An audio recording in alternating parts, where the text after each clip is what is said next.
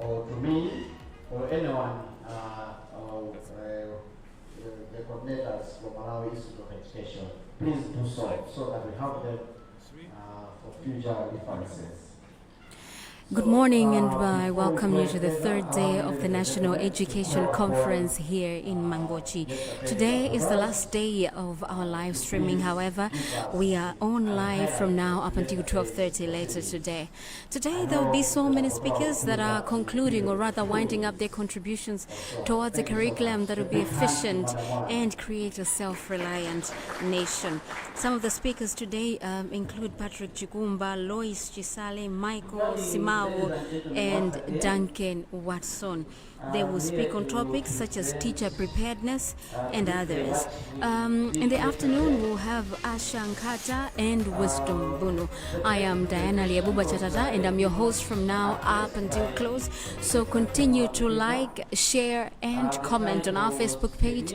Follow us on Mobi School Online Radio Box and listen in, and also on 90.0 FM in Blantyre, Lilongwe, and Zuzu.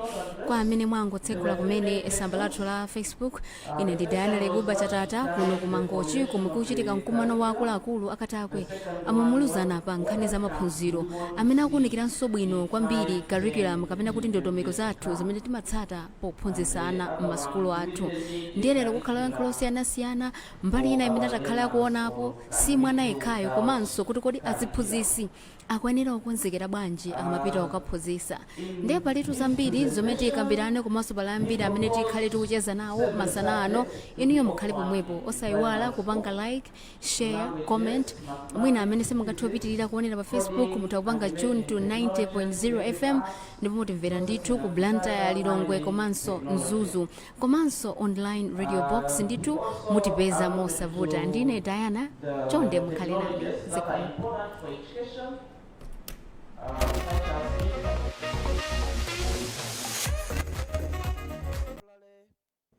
And telephones. We're also There was also a highlight of things that we are supposed to do. There were 3 of them. Firstly, the need to digitalize the education materials, a need to develop content which is to be digitalized, and also need to train teachers teachers to scale up their skills in digital technologies. So his presentation concluded by referring to the questions that were asked, and he emphasized that the curriculum should move from the very basic ideas to ideas that will help in achieving the 4th industrial revolution skills, and with emphasis on STEM. The second presentation was on a review of digital techniques and technologies for designing effective blended teaching and learning of science subjects in the Malawian secondary schools by Onik Gwai. In this presentation, the main findings were that teachers use ICT-based learning in science lessons, and that digital techniques and technologies can be used to motivate students, raise student achievement levels. And also that little effort has been made in Malawi to incorporate technology into education policies. And that teachers still use traditional science teaching and learning methods due to the high cost of ICT tools. And the recommendations were that the Ministry of Education should review the policy that prohibits secondary school students from using personal ICT tools such as smartphones, iPads, and other things. And that the new curriculum should be customized to allow the use of ICT tools by students freely.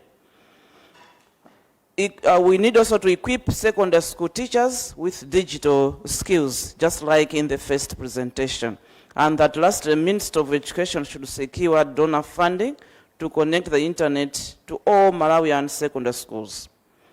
The third presentation was on breaking the music illiteracy cycle in Malawi, evaluating curriculum strategies for improved music education. This one was by Dr. Peter Okemo and Dr. Kondwani Simbota.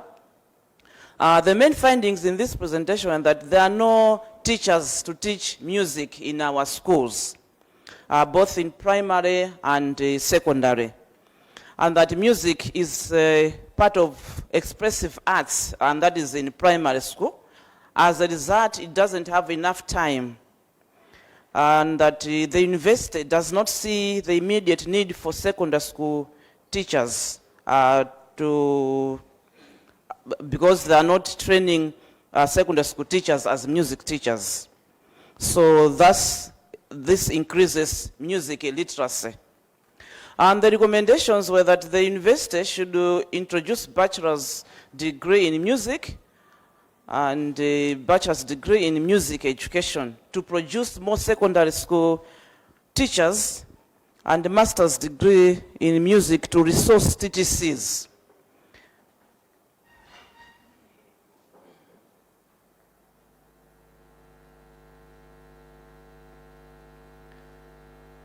Okay, all right, sorry for the interruption. And after this presentation, then we went into the various groups where there were also other presentations, and I'll just go through the titles of the other presentations. There was a presentation on lexicographic gaps in textbook glossaries, a focus on senior primary school learners' textbooks in Malawi. And the other presentation was on investigating the learner-centered teaching classroom practices of lecturers, a case of teacher training colleges in Malawi. The other presentation was on why learn about grasshopper, designing syllabi for promoting teaching and learning for application. The other presentation was on exploring ICT challenges in learning, a case of rural primary schools in Malawi. The other one, ways of promoting inclusive education practices through initial primary teacher education program. And lastly, exploring the reach and access to education opportunities for pupils with disabilities in Malawi, gaps and challenges. Thank you so much.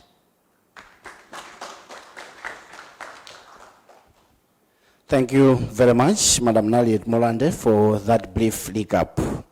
Ladies and gentlemen, today we have two keynote addresses.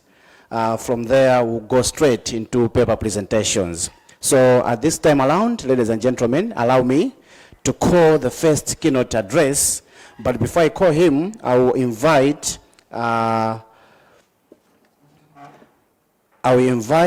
Associate Professor Fraser Kobede to give a brief profile for our keynote address. So today, please let's stick to time, our distinguished presenters. Thank you so much. Ladies and gentlemen, in a few moments, Associate Professor Fraser Kobede. A big hand to Associate Professor.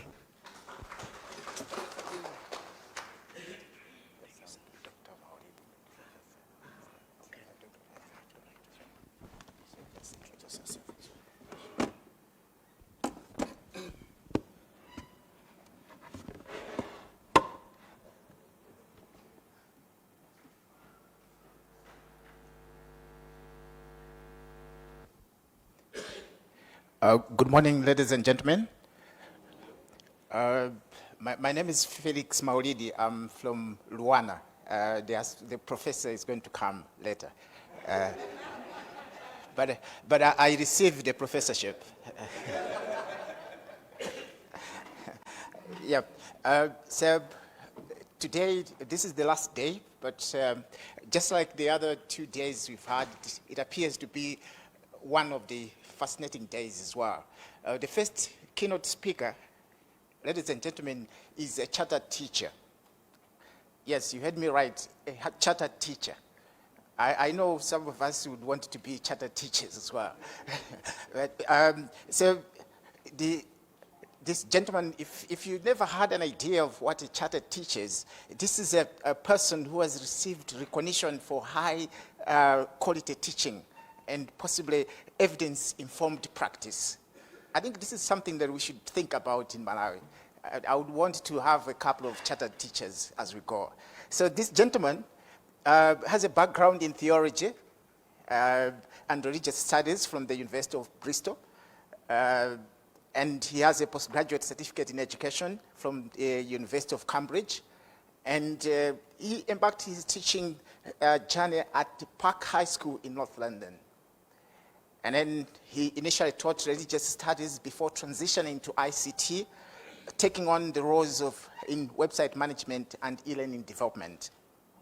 The chartered teacher I'm talking about, ladies and gentlemen, has contributed to educational initiatives in rural Africa. And in 2009, following a sense of divine calling, he relocated to Malawi, joining St. Andrews International High School in leadership capacity. And subsequently, he engaged in development projects, including the creation of educational apps during the COVID-19 pandemic. This gentleman played a pivotal role in establishing an organization. They call it Anyamata Ajolinga, Youth with a Mission.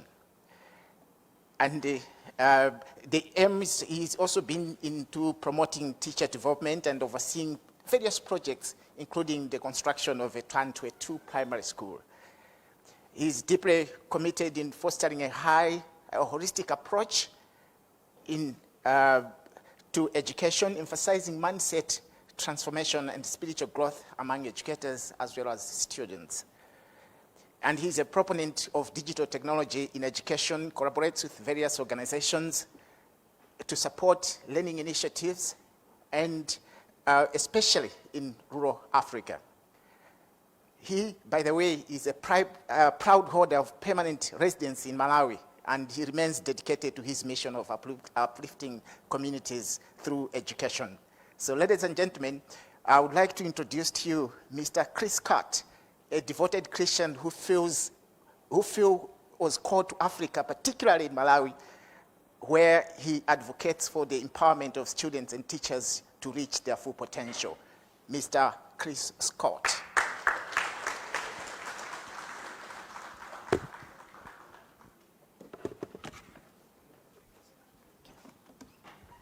Good morning, thank you so much. Just a slight correction on that. I think we are all being promoted today. I didn't actually help set up Chinyamata Achulinga. It's been around for 60 years, but I have been instrumental in developing the education focus that we have in YWAM here in Malawi. So, but thank you so much for that introduction. Thank you so much for inviting and for allowing me to come and speak with you today. I want to recognize everyone present, all protocols observed. So today we want to talk about transformation in education. And transformation is something that is greater than just making a few little changes. So I want to start by considering this idea of what is transformation. A couple of quotes to get us started. George Bernard Shaw, he said, "Only fools repeat the same thing over and over, expecting to get a different result." The reality is we need something different in education. We don't want to try the same old strategies that we've done before because we know the results. And as scientists, when we do an experiment, we start to discount those things that don't work and then we don't repeat them. And so in education, in this new curriculum, that is something that we want to ensure that we don't do. I'm taking this quote slightly out of context because Jim Elliot was actually talking about his life. He was a Christian missionary, but he says he's no fool to give up what he cannot keep to gain what he cannot lose. There's a reality that it is not foolish to give up things that are not effective. Because when we give up the things that are not effective, we can take on those things that are going to have a lasting impact. We have a 2063 vision that we want to see happen in Malawi. We have to let go of those things that hold us back. That is not foolish, it's something that is wise, it's something that we must do, we must push forward. So transformation, what is it?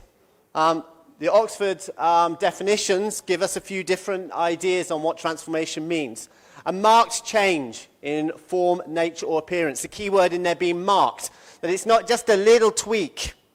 And so as we look at this curriculum review, we need to make sure we are not just tweaking what is already there. We're not going to change the pictures on the front of the book and leave it at that. We're not going to alter our formatting, which is often a common way that we like to make things look new. We give it a nice modern format, but the thing remains the same. With transformation, we need to make a marked change. It's a metamorphosis during the life cycle of an animal. I want to come back to this word metamorphosis, so let's just give that a moment. The induced or spontaneous change of one element into another by a nuclear process.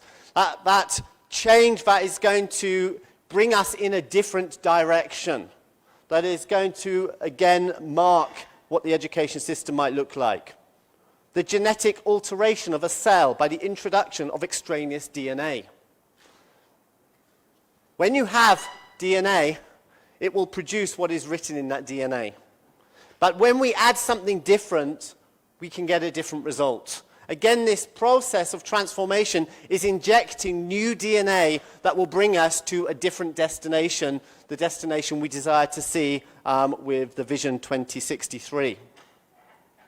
Now, in Brazil and America, there is an organization called Imaginal Education. And they talk about the transformation in education in the idea of metamorphosis. When you look at a caterpillar, it's crawling round on the leaf, and it's enjoying eating that leaf, but it doesn't go very far. It might climb the tree, it might find a new leaf, but that is its world. And then, after a time, it's eaten enough, and it goes into a cocoon, a chrysalis. And during that time, it is literally being redesigned and remade. That is a difficult, and it is a long, and it is a challenging process. We need to be aware that we cannot bring transformation by a quick fix. This process of curriculum review is not going to be finished in 2 or 3 weeks' time. What we've started here is right at the beginning. The chrysalis is only just starting to form. There is a lot of work that the ministry has to do, MIE has to do, partners have to do, collaboration has to happen, communities have to come together to really build this curriculum. But in that process, something completely different is created. And so then the cocoon starts to break. And you start to see this little creature coming out. And if you watch it long enough, you see it struggles. You see, transformation is not easy. But you know with the butterfly, if you help it out of the chrysalis, if you go, I'm going to help it fly, and you pull it out, it will crawl around on the ground and die. But if you leave it to struggle, when it goes free, it will fly into the air. And no longer is it walking around on a leaf, eating the green leaf. It is flying, and it's even changed its food source. It's eating nectar from flowers, and it has a completely different view of the world, a different world view. This is the kind of transformation we want to see in education. We want to leave behind eating leaves and crawling around in our little patch. We want to be able to see students be able to have a greater world view, a greater understanding, to recognize the uniqueness that they have been given so that they truly can fly and they can start to make the 2063 vision happen. They can start to have a mark on the world. We want to see metamorphosis. We want to see transformation. Change versus transformation. What's the difference? Well, this Ashkenaz is actually a business professional, but he was talking about it, and he says change management is taking finite, limited initiatives that may or may not influence a whole business. Pilots are good. Projects are good. Testing things is good. I'm not saying that is wrong, and we need to do that. Here we've been doing studies, and many of you have been involved in different projects to see what will work. But if we are only making finite changes, we are not making transformation. We will not see a change in curriculum. Transformation is so much bigger. So he says, conversely, transformation has a broader mandate. Transformation is a portfolio of initiatives designed to reinvent an organization. A portfolio means many different initiatives. That means that when we are designing the curriculum, we are not just changing the books. We are not just changing the content that we are teaching the students. We have to change what we teach teachers in teacher training. We have to change how can we teach in different ways. We have to bring technology. We have to look at the environment of teaching.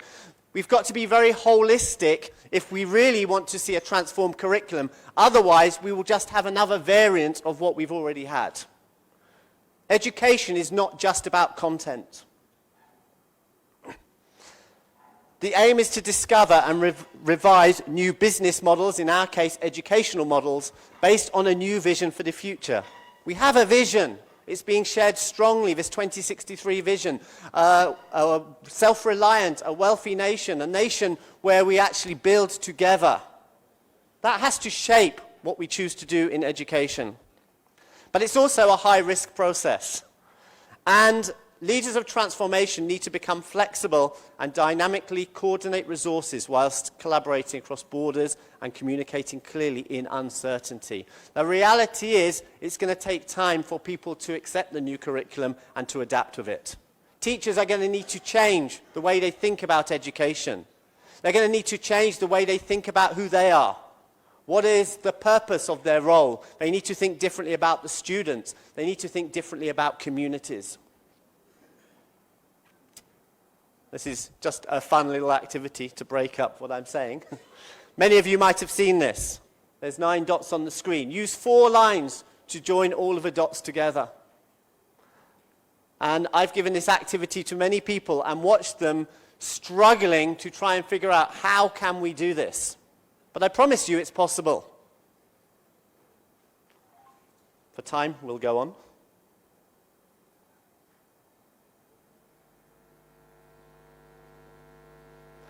You cannot have transformation unless you're willing to go outside of the dots. You cannot put a boundary if you really want to bring transformation. You have got to be willing to take all the possibilities and look to see, will this make a difference? Will this have an impact? How do I need to change my thinking? You see, the President rightly put in the vision, we need mindset change. We need to think differently. And as we're able to think broader and wider, we can find solutions that were there all the time, but we never even realized it. We have a huge problem that we are facing. Africa will be the biggest continent by population in 2050. We are right in the middle of Africa, and there are some projections that really surprised me. When I saw the list of projected biggest cities from this particular piece of research, it put Blantyre and Lilongwe as two of the biggest cities in the world. And that's hard to believe when I'm driving around Blantyre and I'm looking with Sochi Mountain and all of, it feels quite small. Can you imagine if Blantyre had 40 million people or Lilongwe has 42 million? And these are projecting this to happen in 2100. Even if this only happens by 50%, how many children is that? What we decide today is literally shaping the lives of millions and possibly in the future billions because of the impact that Malawi might have on the world if this really happens. If we do this well, with two of the largest cities in the world, Malawi is going to have a huge influence on the world. Let's get the education system right so that we can be those that can lead others into the future. I think one of the things we need to think about is our focus as we're doing curriculum development, especially if we want to impact the lives of individuals and communities. We have our 2063 vision. So, as we heard so brilliantly yesterday, maybe we should tear the curriculum up. But we do need to have a structure to work with. But I would argue that we need to look and reduce how much of our curriculum is based on knowledge. Knowledge is good. Knowledge is valuable. But when we develop the right characters and we generate the right skills in people, they have access to the knowledge anyway. But if you give someone knowledge but they don't understand it, it's of little benefit to them in the future. And we heard in some of the presentations I was listening to just how students, for example, in civics wanted to learn the content but only to pass the exam. It was not having any effect on their thinking. We don't want education that is about just passing exams and not affecting thinking. That is not mindset change. Once we've decided what are our values, which are going to be based on our vision, and other things are going to bring an influence to that, maybe our faith and our family values and so on are also going to play a part in that, we can recognize what are the skills that we need to multiply. Things like problem solving. That needs to take a much bigger priority in the new curriculum. Students need to be able to discover in their learning rather than simply be told. Then we do still need some knowledge. And so our key in this curriculum is what knowledge is essential for students to be prepared for the vision that we want. Once those decisions are made, we can then start to look at our methodologies, our curriculum content, our training programs, our practice and our infrastructure. But if we haven't thought through what are the values that we want to install, what is the character of the nation that we want to develop, what are the skills that are necessary to get there, we may be wasting our time when we try and change some of the other things. Here's an example of why knowledge is not so much of a priority. We all know ChatGPT, and amongst academics, people either love it or they hate it. Plagiarism is a huge problem that has come about because of ChatGPT.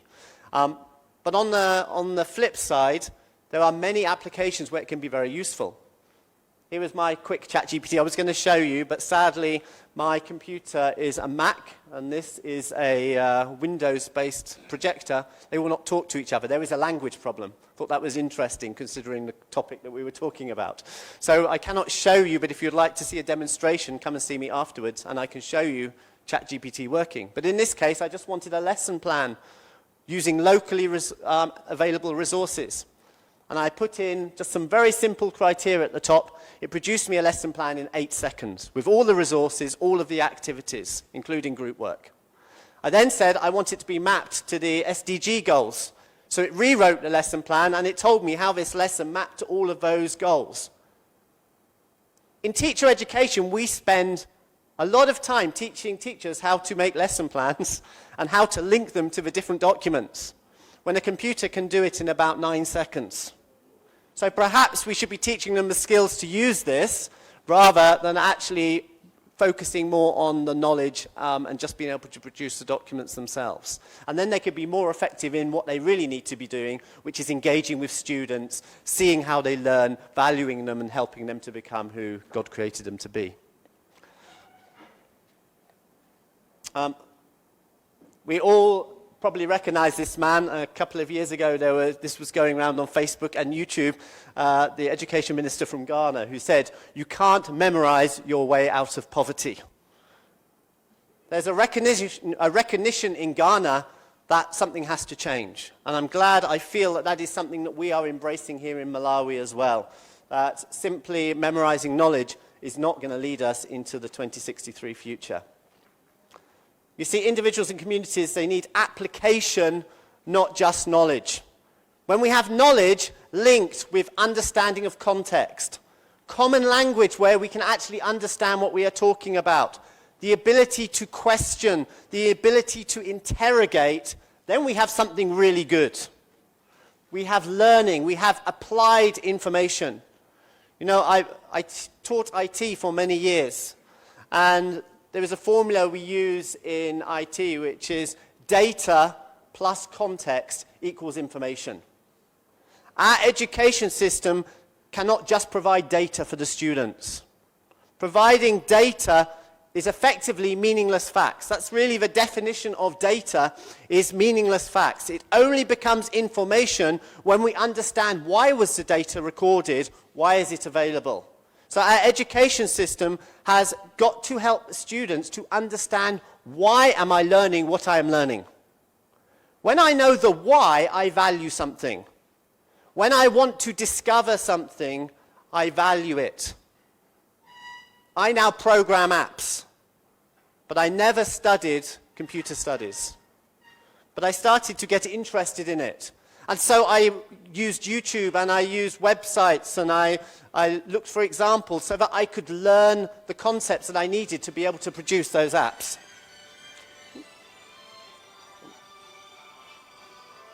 Sorry, somebody from Germany trying to call me, I apologize. Mindset change. As you know, I'm with a Christian mission organization, so I have to have at least one scripture in the presentation. Romans 12 verse 2 says, "Be transformed by the renewing of your mind, that you may prove the perfect and acceptable will of God." We need to have our minds renewed, and that's exactly what Enabler 1 is about, mindset change. We shall be a united, patriotic and proud people that believe in our own abilities and are active participants in building our nation towards its development goals. We have to think that that is important. We have to value that, we have to desire that, and therefore we have to learn to align our lives towards that and to help students to do the same. This is a tool that we use in YWAM Education to help people think about, why do we think what we think? Why do we do what we do? We call it the belief tree. Because everyone has a worldview. A worldview is essentially how you see the world. It's the influences that come to you. What have your parents taught you? What do your teachers teach you? What is around in your community? What do you see? It shapes your thinking. What have you heard? And at different ages, different influences shape your thinking. When you are young, your parents have a very big influence. But as you get older, that starts to change. And the community, your peers, they start to have an influence as well. All of these things shape your worldview. Now, what you are shaped by will impact what you believe. And what you believe will then shape what you value. So we say we use the soil, and then we have the roots that are sucking the nutrients from the soil, because we say then that shapes your beliefs. And then what grows, the trunk, well, your values. What's right, what's wrong, what's important. And that impacts your decisions. Your principles. What are you going to do in different situations? They become automatic. Once you have worked out what is right and wrong, you often don't need to think about your choices so much. And that dictates your fruit. We can use this in many ways in education. If I've got a student who's behaving badly in the class, and I'm looking at what's the fruit, what's the action that's happening in their lives, the question is not just disciplining and picking off the fruit. Because if I get a tree that's bad, and it's producing bad fruit, and I just keep picking off the bad fruit, guess what's going to happen? More bad fruit is going to grow. But if I can change the soil, different nutrients will come in. I might be able to get rid of some of the problems that come from the past, and the thinking of the children might change. Their behavior might change. You see, we value agriculture in Malawi. Well, in education, we are basically farmers because we are growing children. We are growing communities. And what we put in the soil will affect what they will become. Just picking off what we don't like is not going to solve it. Discipline is not going to solve it. It's needed at times, but it's not going to solve it. We need to change the soil. We need to change our thinking. So, what do we want to see? Here is just an example from the development, from the vision. You know, things we want to see in agriculture.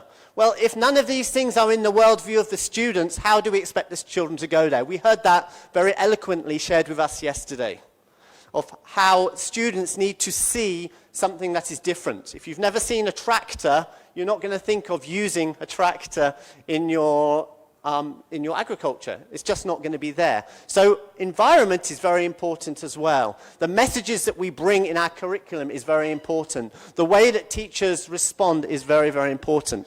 I'm aware time is moving, so I shall move on fairly quickly. The soil of individuals needs to be changed. Students and teachers need to believe something different. They need to believe that education is not just about passing exams. That means the curriculum needs to not just be focused on helping students pass exams. Exams have their place, but it's not the only measure of success, and we need to be looking at other options for the students. Students and teachers need to believe that there are often not right or wrong answers. When we have tests that are about getting the right answer, and if that becomes a majority of our curriculum, students start to believe, I just have to believe this. But that's not the truth. When you get to university level, you consider all kinds of possible options. In adult life, we consider all kinds of options. We need to do that even in primary school, so that they are ready and equipped and they don't have to learn on the run when they're older. They need to know that there are choices, but there are consequences to those choices. The curriculum needs to help students to see that there are sometimes more than one way to solving a problem.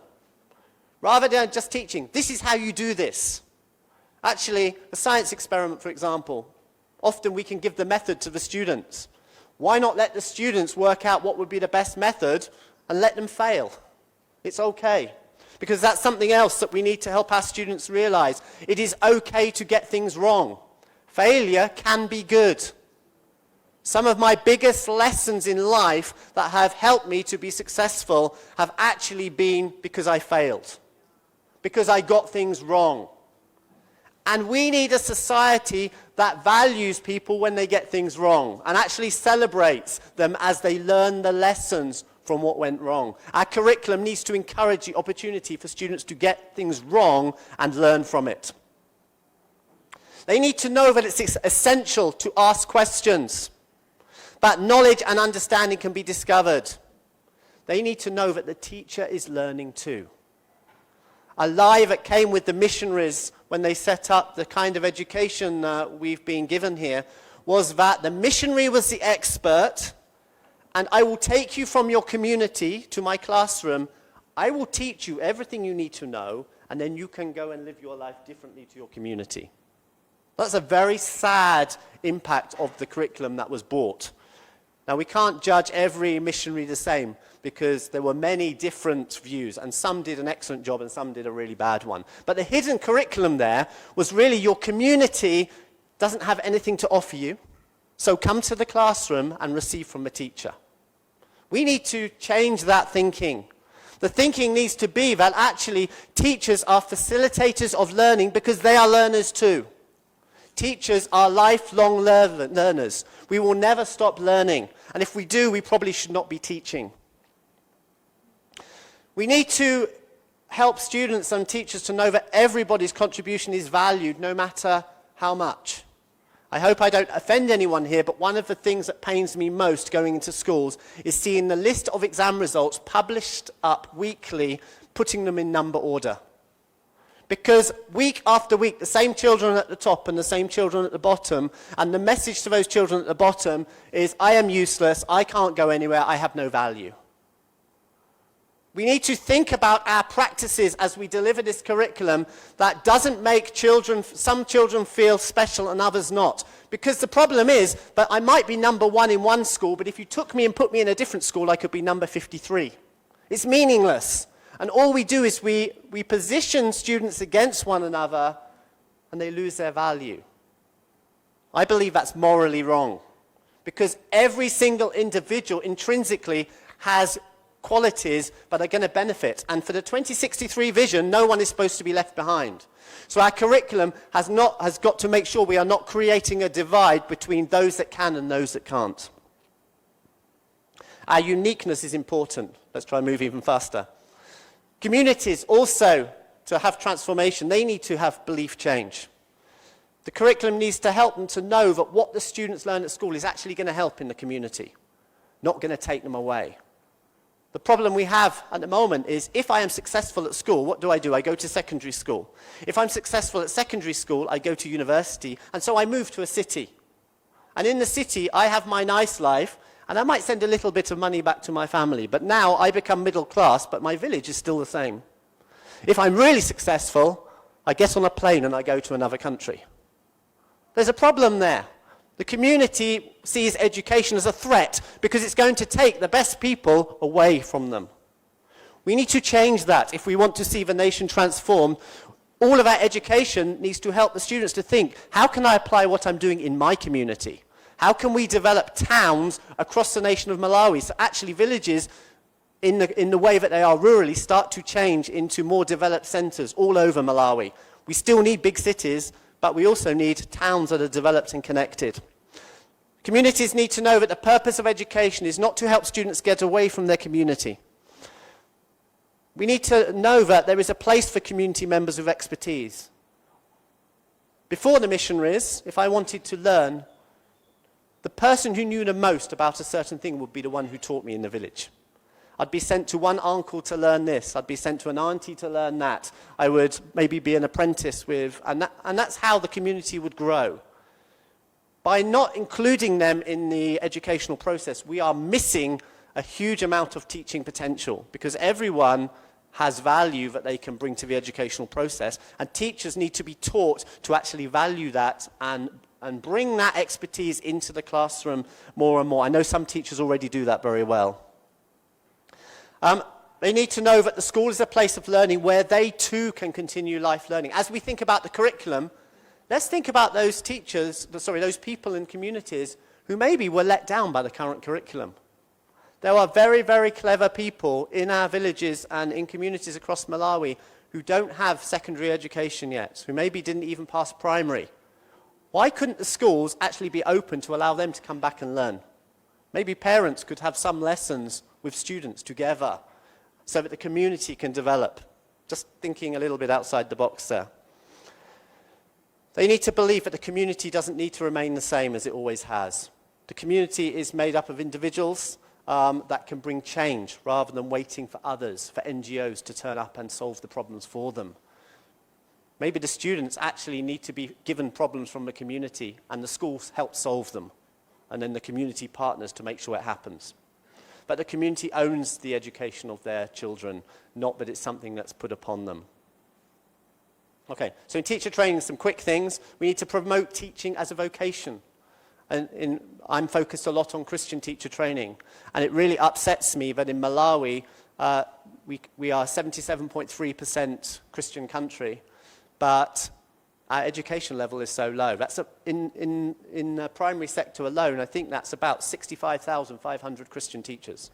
If we were living as vocation, where our heart is really in the job, then we want to learn and we want to provide the best education. We should quickly become the best educated nation in the world. So how can we help teachers whether they're Christian or not, to really see the job not just as a secure job, but as a vocation? How can we help teachers to start to see themselves as the agents of transformation? And actually, I want to be sent to a rural community because I can make a difference there, rather than, oh no, you've sent me to a rural community, how quickly can I get back to the city? We need to change that thinking, that the messages that come through in the teacher training have to change. We need to have leadership, entrepreneurship, problem solving central to teacher training, because you cannot give what you've not received. So we want a curriculum full of problem solving for the students. If the teachers don't know how to facilitate that, we can write the curriculum, but it will never happen. So teachers have to have that experience, and we're going to have to work out how to provide professional development for existing teachers who don't have those skills. We need to have a large focus on how to deliver, manage and assess project-based learning, rather than just doing a test every Friday, where students just sit an exam based on their knowledge. We need a greater focus on alternative assessments. And how do we use that data? We are very good in Malawi at collecting data. We have triplicates in everything, and it all gets filed. Sometimes I walk into businesses and there are rooms full of paper that's all going brown. But we're not so skilled at analysing that data. And forgive me if you are, because most people in this room are. But often we are not skilled at how to use that data to aid learning. We do the paperwork because the ministry asks us to do the paperwork. So for example, in our school, students can be missing for weeks and weeks, and then at the end of the month they do a report on attendance. But no one goes to the house to see whether that child why that child didn't come to school. You know, in South Africa, I went to a school which they built because the community had 50% of the community not doing education. And once they built it, they really decided to work hard to get to know the students. One student missed from school. 2 days later, their teacher was at the door saying, why are you not at school? And he said, because you came to find me, I will come to school. That child then went on and graduated and was able to work in the community. They have about 97% of the whole community is now successfully going into work and being educated because of that approach. We have to use the data to inform learning. The curriculum has got to help, the curriculum of teacher training has to help teachers to understand, how do I use data for learning? A few things, you'll get the presentation, so I'm going to skip through. But first of all, when we put this curriculum together, let's not just make another set of books. Let's have a platform where teachers can access this on their phones, they can get access to what's needed, so that they're not left behind because there's not a book. My school sends people running around to other schools trying to find the missing books. We don't want that situation in the future. We want projects and pathways for teachers to choose that complement the agenda, but are also relevant to communities. Maybe not a prescribed curriculum that's the same for all. Let's have different options that teachers can pick from, or teachers can modify so that they can meet the needs of their communities. A timetable that has more space for creativity. Local, regional and national celebrations of entrepreneurship. Let's have schools really celebrating those that are doing entrepreneurial work. I've just received a lovely message this morning from India where we did some leadership training, and one of the teachers said, I just want to let you know we've been regionally recognized for our work in entrepreneurship. We grew our garden, we had bananas, we had yams, we had all of these things, and so we sold them on our open day, and we used that money to pay for the fees of a student who couldn't afford to pay for school fees. That's real community transformation and individual transformation and entrepreneurship. That's what we want to see being normal in our schools. Students helping to maybe design some of the parts of the curriculum, or thinking about how we deliver the curriculum. Older students teaching younger students. You don't just need a teacher to teach. In fact, there were some experiments in India where they put computers randomly and then just left them, and they came back to see what happened. 3 months later, they found a group of students surrounded by a larger group of students, and they were all learning how to use the computer. They didn't even have the language skills. But within 3 months, they had about 200 English words. They were navigating the computer, and some were teaching others. Students can teach one another. We need to value that more.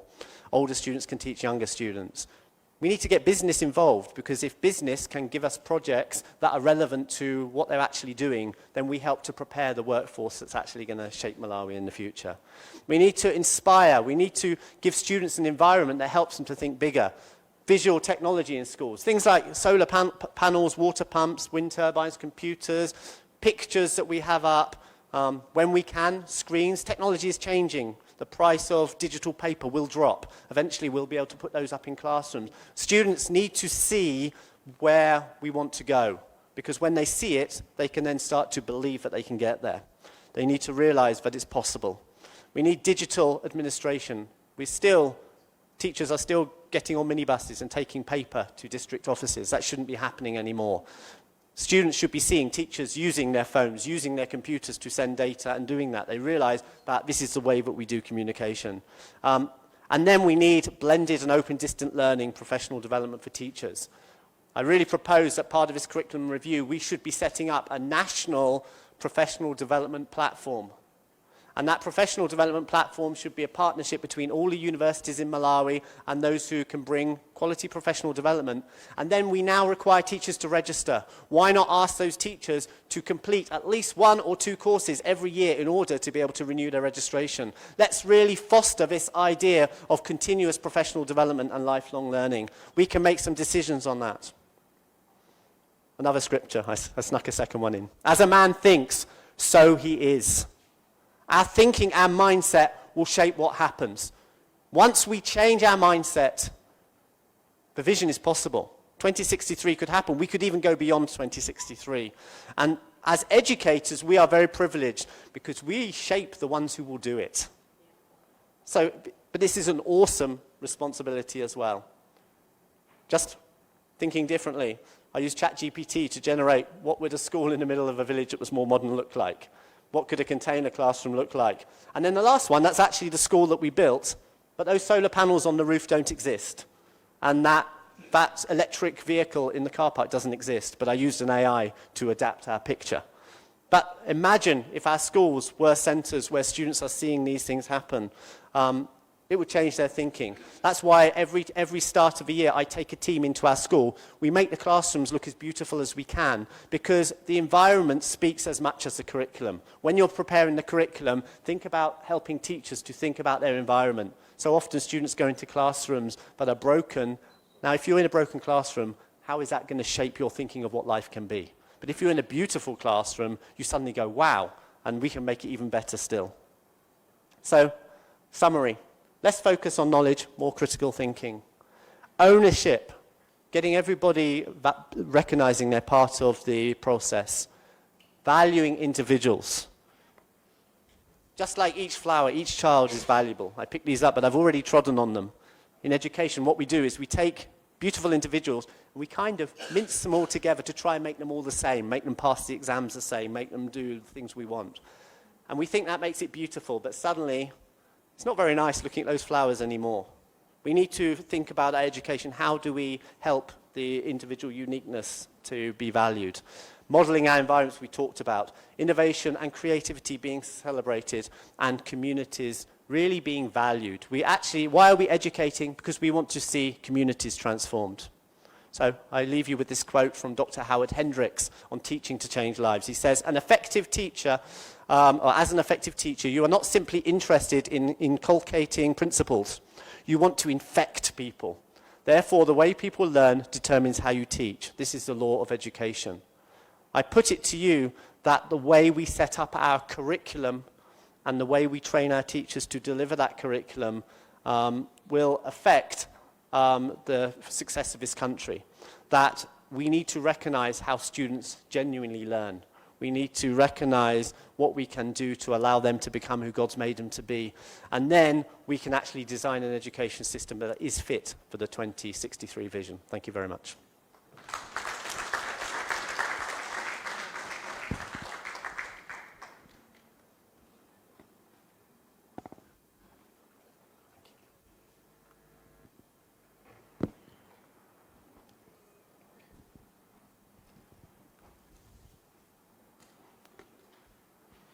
So, ladies and gentlemen, you can agree with me, that was a presentation coming from someone with the status of a chartered teacher. General, let us clap hands for him. Mr. Chris, as you were presenting, I'm sure I'm not the only one, and I emphasize this, I'm not the only one. I thought the difference between change and transformation is just the spelling. I didn't know that there's a difference in terms of finite difference initiatives and transformation as a portfolio of initiatives designed to reinvent an organization. I've noted that your presentation is loaded. Most of the statements you made are really, really loaded. I'll give one. You said the education should encourage students to get things wrong, to learn from them. There's a lot that you can make your own meaning out of that statement. Very loaded, very, very encouraging. Surely, I've gained quite a lot. There's a quote you made, you said, as a man thinks, so he is. And throughout your presentation, I was thinking of becoming a chartered teacher. I am now.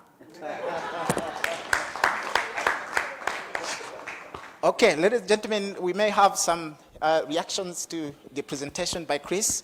Any hands? Yes, please, I recognize a couple of them.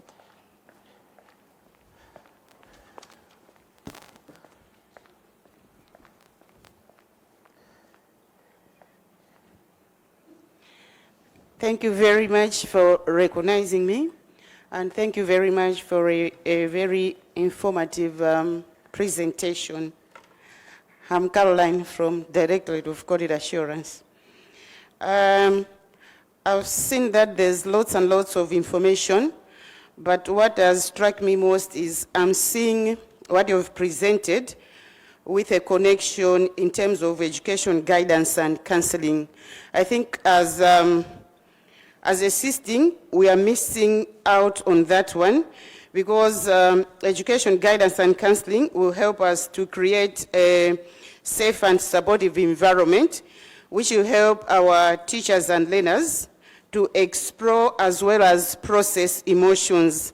Why I'm focusing on exploring and processing emotions is because of the aspect that you've touched on, mindset change. I'm seeing that as connected to the use of emotional intelligence skills to foster a positive mindset. And that as well will help in creating teachers who are able to support students to practice critical reflective practice. So as they do all that, that will help our students to question themselves, why am I learning? But the important thing for me is to create that safe and supportive environment through education guidance and counseling. Thank you. All right, thank you so much for that comment. Yes? Thank you. Thank you so much. My name is Blessings Kambewa. The presentation that has been made by our chartered teacher, I think is something that is very good and I appreciate. My focus is on the scope of the curriculum, but also on teacher training. You mentioned about values, skills, and the knowledge. On part of values, looking at the character development, and then I was trying to think, how much do we engage our learners, and then even our students at college level, to help them develop this character? So the curriculum itself should give that chance to help the learners or the students to develop their character. How much do we engage our students? At the same time, I was also asking myself, the leaders in the schools, the teachers in the schools, how ready are they to help or to train their students to develop their character? How open are they, or how open are we, so that we should help to develop these characters? You mentioned something about not being afraid of making a mistake. Most of us, oftentimes, we are afraid of making mistakes because we want to be seen as good. Now, you will notice that of late, we have had students who are always thinking that making violence is the only solution to be heard. This means that we are failing as managers, as head teachers, or as teachers to unleash or to reach out to the students so that we can have a listening ear. So the curriculum should help even school managers to learn how to manage the students. Of course, there are some extremes. Use of drugs, that's what my sister said here, to say, how is our curriculum becoming responsive to the social problems that our youth are going through. Skills. How do we help the students or the learners to develop skills that will make them to feel that I can negotiate my problems with the management? How does the management take itself to say, I can listen to the students so that they should have these skills to manage their own life? Knowledge, as what Mr. Kavito presented yesterday about the grasshopper. It is about how do we apply this knowledge? How do we make use of this knowledge? It's not only about passing exams, but how do they make good use of the knowledge that they get at school? Teacher training, leadership, entrepreneurship, problem-solving skills. I'll still go back. How do we help our students to be leaders when they are at school? They choose their leaders, and then as leaders ourselves, we say, no, this one should not be a leader, because we know that maybe he will, in our thinking, he will bring problems. But you have said, we should not be afraid. So the curriculum should help the students to have problem-solving skills, management skills, but also leadership skills. We should create that platform ourselves as managers, as teachers. It's not only the curriculum, but how do we implement this curriculum? Thank you so much. Thank you. I just want to agree with the speakers that have just given their comments. Mine is just to add by saying that we can realize the suggestions made here by also considering mind growth or mind education in our programming from all levels. For us to achieve a transformation, we as the people that are driving this and all various stakeholders at various stages, if we are to realize this, I think we cannot do without mind education or mind growth. In the mind growth is what the presenter was just giving, where we are giving opportunities for the mind to grow in a sense that failure is not treated as a failure, but it is registered as an experience. And if we are to appreciate this, I don't know to what extent are we going to involve our colleagues that have already begun to work with Malawi government, like the South Koreans, who are straight into mind education, where all what was presented is actually looked into, and actually it's about spending much of the time dealing with the values, the way we think, all that. Because without us and those on the ground taking this route, we might have beautiful plans, but never realize, because we ourselves need to go through that transformation. So as a country, as education, I think transformation needs to begin with us. And what we put in the curriculum, the values, are very, very key to the achievement. As it has been alluded, it's possible to get this knowledge all over. Right now, our children, our kids are getting this much knowledge on the internet. But I think we need to deal with the mind growth, which can help us realize all what we have suggested. When we go back in the curriculum, the times when we went to a primary school, we were able to execute the skills development through subjects which nowadays we don't look at them as something that can change us. We used to have needlecraft, we used to have handwork, we used to have the agriculture that we could see the fruits. There was nothing like resources, but this time we emphasize on we don't have resources. Where were the resources during that time? So the teachers that we had and what we were doing, we were able to do it, and we had projects that would run as early as Standard 3 up to wherever we went. It was possible. So I think the mindset needs to be worked so that all what we have resources around for us to make school gardens. What resources are we talking about? Are we talking about fertilizers? Or we go to manure making? and make our schools to have school gardens. So it's the mindset which we need to work out in order for us to achieve what we need to achieve. Thank you.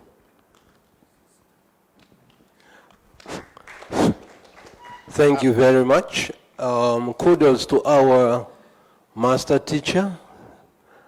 This is, I think, one of the presentations, just like among the many others that have come, which has in some way should create a bit of dissonance.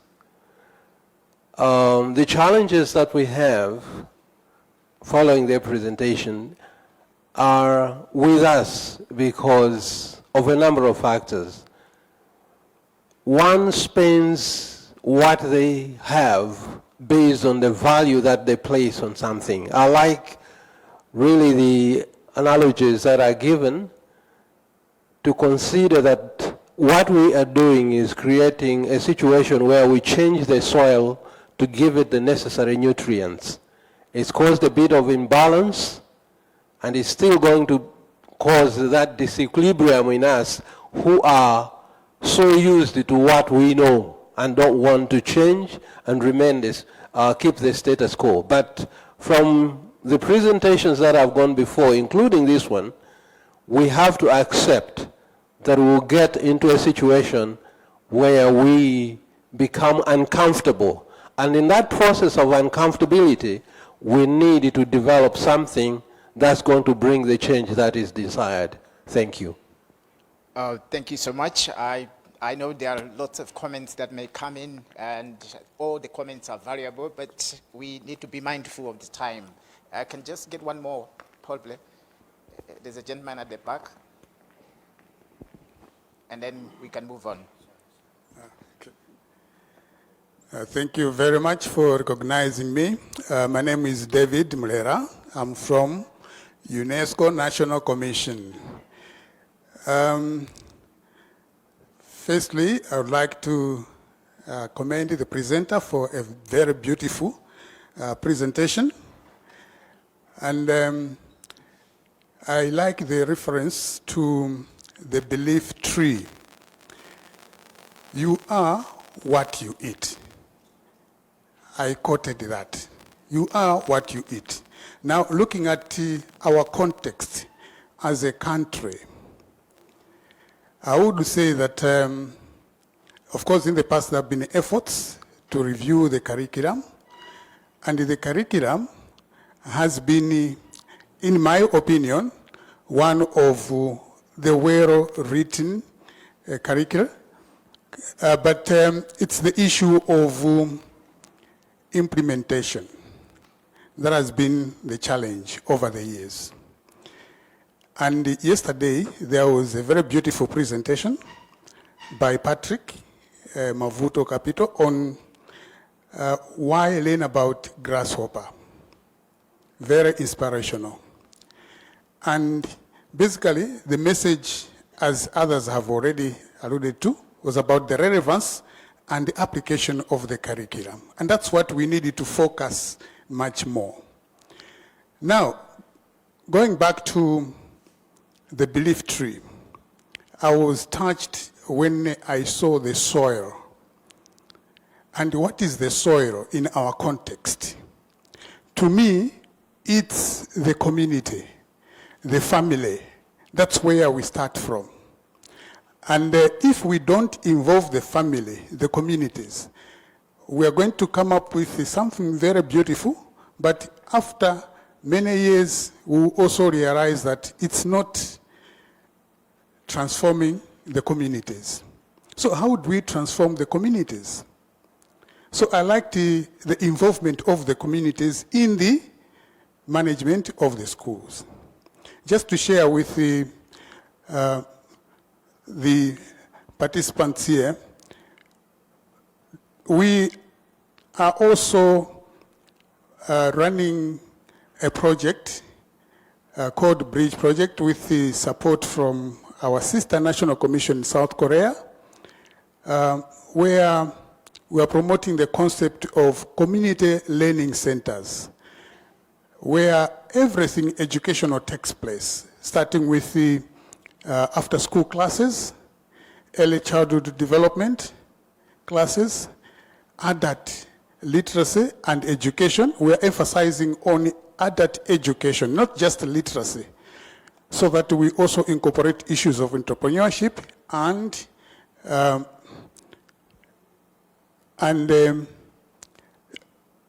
learning skills. So with that approach, hopefully we will be, as a nation, addressing the issues that are at stake. Finally, also I just want to make reference to the presentation by Professor Mikeka yesterday on the statistics. 5 million primary school learners, good. Move to secondary, only 450,000 learners. Where are the rest going? The 4-point-something million, where are they? What are they doing? These are the people that are in the communities. These are the people that can transform the nation. So we need to do something about this. So we need to strengthen collaboration with the ministries that are responsible for community development. I don't know whether they are represented here.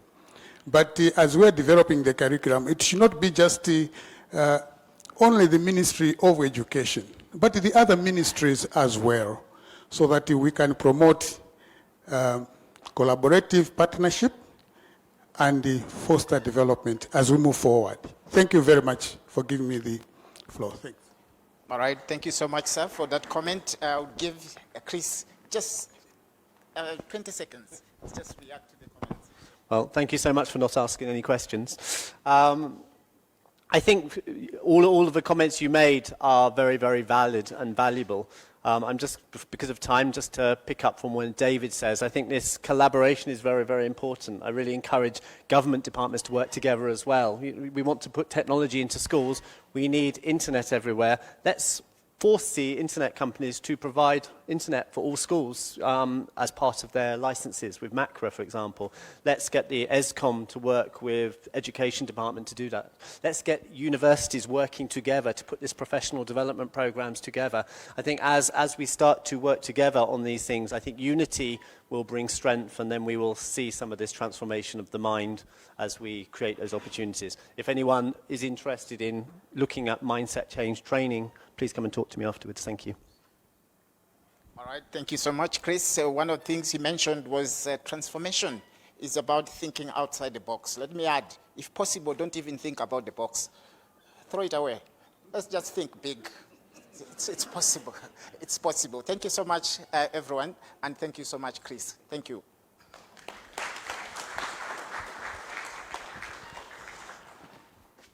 Thank you so much. Indeed, that was Dr. Felix Mauridi. Thank you so much, Doctor, for anchoring that keynote address. Ladies and gentlemen, we are going straight to the next presentation. This is by Emmanuel Chilamba. Let me call upon now Associate Professor Fraser Gobede to quickly introduce the presenter. Thank you so much. A big hand to Associate Professor now. No problem. Yeah, I am Fraser Gobede, and of course my background is in mathematics education. So being a mathematician, I should say my concern is on precision and accuracy, to a point that I forgot to prepare a joke for the audience to laugh, actually. So my humble duty this morning is to call upon the next presenter, Dr. Daniel Kapanda. There was a comment, I can say the second comment from the audience was about resources. When we think about curriculum implementation, I think what comes in our minds always is resources, resources, resources. So the next presentation will take care of that. Dr. Kapanda will focus on clusters, the efficacy of secondary school clusters in facilitating mobilization of resources for curriculum implementation. So that answers, I think, that problem of resources, resources, and resources.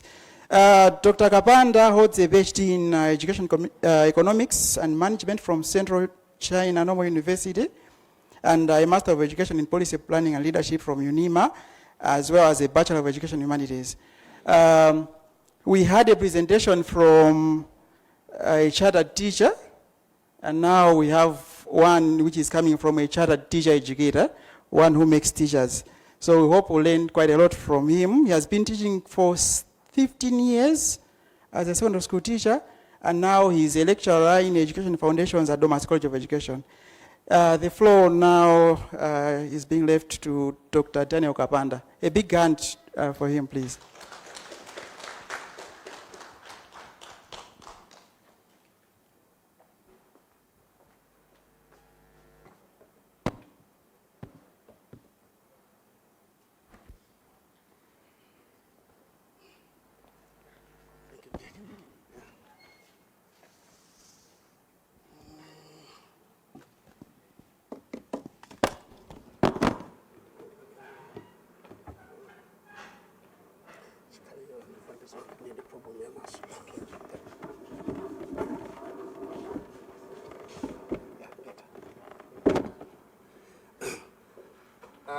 Colleagues, I welcome you to this presentation. Indeed, we are to look at issues to do with the resources. We have talked of a lot of issues surrounding curriculum implementation, but one of the important issues to be maybe to be discussed has to do with the resources. Sometimes we become proud to say we are a poor nation. We are a poor nation, but I always argue to say that's not the case. We have a lot of resources. We have a lot of resources. We are a poor nation. Look at this, a poor nation. So I'm always against that line of thinking. Of course, we have so many schools that are poor, but there are also schools that we can choose to call them rich. And maybe I'll give an example of Mulunguzi Secondary School, Zomba. And then you have the so-called Chirunga CDSS, just there, a kilometer, if not 500 meters away. But you find that Mulunguzi having a lot of resources, this one having nothing. And then we say students there at Chirunga are suffering because they have no physical science teacher. They don't have laboratories. Yet, all these are there at Mulunguzi Secondary School. So I have a presentation on the efficacy of secondary school clusters in facilitating resource mobilization, especially for curriculum implementation. There'll be an introduction, some sort of literature review centering on the conceptualization of cluster system and how we are going to apply the framework, institution and analysis development framework. Besides a bit of methodology, why not some findings and discussions, and we will also have a conclusion and the raising of some implications. Colleagues, we are talking of secondary school clusters. People have defined clusters in so many ways. I have one Chikoko, a Zimbabwean, who talked of clusters as grouping of schools within the same locality, geographical locality, with an aim of improving education standards. Defined in that way, clustering. And Malawi, as a country, we managed to launch the secondary school cluster system in the year 2000, based on provisions of the Policy and Investment Framework, PIF. This was against the backdrop of dwindling resources and poor quality type of education. I don't think we have changed much from that. Our thinking for implementing the Sunday school cluster system was at least to facilitate more effective management of schools, be it teaching, in terms of learning, and even students' welfare. So we thought of it in that way. We also wanted to maximize the use of resources that are in our schools. We know there are schools that are poor, we can call them poor, and schools that are like a bit rich. So we want schools to pool their resources, their little resources, to the benefit of our learners. And it was also a way of trying to standardize the operation of secondary schools. So many private secondary schools in Malawi, so many mission secondary schools, the so-called government institutions. So how are we going to standardize their operations? So we thought of bringing in the concept of clustering. But this clustering thing was also a way of trying to devolve some management functions from the central government there down to the schools. And that was the beginning of decentralization when it comes to the education system. But even if we thought of maximizing use of resources, using clustering, minus the date 2014, according to USAID, we still face challenges regarding resources in our schools. Challenges to do with the resources are there. And we know that the model of clustering that you adopt, is also having a hand in the efficacy, capability of the clusters to mobilize resources. So we can also put a blame on the model of clustering that you are using. And you find that here in Malawi, much as we know that there is that issue of the model being adopted to influence effectiveness of the clustering. We have only conducted the studies on the secondary school clusters, maybe only the impact of school cluster system on the management, school management. I know Desi Trigu conducted this study. And I even conducted mine in 2016 on the effectiveness of cluster operations. But here, we did not quiz the issue of efficacy to say, we don't have the resources, but clustering is there. What is happening that we should be continuing crying that we don't have resources? It is for this reason that I thought of bringing in the issue of efficacy of clustering as an aim for this study. Clustering started in the 1940s in Britain and in India. And by now, we have different models of clustering, and it has been given different definitions. Here we are talking of it as a secondary school cluster, but when we go to primary school, we are calling them zones. In some countries, they call them nucleos, etc. But the issue is that it started way back in Britain, and the scholars have reflected on the purpose. They have reflected on the purpose of secondary school clustering. We have all those scholars, but I'm touched by this archaic definition, archaic based on the date. Bray, of course, this one is like a savior when it comes to studies surrounding clustering. Bray looked at school clusters as a grouping of schools within the same geographical location with an aim of promoting issues, economic issues in education, pedagogical issues in education, administrative issues, and even issues to do with the politics within the school. Politically, if we go by Paul Frey's book, issues of community sensitization are coming out clearly. Political community sensitization, community involvement. These are the issues that clustering is trying to promote.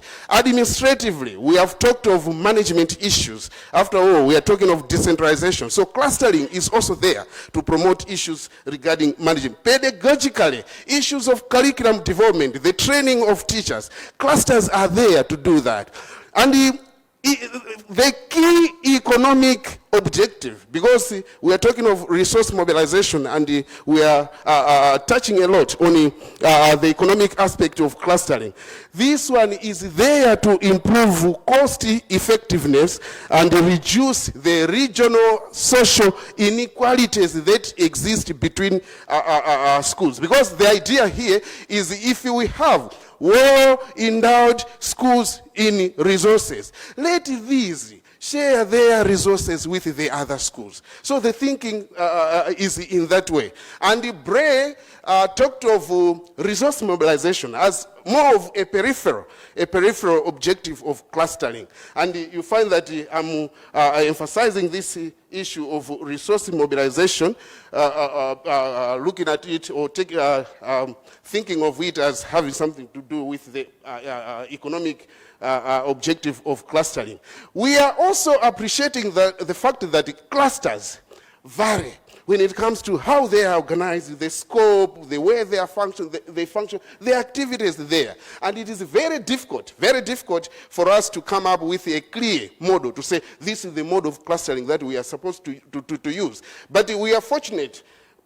Giordano had to give us a model of clustering, and that's the model. That's the model of clustering that we use as a basic one, where at the center there you have a core school, School A, very core. And in most cases, this school is a well-resourced school, So the core will be like, and if it has no resources, at least we ensure that we resources, because the other 6 schools are surrounding it are to benefit a lot from this particular school. So that is the cluster leader school. And we also prescribe to say the head teacher, call him or her the principal of that school, is the one to take a leading role, who becomes like the cluster leader, the cluster manager, supervising the operations of all the schools that are there. But the question is, we are saying even because here in Malawi, we also have that setup. We have the cluster leader. Is it that centrally located to assist the member schools? Is it well-resourced to provide assistance to the other schools? And even the issue of the cluster leader. Is this cluster leader appointed according to some principles? Because we agree that the appointment of cluster leader is generally a political issue. There are cases maybe where you appoint a cluster leader, but is not being respected by the other members, maybe due to issues of credentials, etc. So it is encouraged at least to be very sensitive when we are appointing a cluster leader. So there is that mention as well. But we know that those that are film, those that that can inspire others are supposed to be made cluster leaders, and the managers need to be that is strong. That is strong. But we have a problem of clarity on what is to go into the clustering. We have a problem on that, on what is to go into clustering. And if we have different clusters based on the very basic model, it means even the clusters that we are coming up with will be like different in terms of their effectiveness, in terms of their capability, especially the issue of efficacy. Clusters will be very different in this way. So what I've done is like maybe to see how are we going to gauge the efficacy of clustering. So I've been assisted by that framework, the Institutional Analysis and Development Framework by Ostrom in 2011. What is happening there is that we have the action situation, and with this model, we can start from anywhere. We can start with the external variables or there at the action situation. Here, I'm regarding the secondary school clusters, the action situation, because these are places where members are interacting, members are fighting, members are doing whatever. So the action situation is like that. But you find that there, where we're talking of the action situation, we have actors that are involved in the action situation, the teachers, the students, other stakeholders. But we are also interested in looking at the issue of how are they being involved? What is the quality of that involvement? Because as the arrows are indicating, that can also influence the other part of the framework where we are trying to accept that the biophysical conditions, the attributes of the community, and even the rules that we are using there are also going to affect the operations of the action situation. And for biophysical conditions, we are looking at distances separating the schools. We are looking at that. Even when we go to the attributes of the community, here we are talking of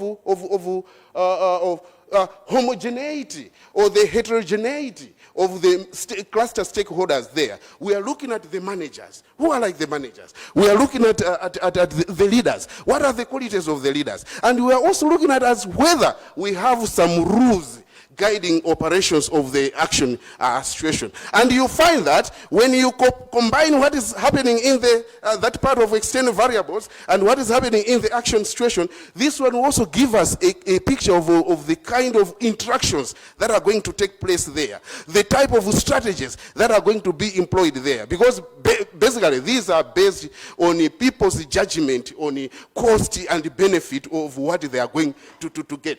If we go into this activity, what are we going to benefit? A school going to another school for some resource mobilization activity. What are we going to benefit? So judgment will be made there. And if interactions are very favorable, if the interactions are favorable, then we'll gain the outcomes, the resources being mobilized. And we can judge or we can evaluate the outcomes if maybe they are on the basis of accountability, on the basis of equity, on the basis of sustainability. So you find that the interactions, the strategies, and even the outcomes can also be evaluated. So that's what that framework is trying to portray. And from there, that's when we have gotten our variables to be used in judging the efficacy of secondary school clusters in facilitating resource mobilization. You can see that we are going to look at leadership competency,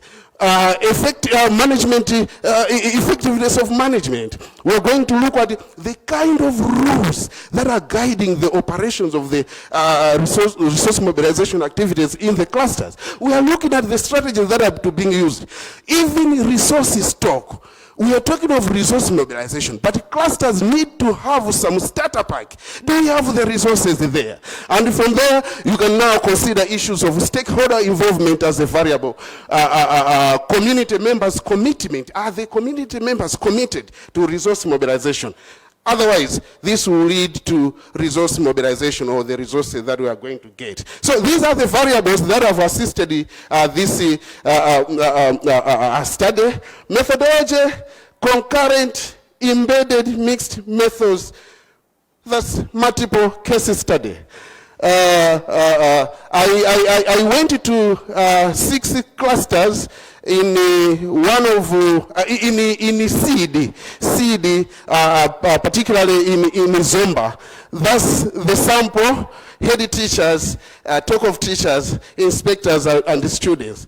And we used the questionnaire, especially to the teachers, and the structured interviews with the head teachers and the inspectors, focus group discussion with our teachers and the students. So this is what happened, and some analysis using IBM SPSS version 26 as employed with the thematic analysis based on Blum and Clark. Of course, I wanted to use Marshall and Roseman, but they were like similar. So this is what happened there. In terms of the findings regarding the efficacy, following those variables we have singled out using that framework, what I noticed is that the questionnaire and the interviews, the responses were like similar across the variables, to the extent that the presentation of findings here is based on the aggregate of such variables. So what it means, I'm starting with the variable leadership, management, etc., like that. But Because there is a quantitative aspect of that. You find that for me to conduct an exploration of participants' levels of perceived overall efficacy or in facilitating resource mobilization, a one sample t-test was used. And there, a mean that was like below 3, because that one is trying to indicate undecided or being not sure. That mean is trying to indicate disagreement with the statement etc. But in general, the results that I generated are like that. So you can see that we have resource mobilization strategies, leadership competency, stakeholder involvement, management of resource mobilization, and even community commitment. And let me encourage people here to pay much attention to the column reflecting the mean and the p-value, because these are to determine the significance of the variables. And you find that there it is only resource mobilization strategies and also leadership competency, besides the issue of, is it guidelines? These ones were like significant. They were like significant based on the p-values being indicated and the mean. But you find that if you are like very critical, even the mean there, the mean that is being reflected there is not far from 3. Not far from 3, indicating undecided. So in general, I concluded that maybe issues of management, even strategies and guidelines are not there. So colleagues, give me a few minutes now to go into the actual variables, starting with the competence of leadership in facilitating. Already, you find that the quantitative part has reflected p-value being that one, and it is indicating that leadership is competent. But looking at the mean, I think there is nothing like leadership competence. With the qualitative findings, there were mixed views on leadership competence. Just to give you a picture, Others said head teachers were not prepared for their roles to facilitate resource mobilization, with that quotation depicted there. But others are saying that cluster leaders are being supported in different ways by different organizations. We have improvement of secondary education in Malawi, ISEM there.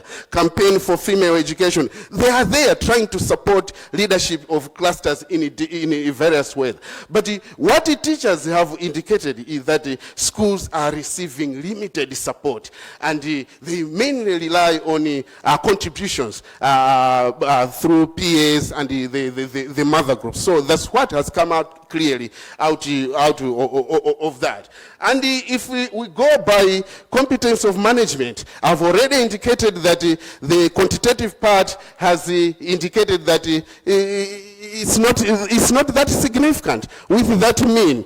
And what it means is like teachers were not sure whether management was okay or not. And the qualitative findings also generated mixed views, especially when it comes to positions that are there in class. There were differences in management positions or structures in the cluster. We know that a cluster must have a cluster leader, maybe they call them a deputy, a secretary, etc., and other bodies. But these structures are different in the clusters that are visited, indicating that maybe management is not being supported adequately by the various committees that are supposed to be there. Even stakeholder motivation. They said that the motivation is being done through lobbying, CPDs, allowances, communication through meetings, social media, reports, proposals. But in general, you find that some teachers indicated that they are not even aware of that there is clustering, to the extent of telling me that they know nothing. They have been to college, but they haven't been taught anything about clustering. So this one is also just indicating that there is a problem there. Even with the rules already go by the quantitative part of it, it's below. It's not significant. Even going by the qualitative part of it, you find that there are no rules in clusters.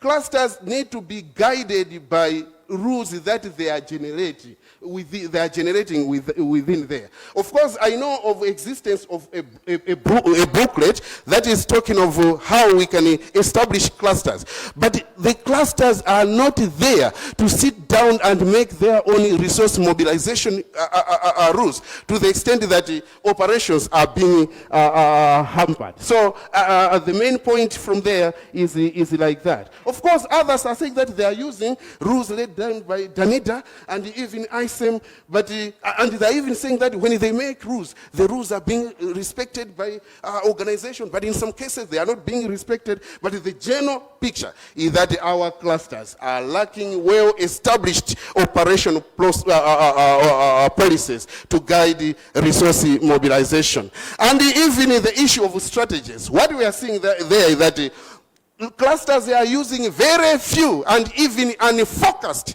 type of strategies, because they are meeting in-service trainings, talk of workshops, and even income generation through issues like smart days, issues like mock weddings, schools relying on smart days, mock weddings to generate resources. So the general picture there as well is that we are not doing well when it comes to the strategies being used. Of course, sharing is there.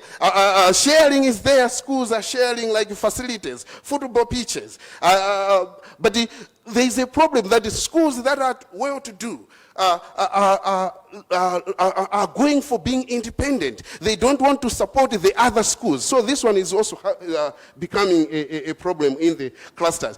They also said that they write proposals to different organizations for resource mobilization, but this one is not being done in practice. This is what the participant indicated. Even community involvement, very minimal. I tell you, community involvement, very minimal. Quantitative part has already reflected on that. Of course, various stakeholders are being involved. Parents, talk of members of the community, NGOs, the politicians, the alumni. These are being involved, but the involvement is that minimal. There are those quotations reflecting on the same, especially for the rural clusters. There is an observation that rural clusters are involving a lot of stakeholders as compared to those that are in the urban centers. And some are saying it's because of the projects that we are having. There are projects that are targeting rural areas, and the urban areas are not benefiting from that. And there are also projects targeting particular schools, that maybe a project for computers. So computers will go to a particular school, but if a school is going to say that we don't offer computer lessons, such resources want to be sent to such particular school. So there are such disparities. There are such disparities. Even cluster commitment to resource mobilization. It's not it's there, but not the way we expected. Issues of trust, issues of politics, issues to do even issues to do. Location of the clusters. Others also mentioned this issue, COVID pandemic, to say that it also affected their commitment to resource mobilization. So there are issues that came out through this study showing that maybe commitment to resource mobilization is very low because the clusters are operating in a difficult context, be it politically, geographical, and the others are even lacking that spirit of volunteerism. People would want it to be paid. If you invite them for resource mobilization, they will ask for something. So that one is also defeating the whole purpose of mobilization. And I said that resource stock is also important in resource mobilization. You need to have a starter pack. But based on the checklist that I used, it indicated that the resources are there. the checklist at least 59 to 76%. People were talking of resources being there. But going by the qualitative, going by qualitative part of the findings, you find that there are no resources. Time is not there for resource mobilization to the extent that some activities are conducted during weekends. And you also find that staff is not there to the extent that maybe we still have some teachers that are MC holders. That is what they said.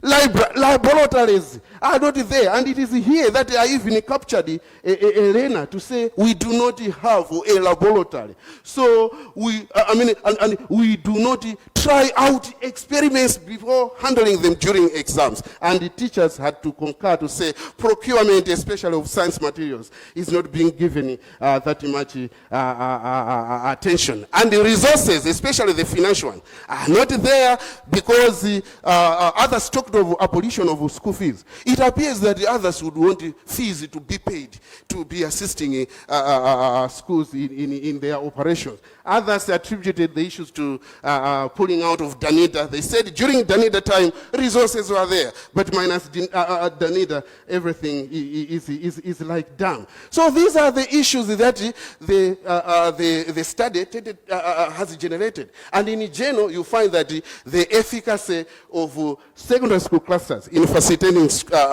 resource mobilization, to me, and what has been said, you find that it is generally below average. Talk of leadership, management, involvement, commitment, resource stock. In general, below average. It's below average. No link between resource mobilization and the resources, resource mobilization strategies and the resources that are there. Minimal involvement, little teamwork, etc. But I should mention this one to say, while the secondary school cluster system seemed to remain quite notable, very desirable, and well-positioned grassroots structure for helping schools mobilize the much-needed resources, the mere existence of this structure in our system is not enough. Is not enough, I tell you. We need strategies to turn around the resource mobilizations of operation of the secondary school clusters, and for we need there's need for us to change our attitudes, starting with those that are in higher offices, going down to the members at the schools. Let's make clustering a policy issue. Let's make clustering a policy issue. It is a policy issue. I don't want to say that it is on paper. It is there. But let's reflecting on strengthening clustering through policy. Let's conceive and adopt, why not enforce, vividly focused cluster sustaining policies. Resource mobilization shouldn't be an issue of window dressing, but a carefully thought endeavor. Let's elect strong people passionate into cluster leadership positions. As it is happening here. Whoever is sent to head a school, that is a cluster leading school, becomes automatically the manager. But let's maneuver to see, do we just need to pick this one to head this cluster leaders, yet we know it's a big role. So a policy must reflect on the kind of people to go there.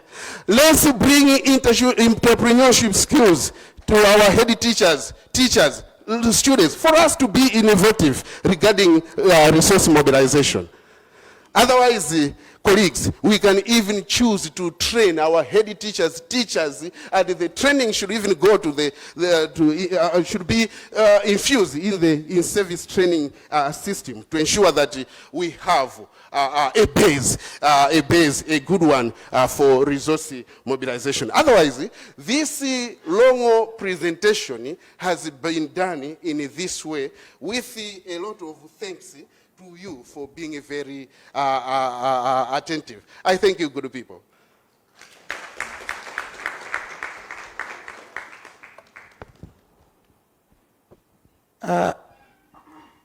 Thank you very much, Doc, for this insightful presentation.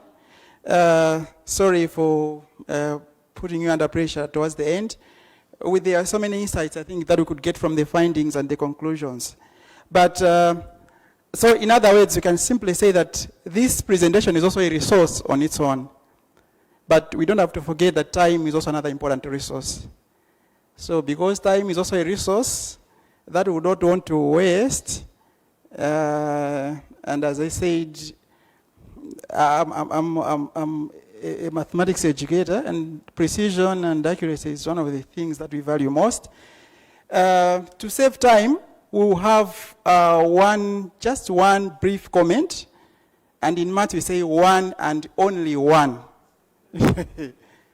Yes, so I saw a hand first from here, and it has to be brief to save the most important resource of time.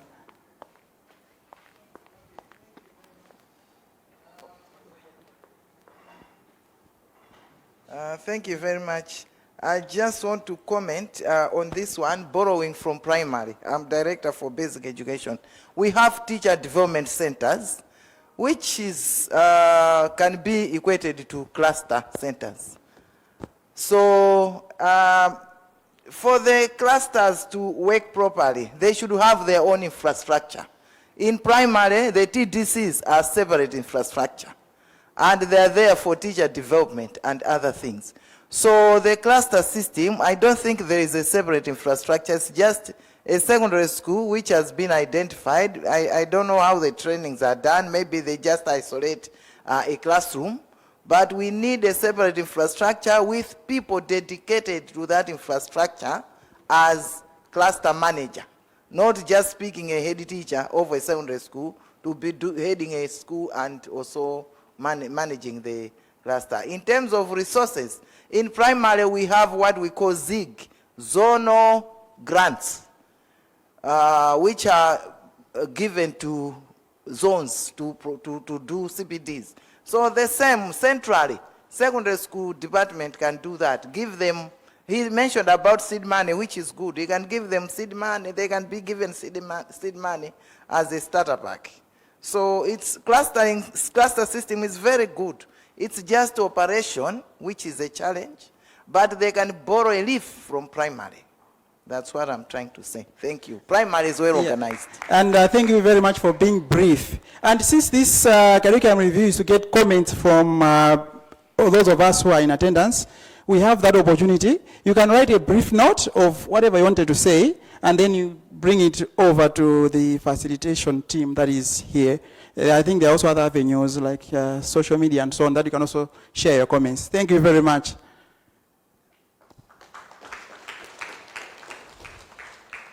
Thank you so much, Associate Professor Fraser Gobede, for that presentation made by our presenter. So, ladies and gentlemen, I know we are behind time, but we'll see how to maneuver within the program. I was talking with our fourth keynote speaker, and he has assured me that within 20 minutes, everything will be done. So, ladies and gentlemen, I would like to call upon Madam Luce Magagula to introduce our fourth keynote speaker for today. Can I have Madam Luce Magagula? A big hand to our Deputy Director.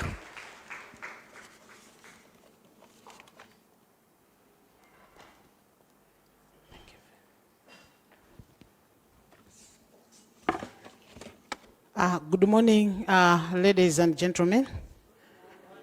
My humble duty this morning is to introduce to you our third keynote speaker, our fourth keynote speaker for the day. He is a young man, very passionate in humanitarian response, and he has also been awarded different accolades, and very ambitious indeed to transform the nation. He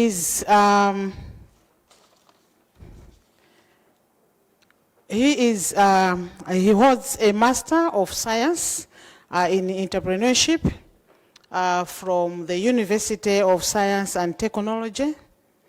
He is also an initiator, but also the Chief Executive Officer of Project Innovation Center with branches in Malawi and Republic of South Africa. He was also appointed Malawi Chairman of World Economic Forum for Asia. This young man, as already highlighted, has several awards, which includes Lifetime Innovation Achiever by the Youth for Development Organization. This was in 2022. He was also awarded to be a Samaritan of the Street Children Economic Champion by the Samaritan Trust International. That was in 2022. He is also a Zirimwaife Hero Innovator. This one was awarded by Airtel Malawi in 2023. Ladies and gentlemen, in brief, this young man is really an innovator. This young man is really a humanitarian response, and he's very passionate to make sure that things change in Malawi and he transforms Malawi. His presentation will focus much on education for wealth creation.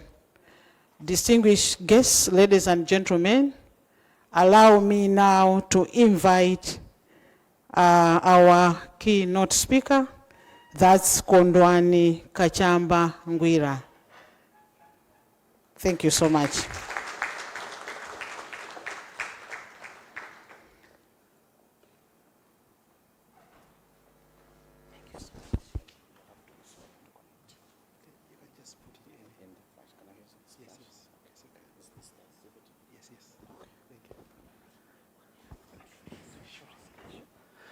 Oh, thank you very much. It's an honor to join you.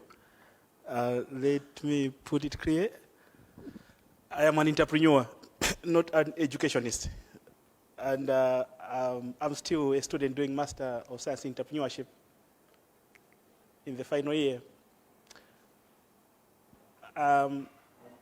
When I got the invitation, I said, thank you very much. And then I praised God for the opportunity, knowing the people that are here, knowing the delegations that are here, knowing the institutions that are here. And then when I saw the keynote speakers, I could see Professor, Doc, and I was like, oh my God. So you can understand, just try to be in my shoes.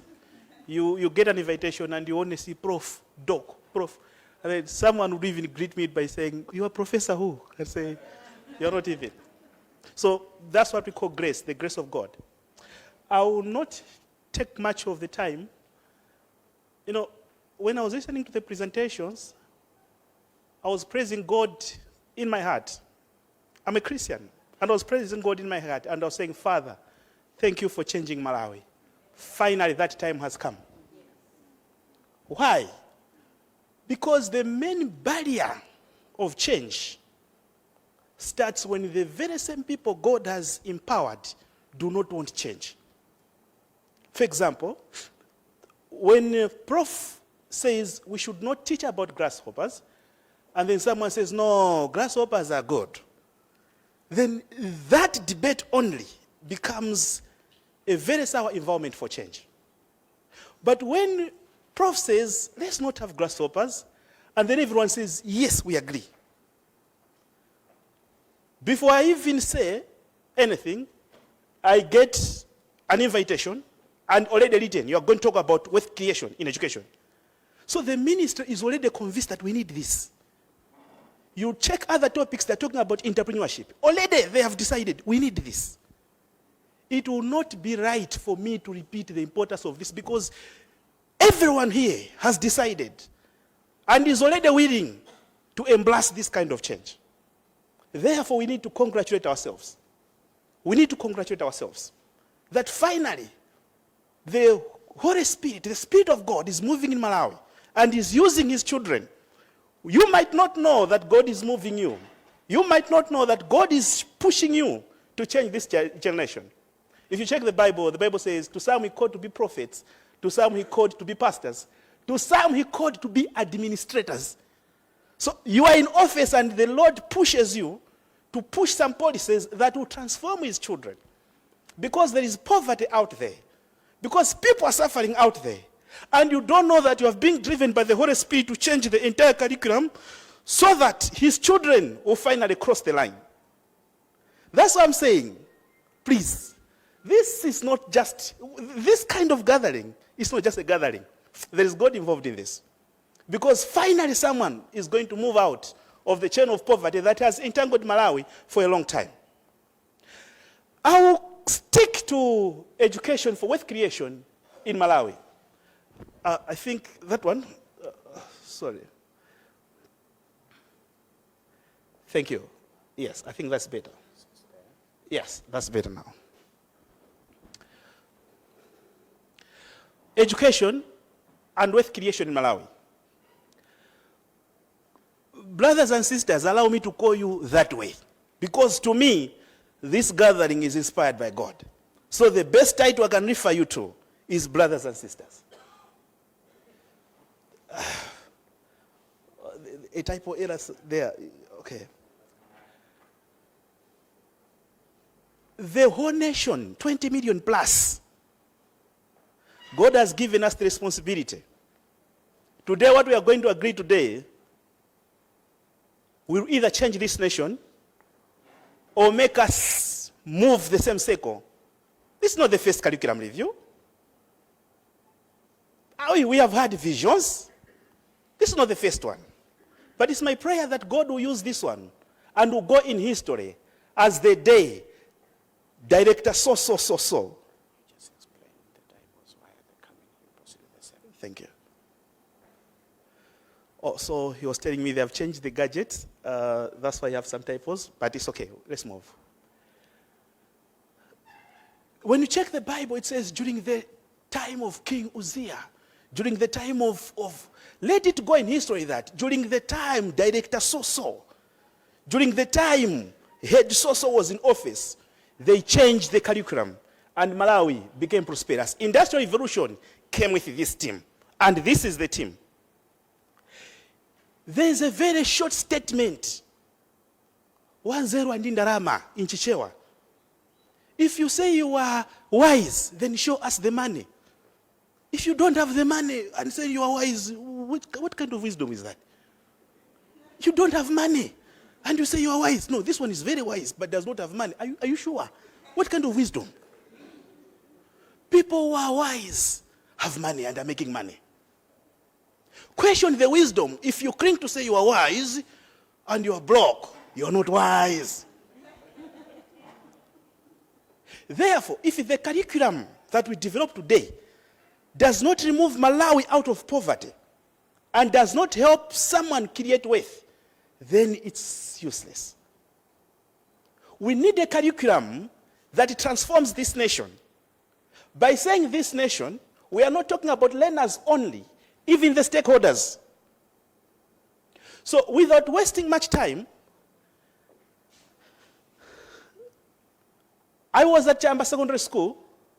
I was invited last month for a SCOM conference as a guest speaker. And when I came, I said, I'm not going to preach. I've got 2 hours. We are going to manufacture products here because I've seen your Form 4 leavers, so school leavers.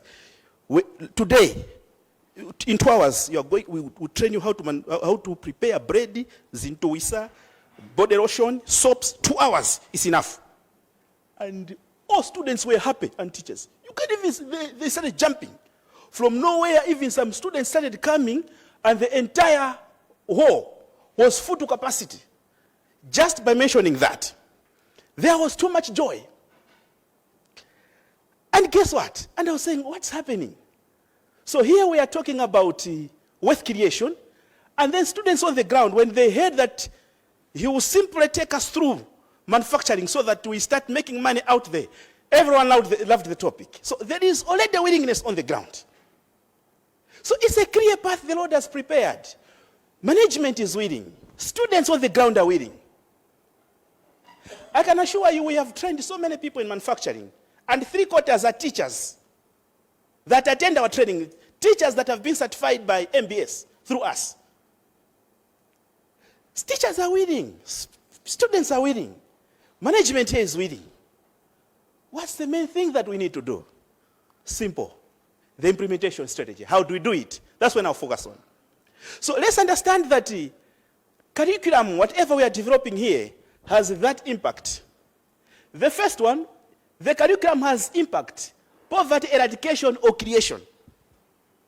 The curriculum we develop can create poverty and can even eradicate poverty. How?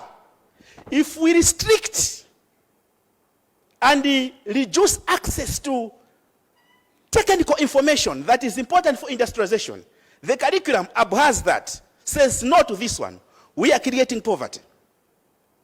Because the curriculum is saying, do not think outside the box. Oh, Dr. Mauridi, you can even take out the box. If the curriculum says, think out the box, and is pushing a student to do that, it will create wealth and reduce poverty. And then it can kill the vision or create the vision under the same. A student comes in class and says, okay, I had a topic on musicology. And saying, and the student says, I'm passionate in music, I can do this. And then the education says, no, the system, no to music. Then that kills the vision.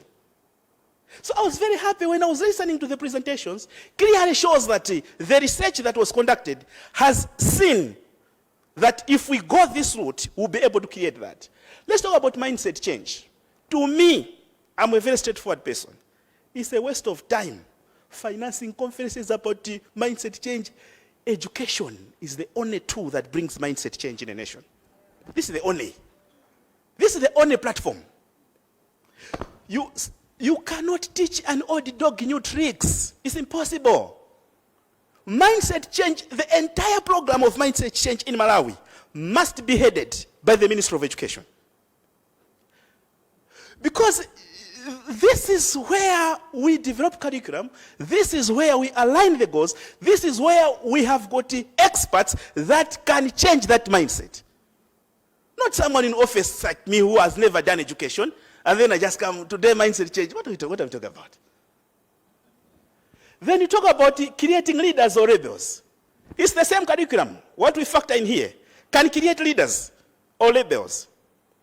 I'm a straightforward person. The demonstrations we have conducted several times here have a great impact on the generation we are raising. If we don't address that now in our curriculum, the contact and dialogue as a solution, trust me, the curriculum will raise savages and not those leaders we aspire. We need to check all those areas. And then we're talking about deliberately create employers or employees. I'm using the word deliberately. If we bring economics here, we have got fiscal and economic policies where the government deliberately choose people to have money or not. For example, people don't have money, okay? Economic policies, Reserve Bank will lower interest rates. Deliberate. So that more people can have access to what? Money. If people have got too much access to money, the government says, no, we need to lower, you need to control that one. Economic policy, you increase the interest rate. So most people say, no, we cannot borrow money. The interest rate is too much. The government is controlling. Deliberate.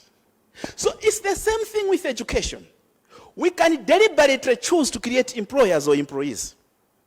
By saying employers, by saying, okay, let's factor in things that in 15 years' time we create employers. In this case, what do we need now? We shall meet again after 15 years for another review. But this time, let's create a generation that should just be employers. Or no, let's stick to employees. It's all in our hands. If I go to the next slide, the importance of financial literacy in education or wealth creation. Please, I'll ask a question. Don't answer me by raising a hand. Just be faithful and answer in your heart. If the answer is yes or no. How many of us, because to reach the level where we are directors, PAs, heads, there is too much experience. You have taught in various schools. How many here know treasury bills and they participate in that and make money out of treasury bills? So you find that even here, what we do is we just take that money, deposit in the bank, 20,000, and if we just keep checking bank balance, is it there? Yes, it's there, okay. Is it there? You are an educationist. You don't even understand wealth creation. You don't even understand money.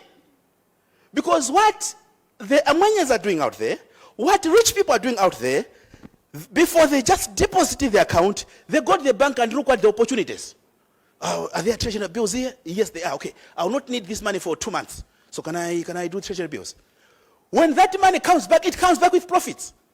Here we keep money in the bank. 1 year, just checking bank balance. And then the bank takes 5,000.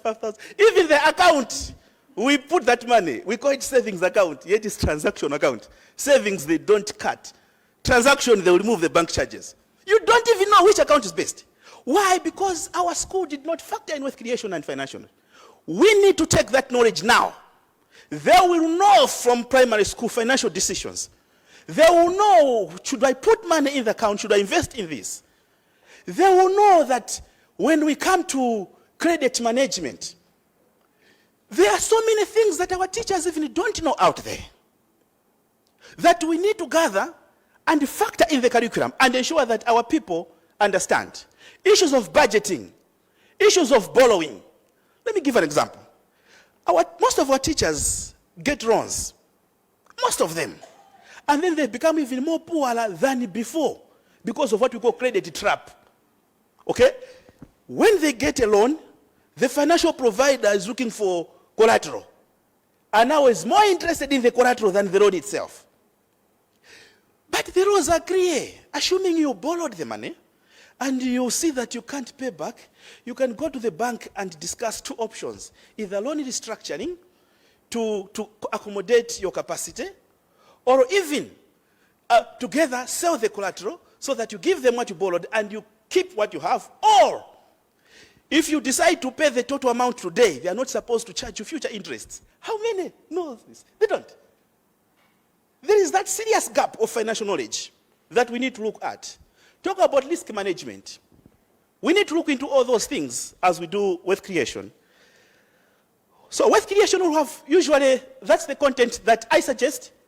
We should look at the planning, the business planning, and then we look at the saving culture, and then the investment appraisal, investment decision. You have things like what we call the investment appraisal payback period. Before you invest money in that business, you know, you calculate the payback period, and it will tell you when you will start making profits or not. So you can make a decision whether to proceed or not.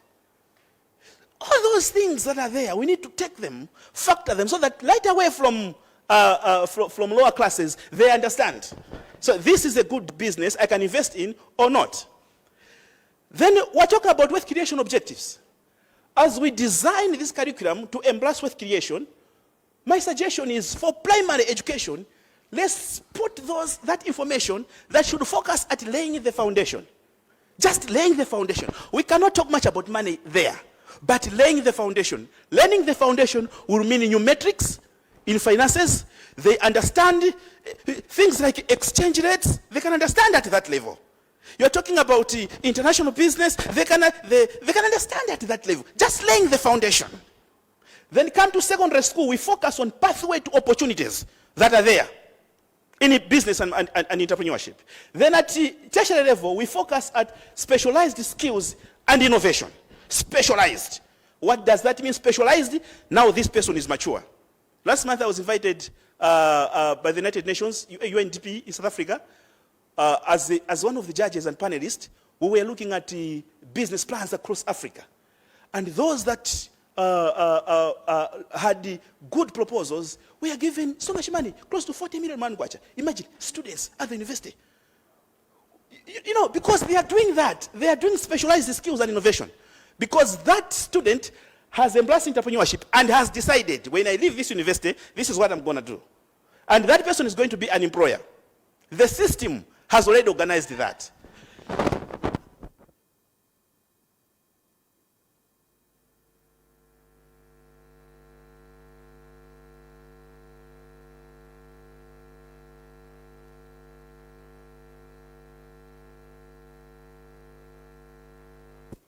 On the implementation triangle, as we embrace this wealth creation, let's understand that there are three things that cannot be separated if we are to achieve this.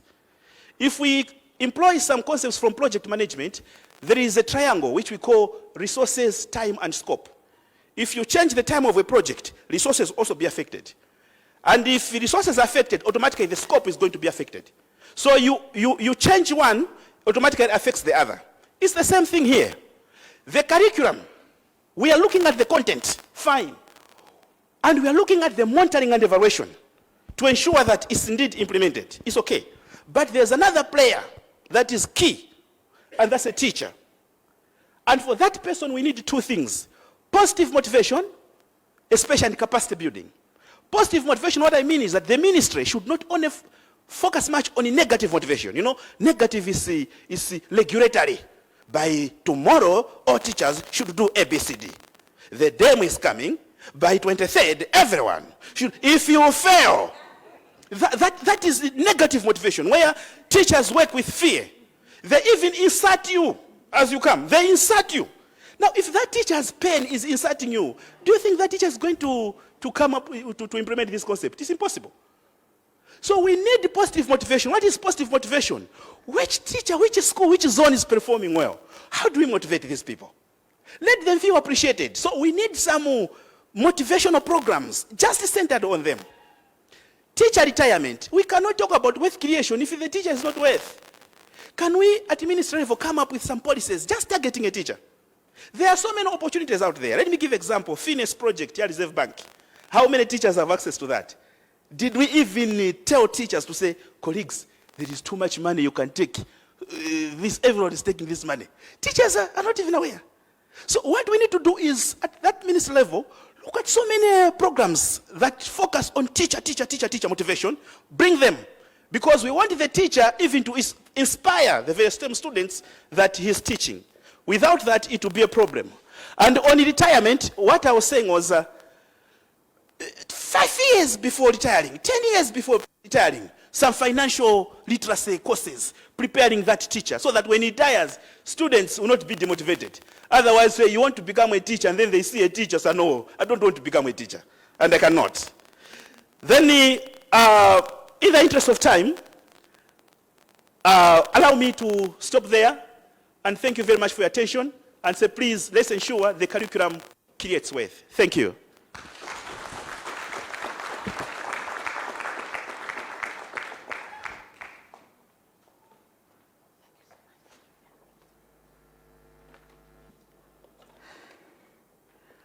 Another applause to Kondwani.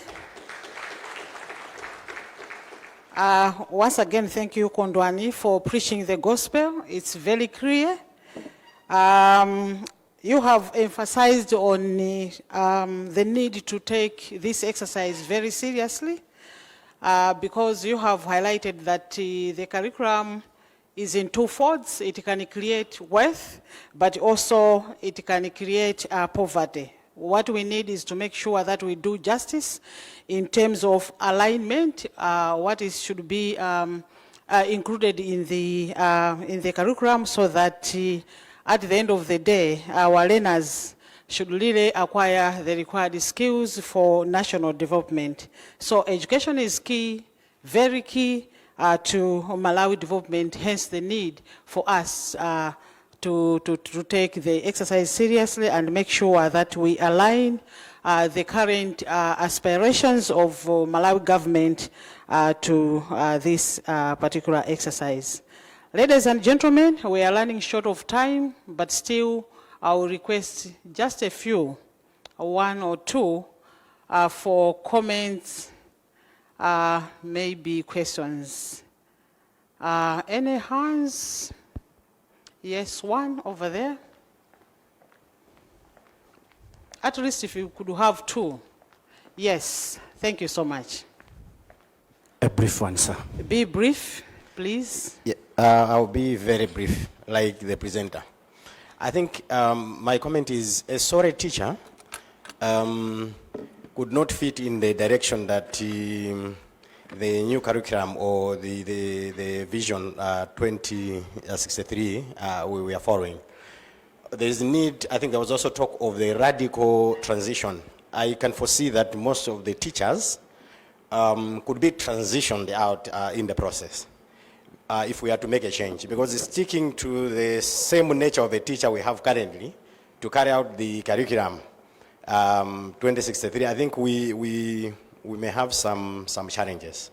So yesterday it was emphasized that there is also need to look at the nature of a teacher. Who is this teacher that is teaching this new student that we want? Who is teaching this new content that we want? And that's where now the radical approach is required. Someone talked of radical the other day. So I think that's the direction we need to do. We need to transition little by little the nature of the teachers that we have currently, and also see that content has to transition, and also the nature of students. And I believe as we go along the way, we'll find that a teacher that we used to have 20 years back is different from the teacher that we may need along the way. So thank you so much, I think, for raising that. Thank you.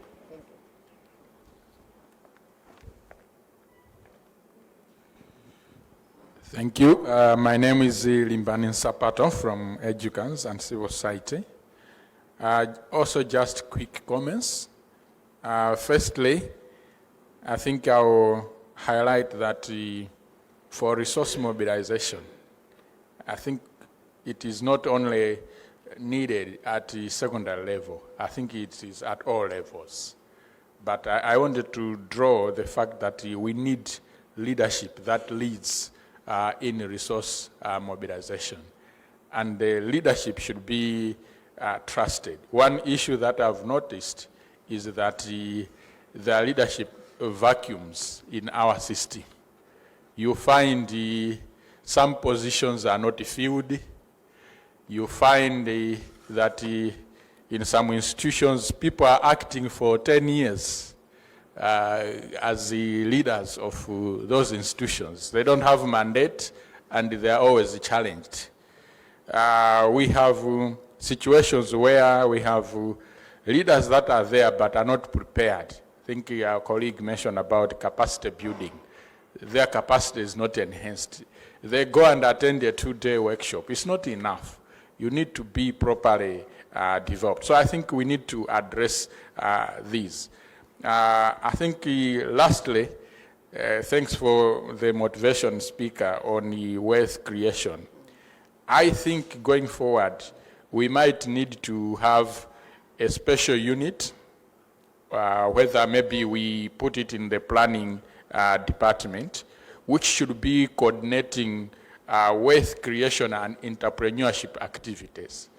In this way, I think our wealth creation efforts, entrepreneurship efforts, even resource mobilization efforts across institutions would be structured and would be well coordinated. But also, our institutions will be inspired to be able to undertake these actions. Thank you. Yeah, thank you so much for your comments.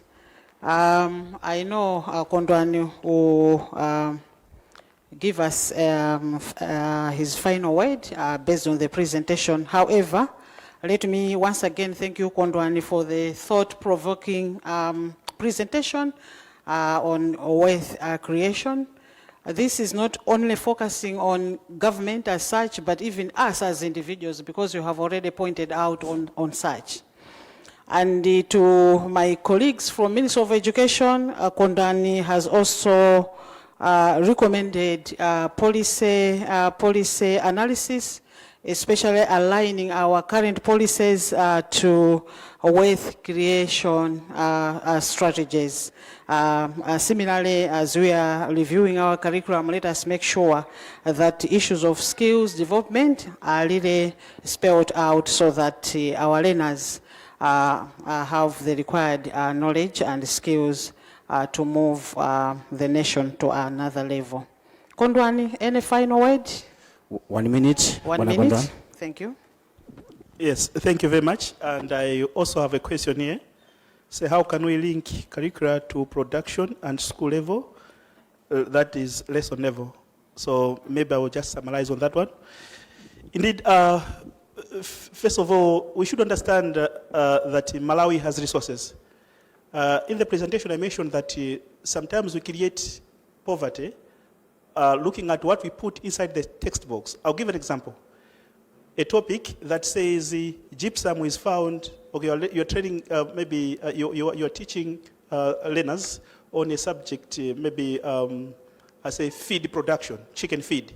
And you are saying phosphorus is found in Brazil, this is found in India, this is found in that. And it does not even mention that those things are available in Malawi. That's another problem. You cocoa processing in Ghana as if we can't grow cocoa here. Then coffee, Mzuzu coffee that is there, we don't even talk about production and how we can process it. So the first thing is we look at the resources that we have in Malawi and how we can produce. We can sit down as a nation, look at all the products that we can manufacture. I'll give an example. We trained 660 entrepreneurs in manufacturing different items. And some of them were in groups, some of them were individuals. 99.9% their products got certified by MBS. What does that mean? We have capacity to do. Now, most of these things don't even need imported raw materials. We can do. Talk about the fruit juices, those things we can sit down, come up with a procedure, put them in the curriculum. So we really need to boost manufacturing by looking at what we have around and how we can take them in, we can turn them into production. Thank you very much. Thank you so much, Kondwani. I think we need more of such sessions outside this conference. Thank you so much.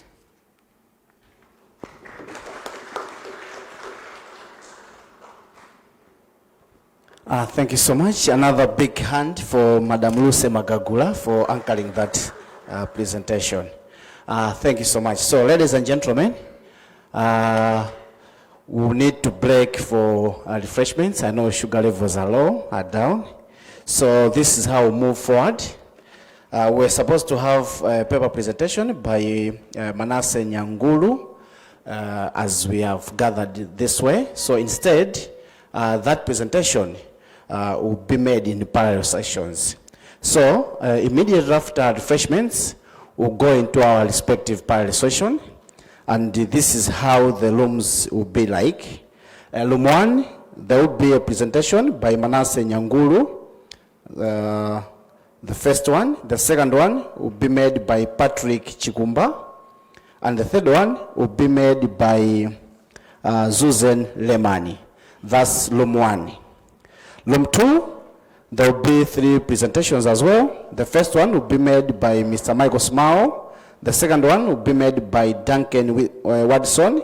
And the third one will be made by Mr. Collins Chiwanda, in that order. Whilst in room 3, there will also be 3 presentations. The first one will be made by Duncan Watson. The second one, Asha Nghata. And the third one will be made by Mr. Wisdom Bono, in that order also. So when we break into those parallel sessions, let's make sure we keep time, at least 20 minutes per presentation. Because after that, we'll gather again in this hall for closing ceremony. Ladies and gentlemen, let's break for refreshments. Thank you so much.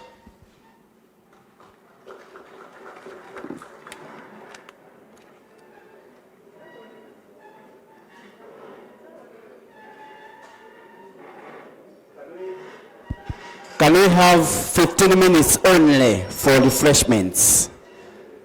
Let's have 15 minutes only. Please, let's keep time. So we're coming back at exactly 11:20. 20 minutes after 11, let's come back into our respective parallel sessions. Thank you so much.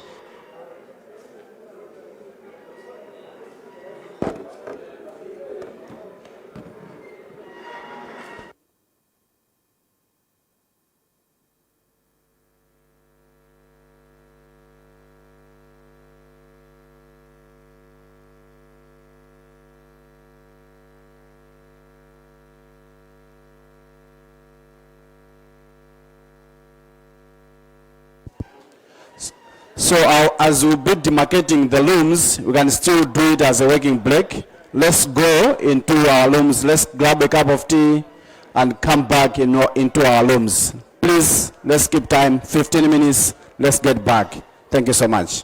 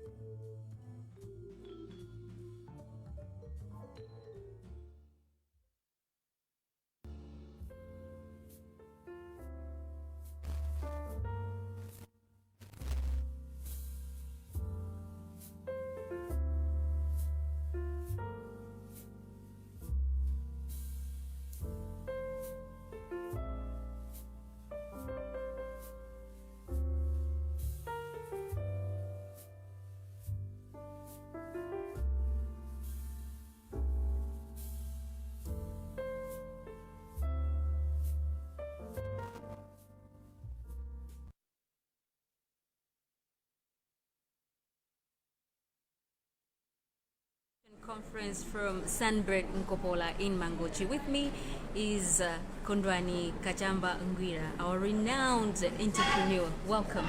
Thank you very much. Thank you.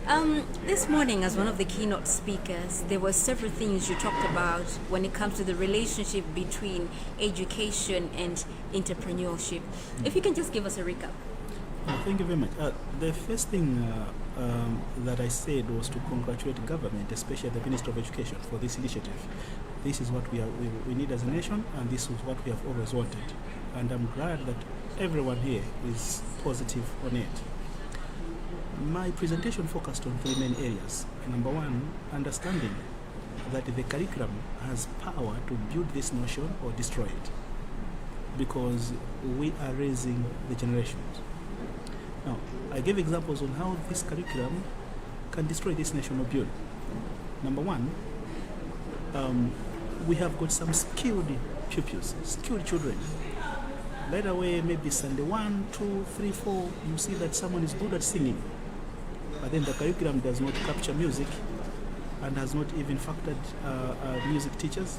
Even the universities are not even graduating musicians. Now, what will happen? The skill will die. If we were open and the curriculum captured such kind of skills, then this person would definitely have a future. Secondly, you look at the textbooks. Even resources that are available in Malawi, the textbook will claim they are found in Brazil, Singapore, China. In that way, when one is growing, we'll have an understanding that Malawi has nothing. All these things are in China, but our colleagues did that deliberately. They factored in their nations so that the world can come and import from them. So we need to do the same.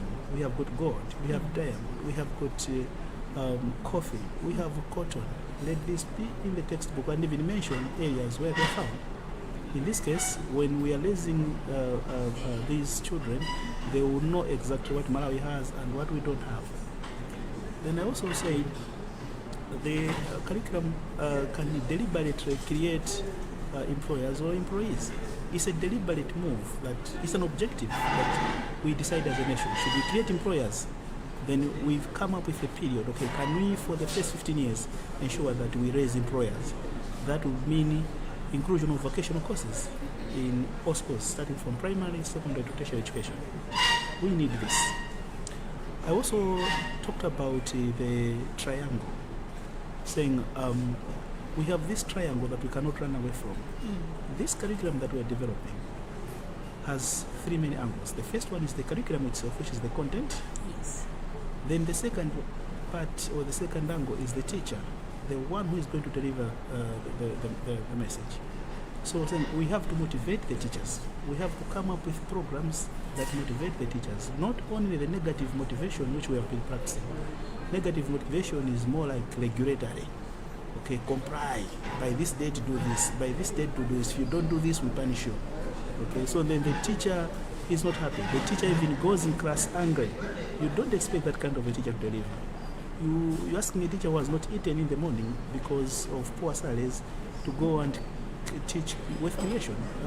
How possible is that? Definitely, we managers that are here in offices cannot go on the ground and teach. We need wealth creation programs. I was giving an example. The government has a number of programs. Talk about the Phineas project, which was initiated by the Reserve Bank. We were supposed to have a jump from that and even support teachers. Maybe there could be an argument that one of the reasons why things have not been moving so fast is resources. Do you feel that as a country we have enough? No, resources, that is the last thing that we might need. Remember, human beings, we have what we call human capital. Okay, so just availability of a teacher that has been empowered is a great resource. All other resources that we're talking about, everywhere, there will always be shortage of resources. There is no country that has got all the resources. As we speak today, China will tell you that we don't have resources. USA will tell you we don't have resources. So the word resource has never reached climax of availability. So we have resources in Malawi, depends on what we want to produce. So let's focus on what we have before we even see what to import outside. Let's have that hunger. I was just giving an example. Let's look at this example. Ethanol is being produced in Malawi. We have got methanol here. crystal violet is around. Methylated spirit can be produced in 5 minutes. So why can't we produce all those things? Why can't our children do that? Do we need to import wheat just to come up with bread and the bread family? These things are available. Sure. All right.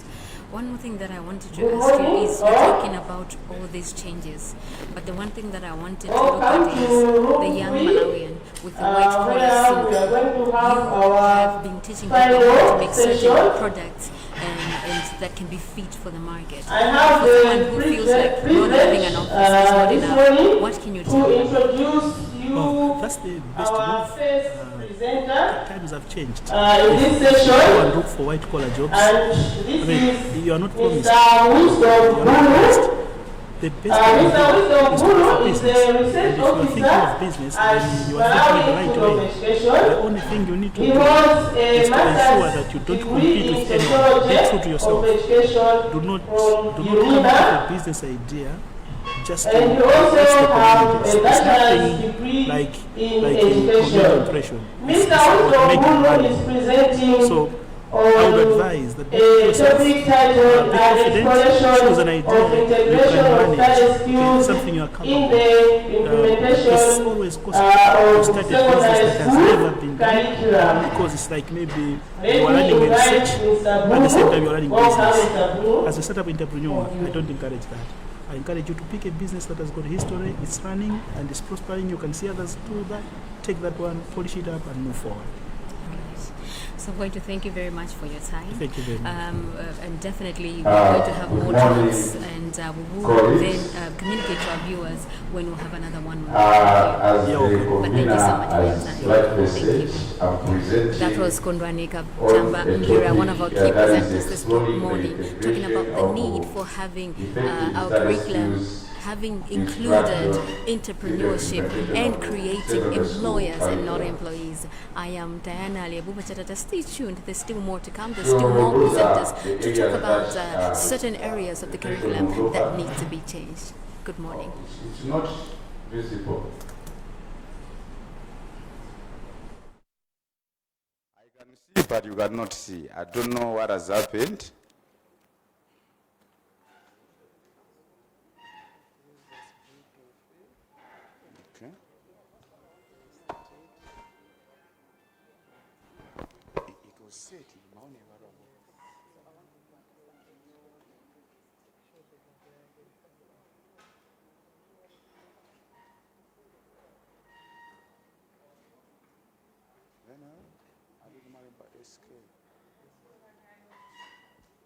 I hope you have not started counting the minutes.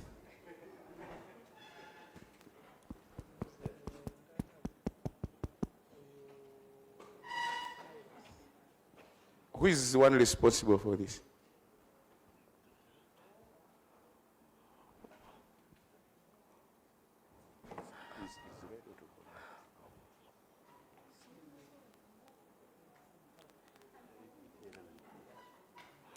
Let's make sure that we use the limited time we have effectively,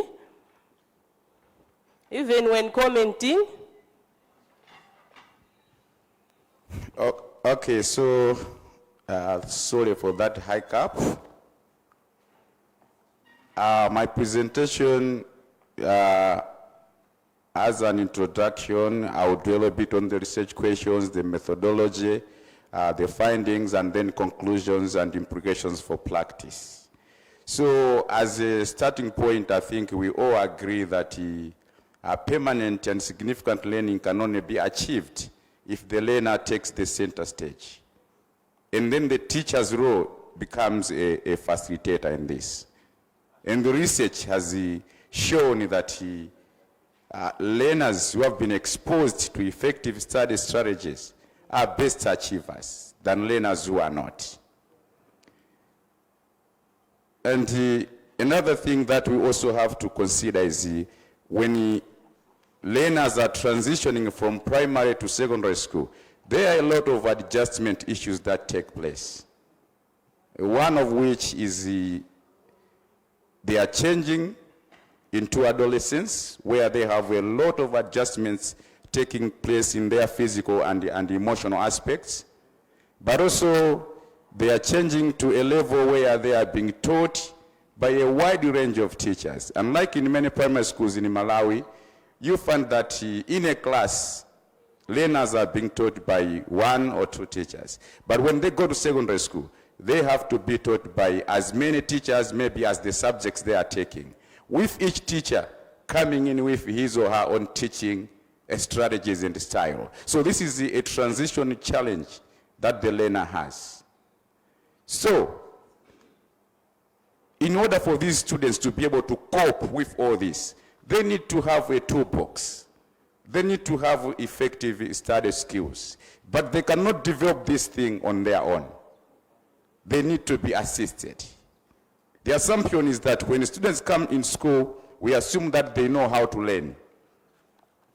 Most of the students we categorize as failures is for the fact that they are not failures as such, but they don't know how to learn.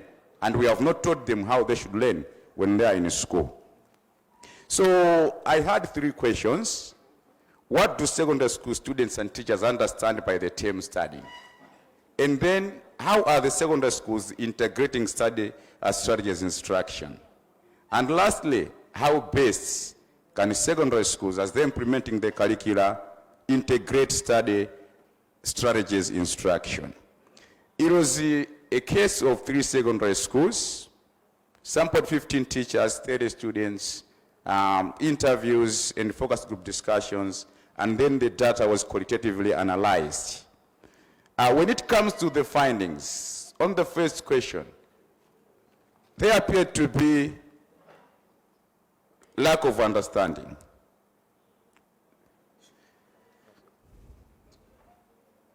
I think I can continue as they are trying this. I'm in a protest mode. I'm no longer using this because it's not helping me. So one finding is that the definition of the term study appeared to be very elusive to both teachers and the students. To them, studying was reduced to reading. So you ask them, what do you understand by studying? They say studying is you read to understand something. The teacher and the students likewise. That was what they were saying. So that's the main finding on the question 1. On the question 2 now, on how are these secondary schools implementing? Okay, Mlag, it's back. There are those 3 quotations. For example, on the definition of studying, saying studying means reading with the aim of understanding, coming from a student. A teacher says studying means reading and understanding what you are reading. So those things kept on coming in the data. That's the main finding there.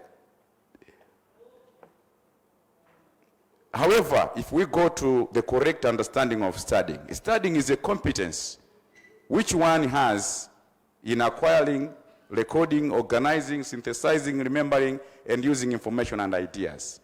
It's not reading as the teachers and the students understood. So you can see there's a very big gap there. When it comes to examples, you find that these are some of the examples of study strategies. Effective listening. Do we teach our students on how they can sit in a class and listen? Do we teach them time planning, how they can improve their memory, preparing for examinations? Effective group discussion. Do we teach those studies? Are they there to aid them as we implement the curriculum? How do the schools implement or integrate study skills instruction for their students? The main finding was there, it's just something that is ad hoc. And I chose some ways to say, at most ad hoc, and in other cases, disjointedly reactionary. The teachers, when they see sometimes the learners are not doing good, they say, okay, you know, when you want to read, this is how you have to do it. It ends there. They go back to the lecturing, to the teaching. There is no organized way of equipping these learners. How best can the schools do it? How best can we equip our students? The main finding on this question is we need to have a well-structured program as we are implementing the curriculum. There must be a well-structured program that is equipping the students with study skills. We may have the best of curriculums, but if the customer doesn't know how to navigate then we are hitting the wall. Most of us, maybe you and me, when we are going to college for first year, we had a full course for a year, language and communication studies, which was acknowledging that, yes, you are coming from secondary, but when you come in college, this is how you must learn. This is how you must approach your studies. But in our case, when the students are transitioning from primary to secondary, there's no such socialization as it were. We leave them to their own resources, and in the end, we label them as failures. No, we have not equipped them with the two. So going forward, that's a very important thing to consider.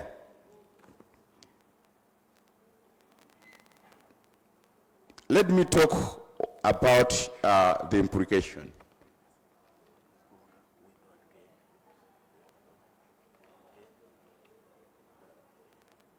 Okay. So he's teaching me while I'm concluding. Okay, so I think I can still go on. The most important conclusion is that we are not teaching our students how learning takes place. We are assuming that when they come to class, they are ready to learn and they know how to learn, which is not the case. Eventually, they fail in their education. There was a statistic in the morning on how many start and how many proceed. It was a very, very threatening statistic.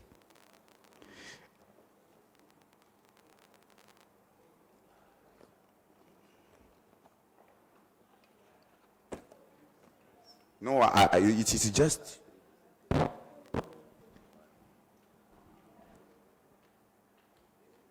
Okay, so let me, I think, finish by saying this to say, good students are not born, they are made.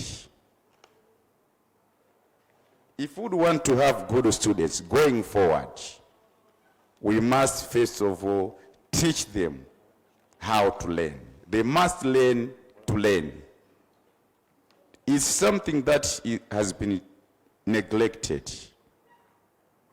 So I thought it wise to bring it to this forum to say, as we are reviewing the curriculum, as we are going forward, let's realize that good students are not born, but they are made, and the curriculum should have a special targeted program, I don't know in what shape, so that we prepare the students as they transition from primary to secondary school.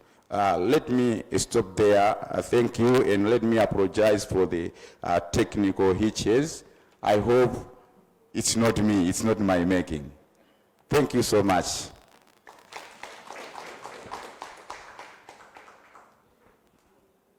Let's give another big hand to Mr. Wisdom Bunu.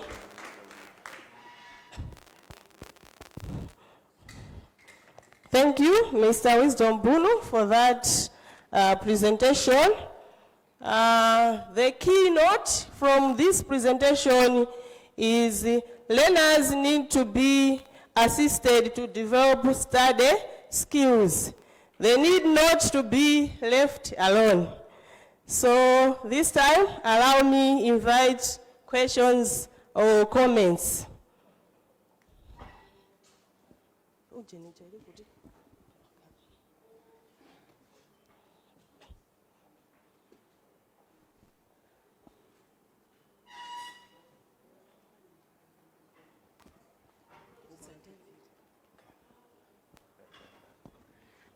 Thank you so much for recognizing me, and thank you, Mr. Bunu, for a good presentation. I would like to agree with the findings, specifically the one concerning the transition from primary to secondary school.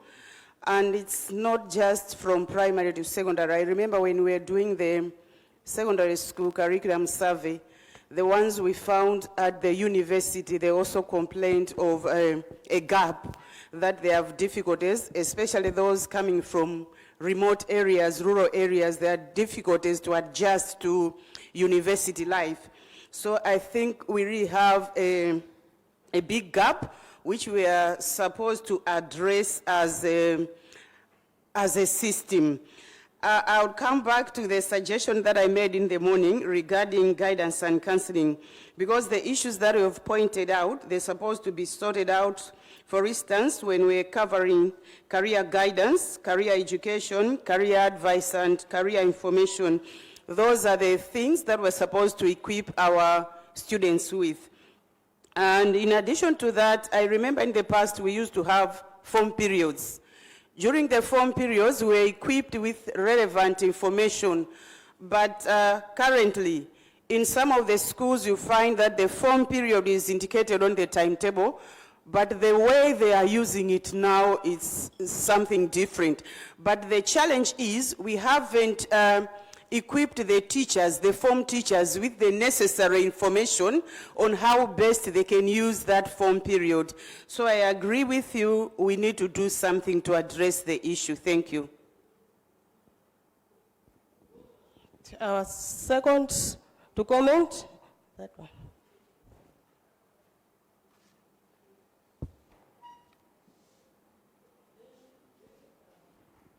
Thank you, Mr. Presenter, for a well-thought outline of what you presented. It's not a question, but rather also a comment. Some few months ago, I was trying to check the Form 1s in a few schools. When I was asking them, they were saying most of the learners in Form 1, by 11 o'clock in the morning, they are dozing, because of the, I think, the attention span. We understand that these days, most of our kids who are going to secondary school, they're in 12, 13 years. Now, this child is bumped with 6, 8 teachers, 8 subjects. By the time it reaches 10 o'clock, he or she has started dozing. And in the end, we say, these students are not working hard. But it is because of the system that we have given, that they are trying to survive, but they cannot because of the age. Now, it's high time, I think, we need to consider ways on how these young ones can accommodate, they will get used to the content, but also to the different modes of teaching. And then, unfortunately, sometimes you also find teachers, they have graduated from a university. They are taking the very same model that their lecturers were teaching them in college. They are exposing this to Form 1s. You must understand. You must copy your notes. You must understand this. Take notes by yourself. Can you just imagine that someone who is 12 years, do you think that is that possible? I have some problems. So I think the presenter has made a very good point on how best we can help these ones, especially during transition. In universities, they are giving us such kind of transition. But why is it that we're not helping these ones who are studying a secondary school education?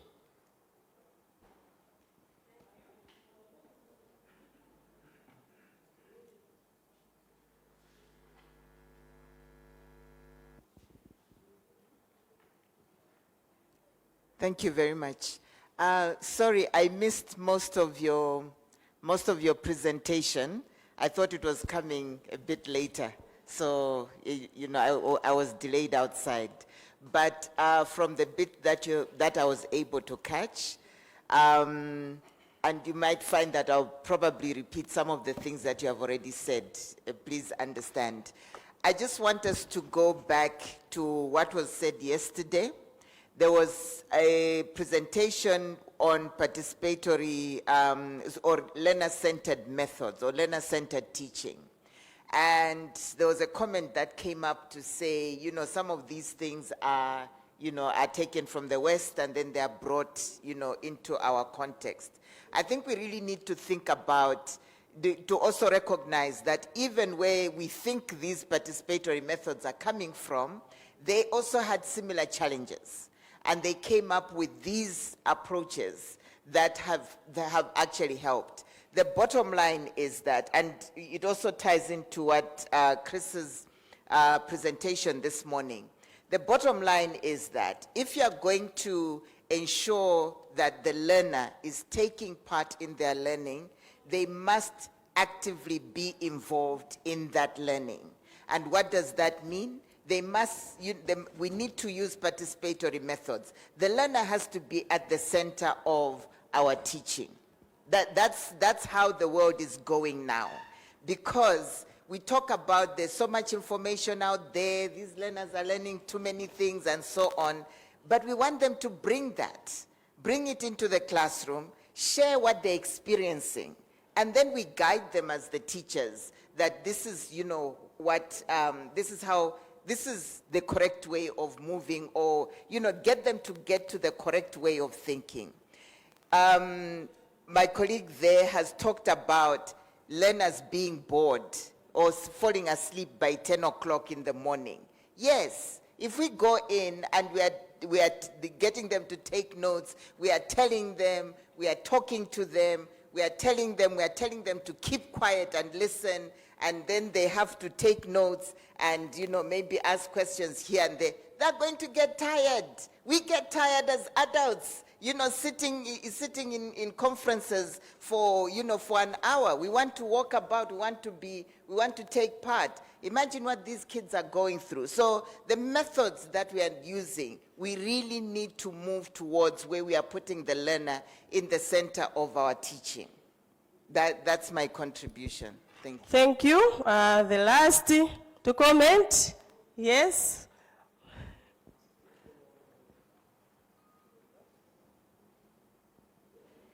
Thank you very much. I am Moses Bokwasi. My contribution is on the subject is how we are teaching the students right from the primary school. In our primary schools today, schools are rated best if they are sending so many learners to primary schools. And then when it is maybe 3-4 months towards the examination, then the teacher, his approaches is to make sure that they are repeating the same things so that the learners are good at remembering. So come examinations, then they pass very well. Now, the key thing in learning is not just remembering, but are you able to use that knowledge? How much are we engaging these learners as they are in class? Are we giving them space to explore the concept that they have learned on their own? Are we giving them space to make some simple investigations? A good example is the same of the grasshopper that we are teaching them. Are we giving them a space where maybe in a group, even outside the classroom, are able to say, okay, why is a grasshopper having bigger and longer legs at the back? What is the use of this? When do these grasshoppers start flying? At what stage?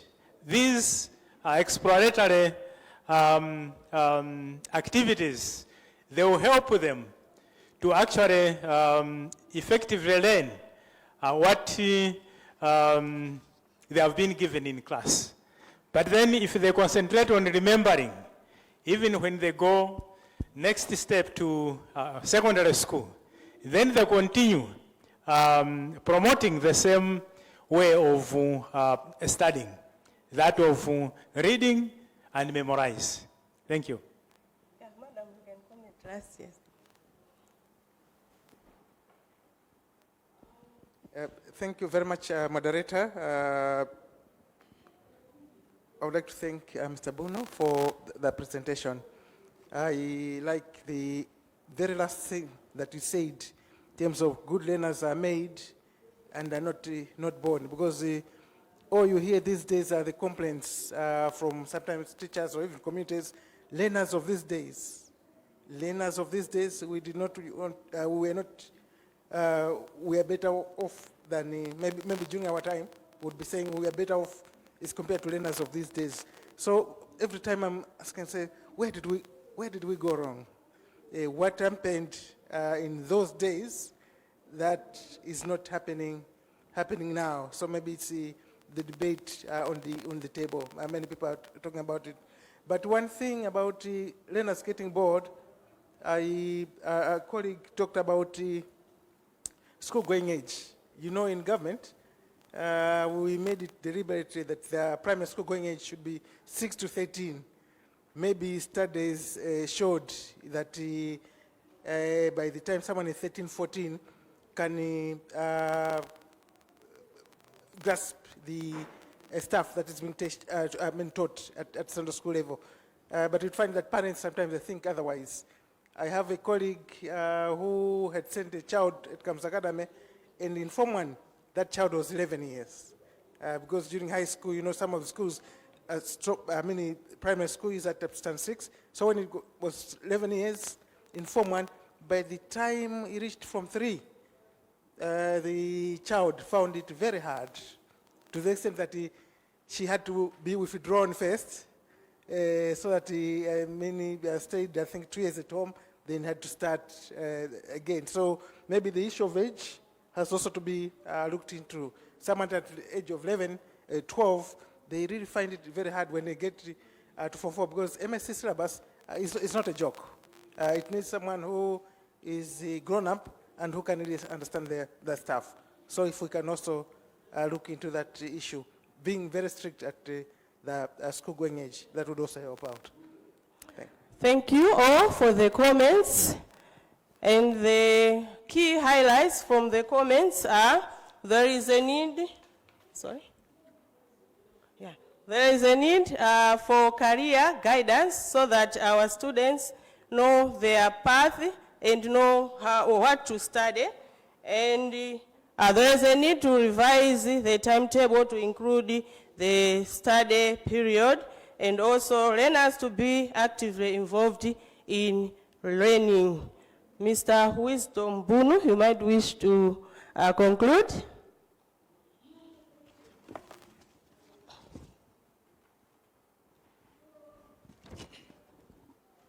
Thank you so much for the comments. I think I will just make a quick summary of the comments.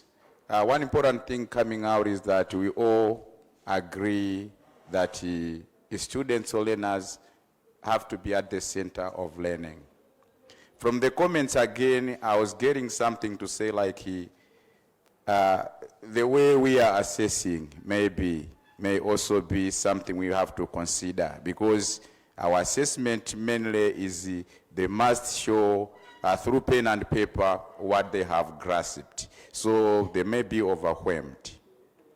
But on the other hand, I would like to say there are also issues I got from the comments between the lines to say, from the comments, it seems as a society we emphasize teaching instead of learning.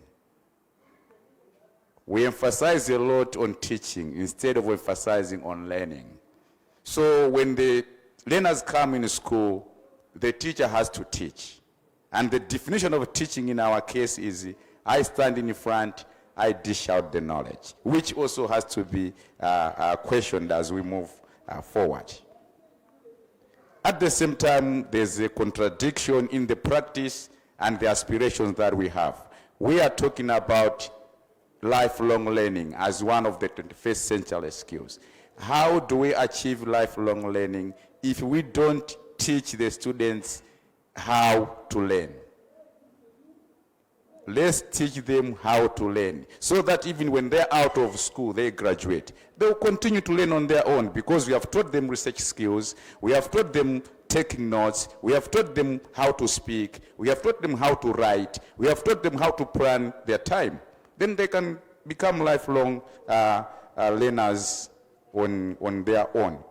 Lastly, on participatory teaching, we seem also to understand it as something that has to happen within the four walls of a classroom, which I choose to disagree with, to say, if we equip them with these skills, reading with understanding, time planning, taking notes, we can give them tasks outside the classroom. The classroom just has to be a forum to demonstrate what they have researched on, what they have learned. And in that way, participatory learning is taking place. It's not about grouping learners, being in groups, and we call that participatory learning. No, they're in groups, but the teacher is still dictating the transactions.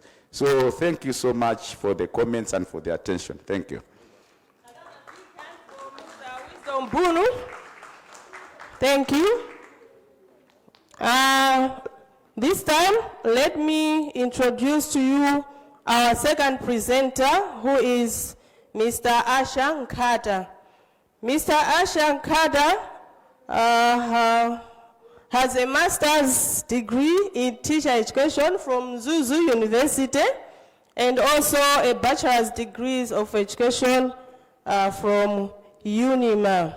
He is presenting on a topic, Geography Teaching as a Tool for Enhancing Values Education. Welcome, Mr. Asha Nkata.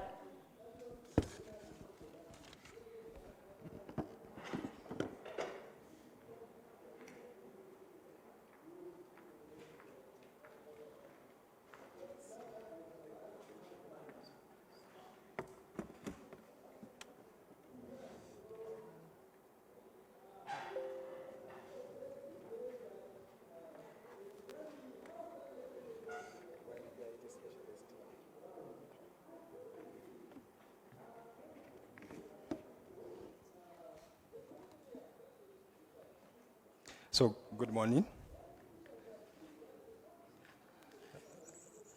As they are setting up, my name is Asha Nkata.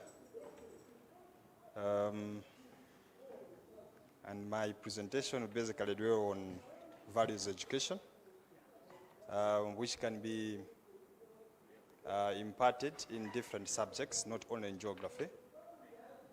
But for the sake of this presentation, I will dwell on geography as a learning field, how they assist in imparting values education.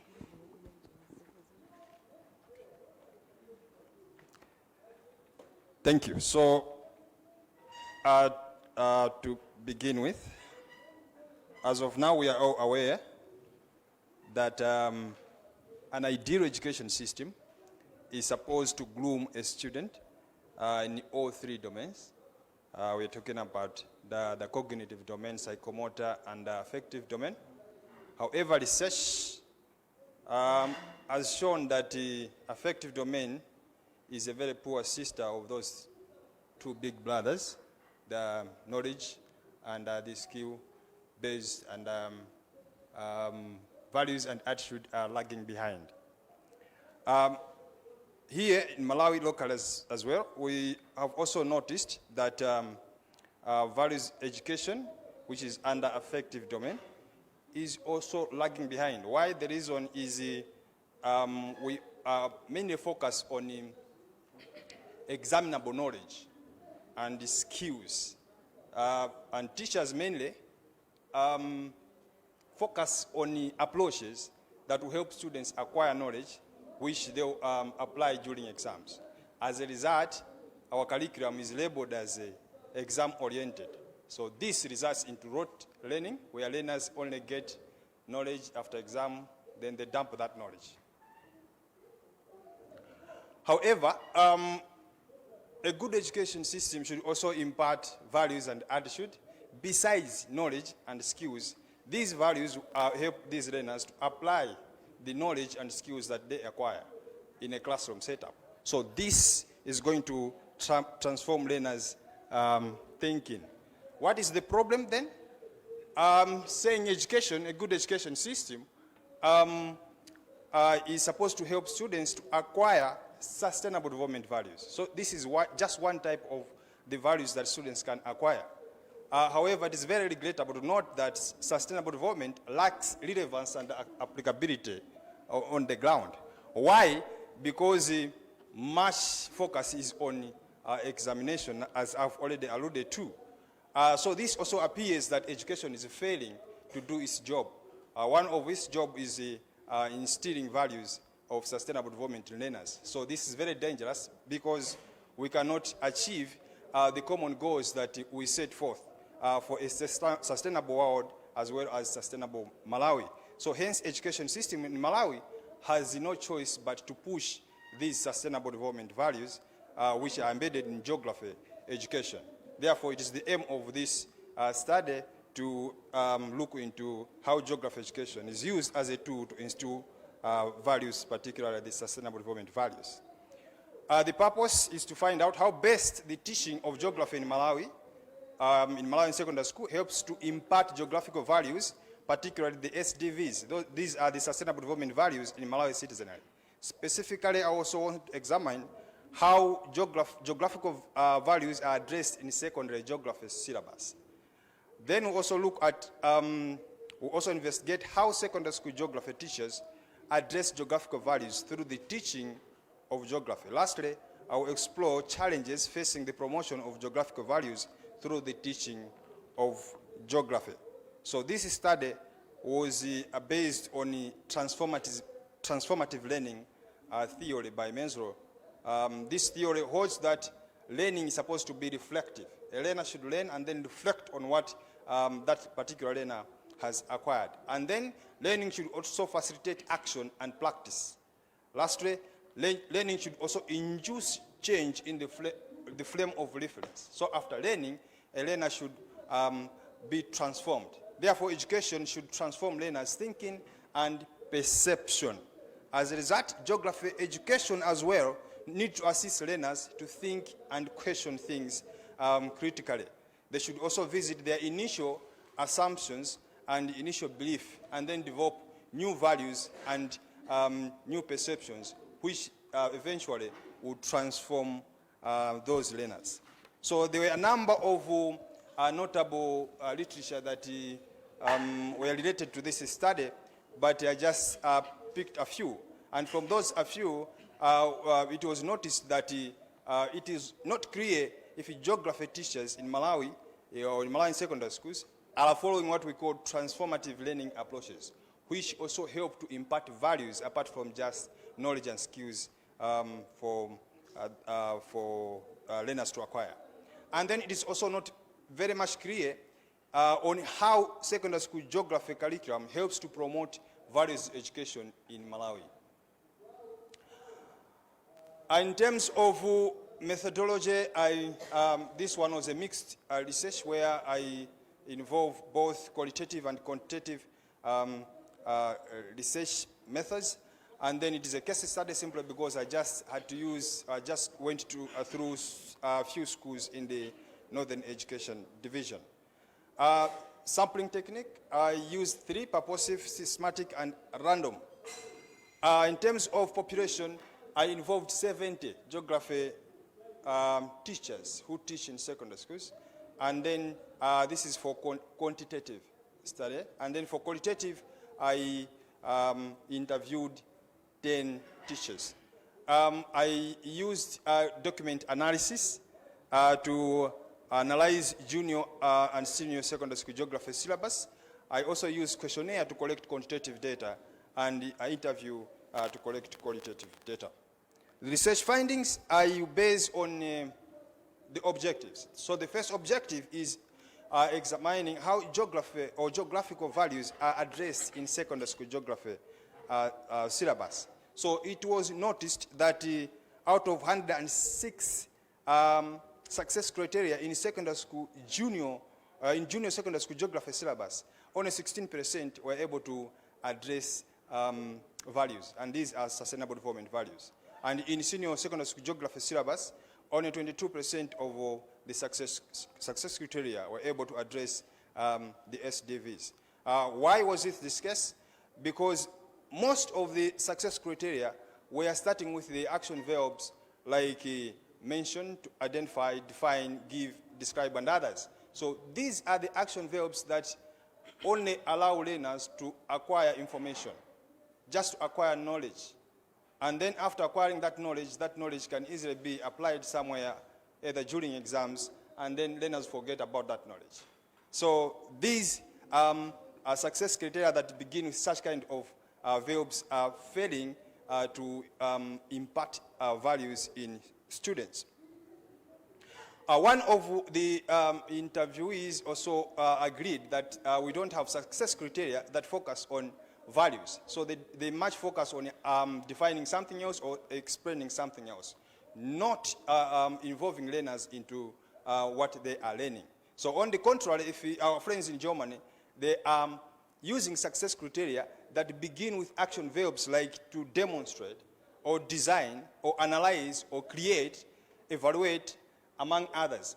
These success criteria that they believe involve learners into whatever they are learning. As such, when they are learning, they acquire knowledge, they acquire skills. At the same time, they also develop values that will help them to practice whatever they are learning inside the classroom to their homes. So they hence what we call transformative learning, as advocated by our friend Mezro.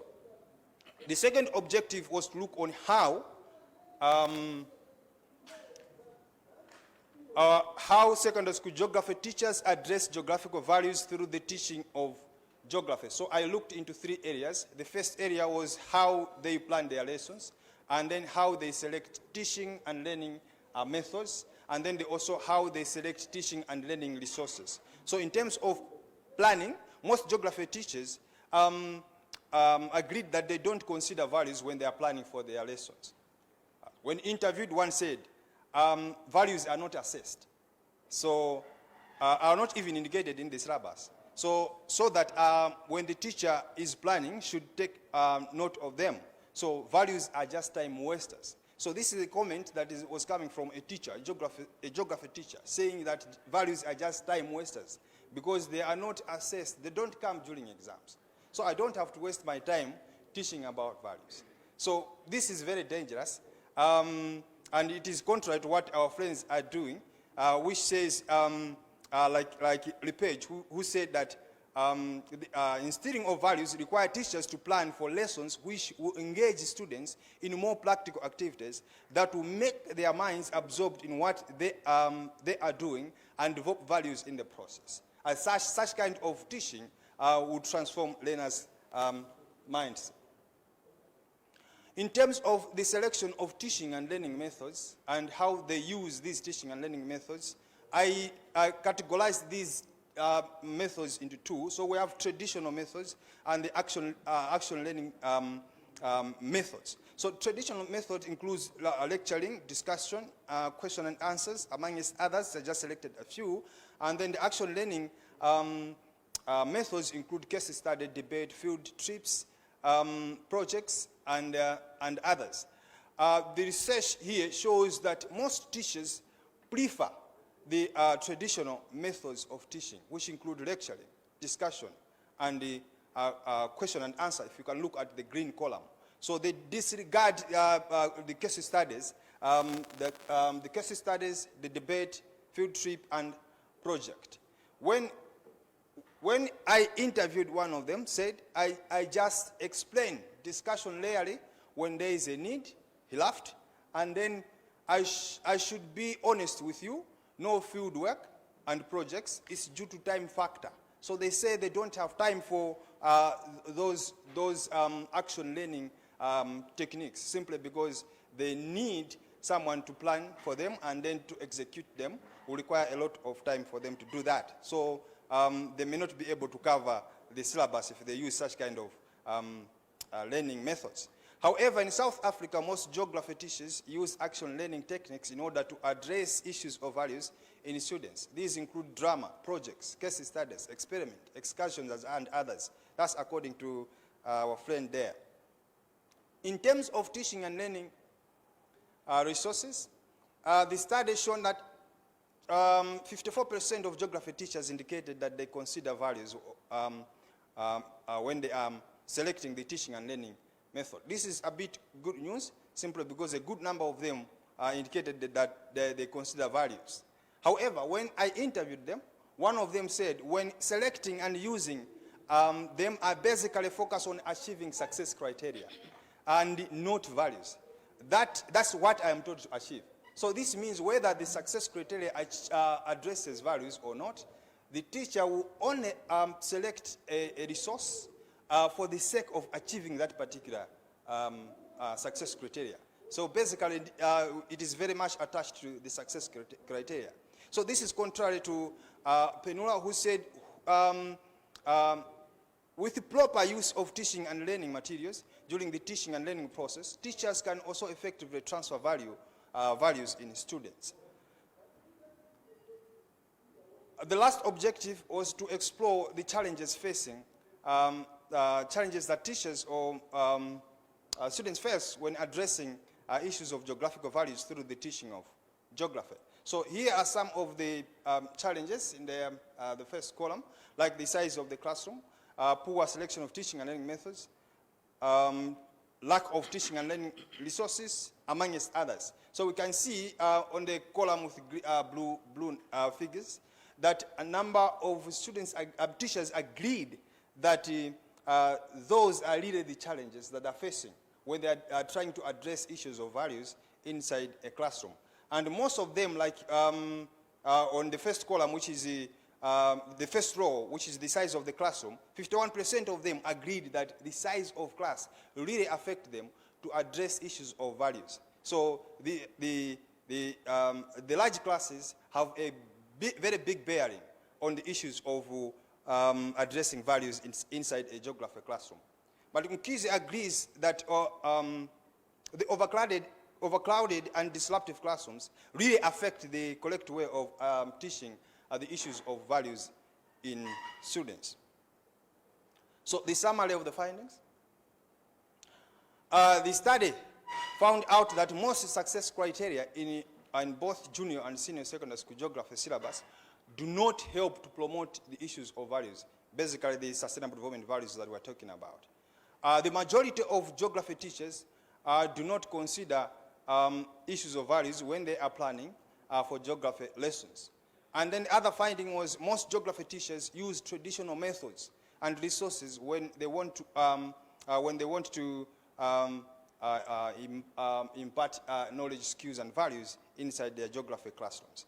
The last one, there are a lot of challenges that affect the values education through the teaching of geography, such as large classes, not well-designed classroom curriculum, negative perception, and lack of knowledge by teachers, amongst others. Contribution to the society.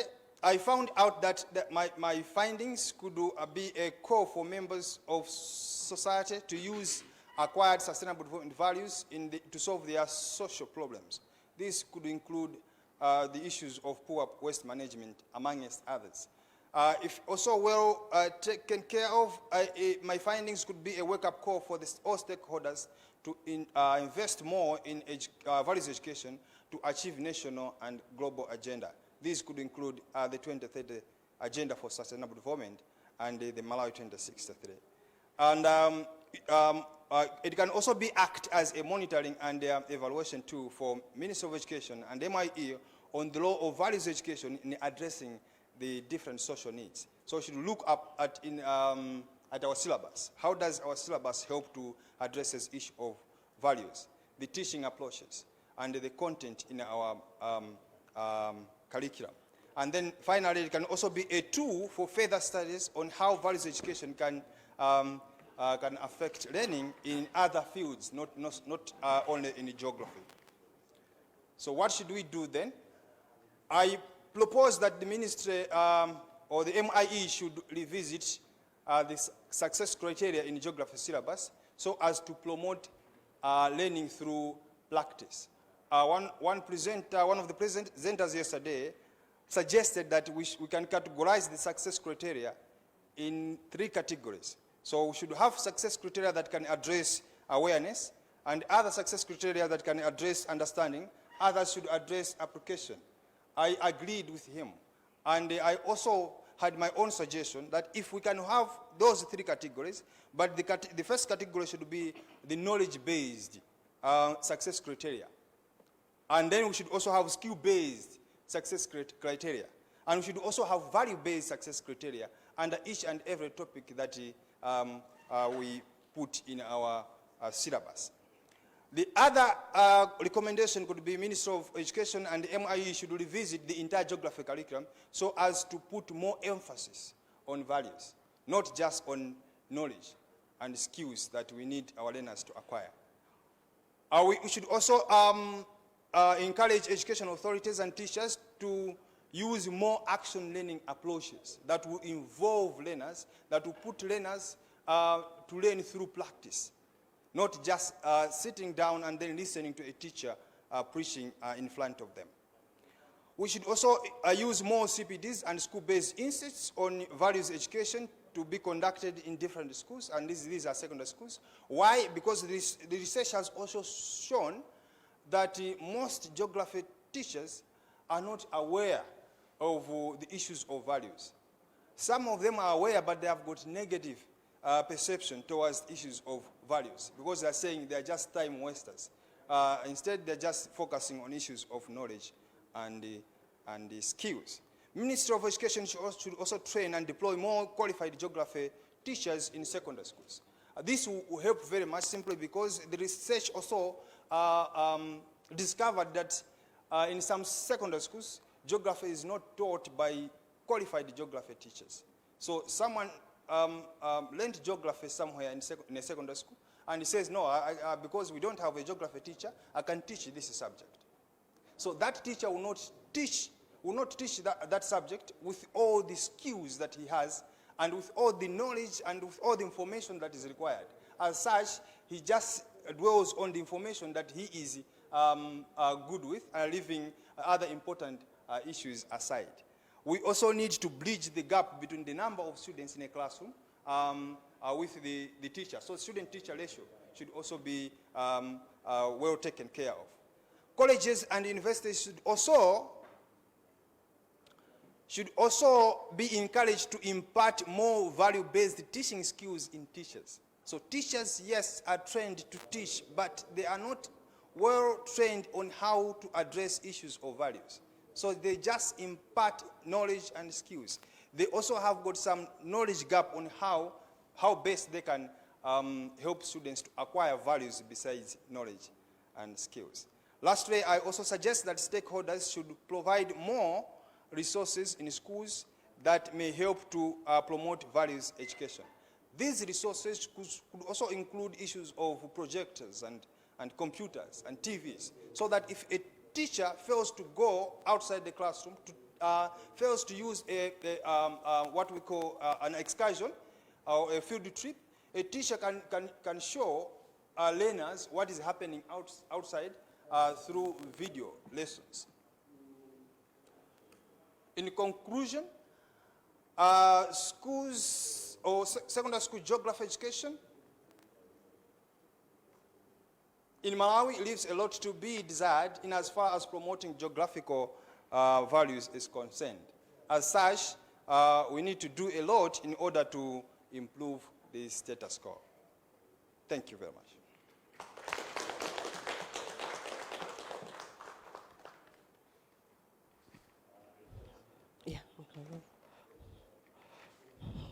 Thank you, Mr. Ashan Carter, for that presentation. In his presentation, Mr. Carter is advocating for a push in sustainable development values in the geography curriculum, and also inclusion of value-based success criteria apart from knowledge-based and also skills-based. So without wasting time, allow me to invite comments and questions. Thank you.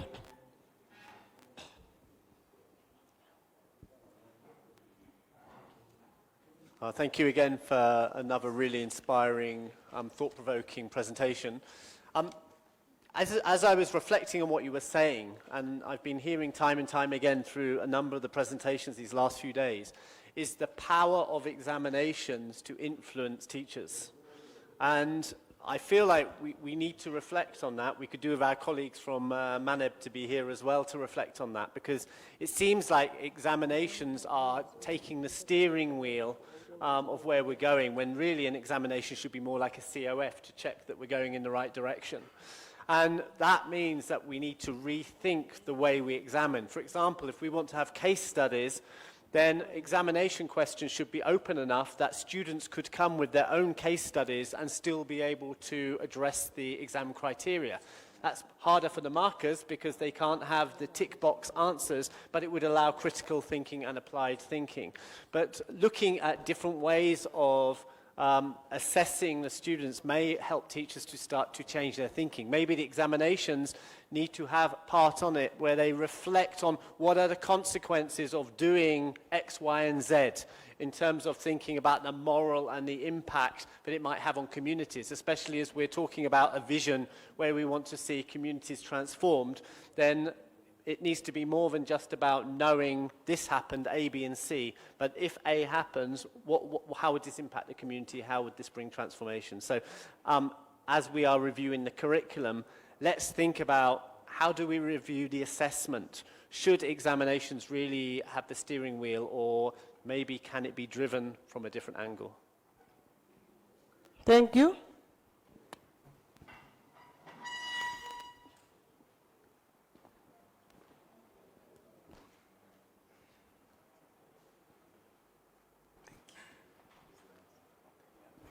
Me or the... Okay, thank you, presenter, for the good presentation. I just want to comment on the issue of class size. What we should know is that the population is still growing. The admission rates, especially at primary, are growing rapidly, and that will also affect the secondary subsector. So maybe giving an excuse of saying the classroom is big, I can't do this, I can't do that, maybe that may not be feasible looking at our situation. Secondary school is 1 to 50, primary is 1 to 60. So those are large classes. But despite the large classes, how can a teacher still transfer knowledge to the learners? So it's mainly the pedagogical aspect of it, the pedagogical approaches that we should emphasize. Otherwise, issues of class size may not help us. There are also other indicators that maybe the curriculum should look at. Issues of shortage of teachers. There are some schools like primary where we have critical shortage of teachers. In Malawi we don't have math grade teaching. So we should also look at those issues. How can a teacher still teach the learners, although there are only 3 teachers with 8 classes? Or where there are only 4 teachers with 8 classes? How can they do math grade teaching so that no matter what, learners should still be taught? So various aspects or various indicators should also inform approaches to the curriculum. Teacher shortage, all those issues. Thank you.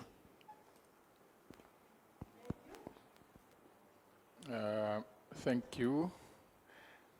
I was given a mic, so I want to comment and agree with my brother that side, that we need to review and reform our examinations because since teachers are teaching based on exams, or our curriculum is exam-oriented, then why can't our examinations, why can't the papers ensure that they are adjusted to reflect on higher order learning, so that then in that way we also encourage the other levels of learning. I think that would be very critical. Another thing is that I want to agree with the findings that use of traditional methods is much more favored. Even though I think most of the colleges, teacher training colleges, they are promoting the participatory or action-oriented methods, but teachers are still stuck. So I think there is really need to look our teacher education, teacher training college modules or curricula to ensure that there is more focus and emphasis in promoting the participatory methods. I think lastly, an area which is not very much developed is to ensure that teachers, students are able to ask questions and think critically. Especially I want to zero in on the asking of the questions. I've been doing some lesson observation in our projects, some of our projects.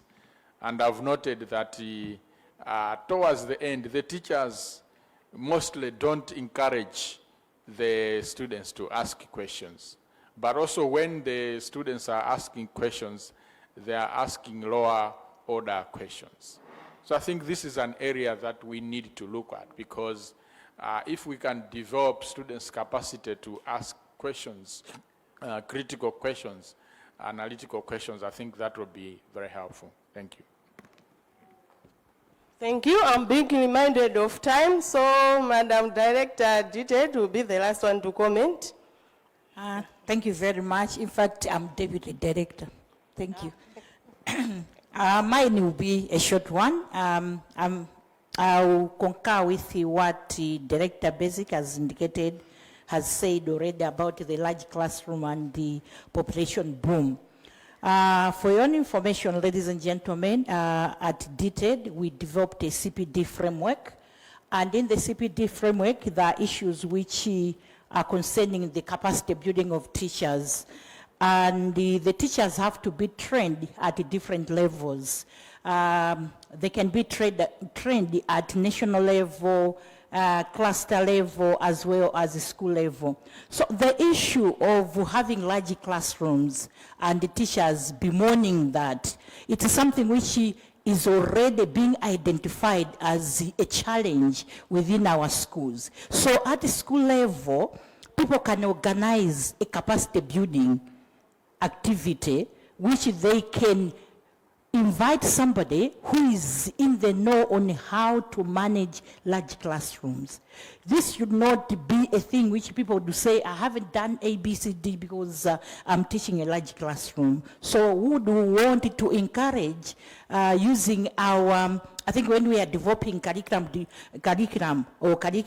we should indicate in there how best we can handle some of these things within us, within our teacher education. So it means even when a teacher at a teacher training college, as indicated by Dr. Sapato, we can come up with the topics in which we can include issues of handling large classrooms, handling the students who are gifted under the inclusive education, things of that nature, so that when a student teacher goes to a secondary school or a primary school, would know how best to do those things. So they shouldn't be talking about large classrooms. This can be handled either at pre-service or even in pre-service. They need to come up with their own teacher portfolio where they can identify the types of courses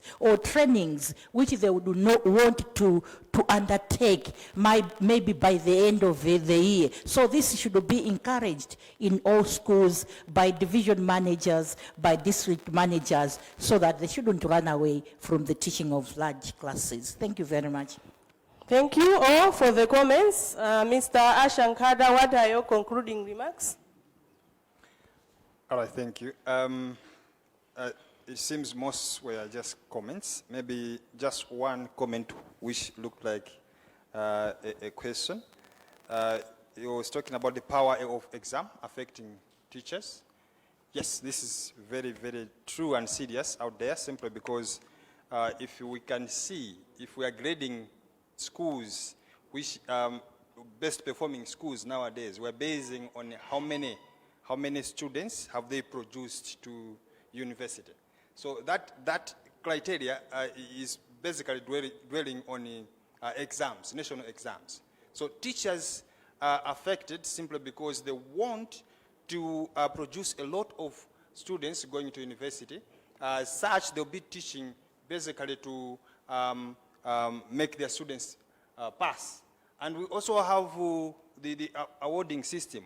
We award teachers, and these teachers are awarded based on how many students they teach have come up with the distinctions. So in that way, a teacher will basically drill a lot so that he has a lot of distinctions, and then in that way he's going to be recognized as the best teacher. So in that way, the power of exams is really affecting on how teachers are teaching. So that promotes what we call rote learning, and that will also trigger me to a question which I want to ask. If the curriculum is the way it is right now, will remains the way it is right now, and then what kind of human capital are we developing?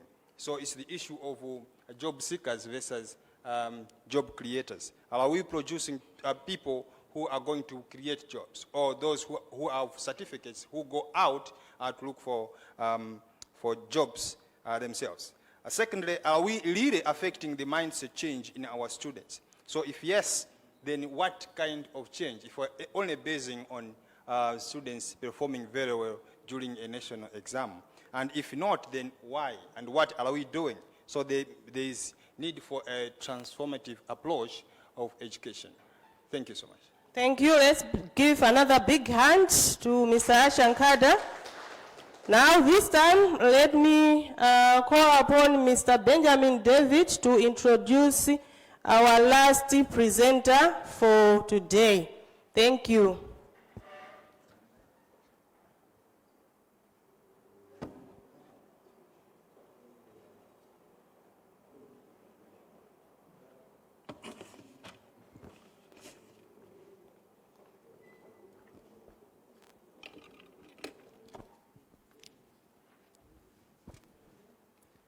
Good afternoon, ladies and gentlemen. This time around, allow me to invite Mr. Duncan Watson. Mr. Duncan Watson, ladies and gentlemen, is a teacher from Congolone Community Day Secondary School in Palombe. He did his tertiary education at Nzuzu University, where he obtained a Bachelor of Arts degree in 2016. Thereafter, he also pursued a Master's of Education in Teacher Education in 2020, still at Nzuzu University. And in 2021, he enrolled for a Doctor of Philosophy in Curriculum Studies at the University of Zambia as a sponsored student.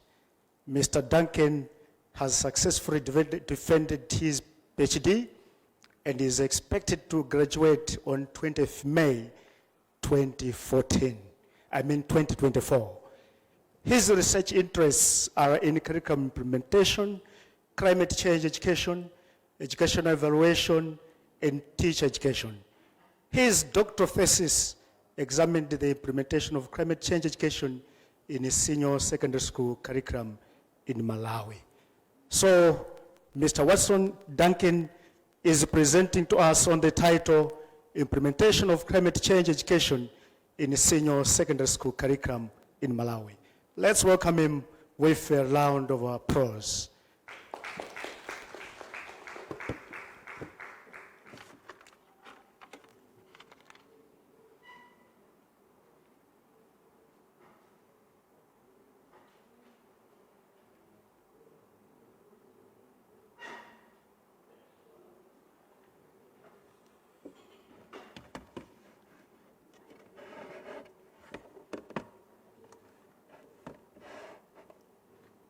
Thank you very much.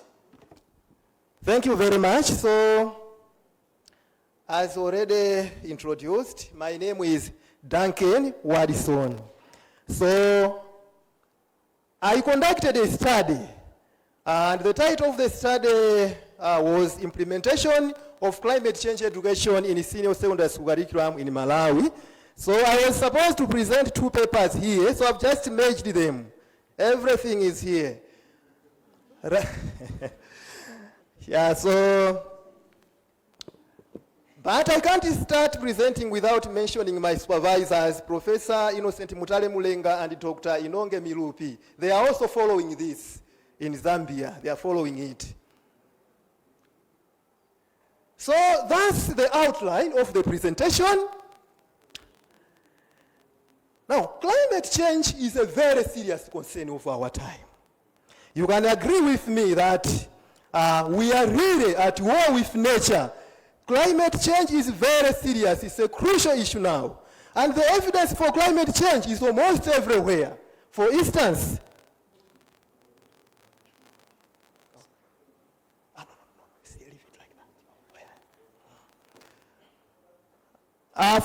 cyclones, floods, heat waves, and droughts, they are almost everywhere nowadays.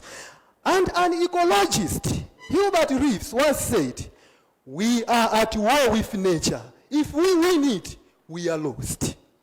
The school curriculum is therefore an important tool for climate change education. This is according to UNESCO 2015. But Malawi's curriculum is not up to date. It seems it does not focus much on climate change education. But we are lucky because now we are in the process of updating it, curriculum review, and updating it. We are lucky. As already said, the evidence for climate change is almost everywhere. As what you see in this picture, this was Rumpi Secondary School in 2017. As you see, this school was damaged by strong winds and heavy rains. So you can see the school block there was damaged, even the library. It was damaged, books got wet, and even some teachers' houses were also destroyed. So this issue of climate change is very serious. Education was affected at this school. We need to include these issues in our curriculum. Our curriculum has to address all these issues. What you see here in this picture, this was in Kulambe Health Center in Palombe district. This was, I think we all know what happened last year. Continue, I just want to put it. No, leave it like that. It may run, it will run. Yeah, it will run. Yeah, so what you see in this picture, this was in Kulambe Health Center in Palombe district. And to your left there, it was before Cyclone Fred. And to your right there, it was after Cyclone Fred. So you can see that picture, the way how the health center was damaged. Even the patients were swept away. Some patients were killed, they were swept away.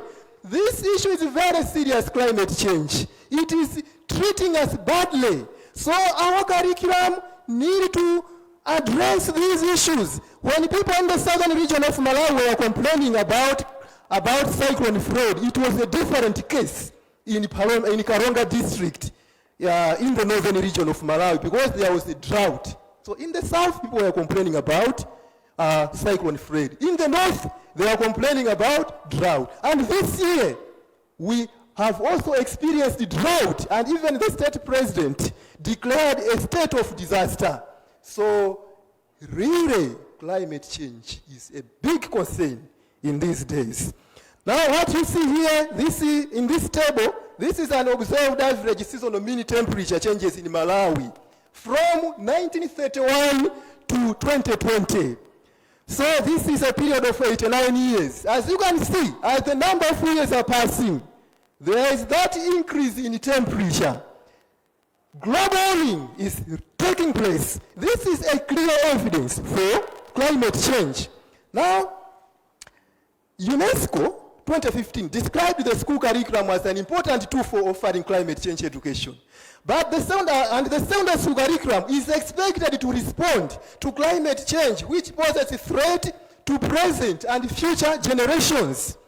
It is expected to bring positive transformation in students' knowledge, skills, values, and attitudes. However, the situation in Malawi is that there seems not to be enough focus in the curriculum in relation to climate change education. And if the situation continues of not educating learners with knowledge, values, attitudes, and skills on how to live with climate change, the future consequences will be catastrophic. So this is the right time that our curriculum has to include these issues. And in the study, the following were the specific objectives: to examine how climate change education was addressed in senior secondary school curriculum in Malawi, to examine the preparedness of secondary school teachers to teach climate change education content in senior secondary school curriculum in Malawi, to investigate how secondary school teachers taught climate change education content in senior secondary school curriculum in Malawi, to assess learners' knowledge, attitudes, and practices towards learning climate change education content in senior secondary school curriculum in Malawi, and to design intervention strategies on how this senior secondary school curriculum can be improved. Limitation and delimitation of the study. So, some respondents viewed the questionnaire with political minds and were reluctant in filling it. And this might have negatively affected the validity of their responses. In terms of the delimitation, the study was expected to be conducted in all the districts in Malawi. But due to limited resources, it would be very hard to conduct a study of that magnitude. So it was conducted in 8 districts in the southern region of Malawi, which is also more vulnerable to climate change. So it was specifically conducted in Shire Highlands and Southwest Education Divisions. So the national curriculum in UK offers compulsory climate change education. But in Malawi, climate change education is mostly included in geography, which is not a compulsory subject in senior secondary schools. And Mandela 2016 recommended that the curriculum should be reviewed regularly, so that the students should acquire knowledge, skills, attitudes, and values that are in line with the new events. But Malawi's curriculum is not up to date. Now we are updating it now. It was last updated in 2015.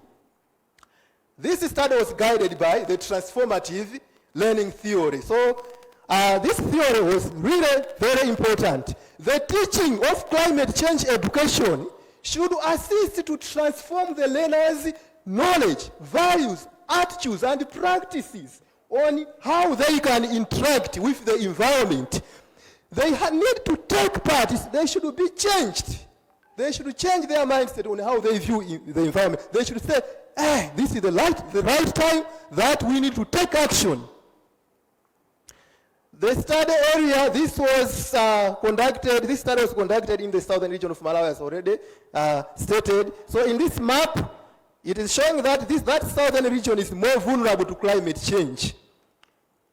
So this study employed the mixed methods.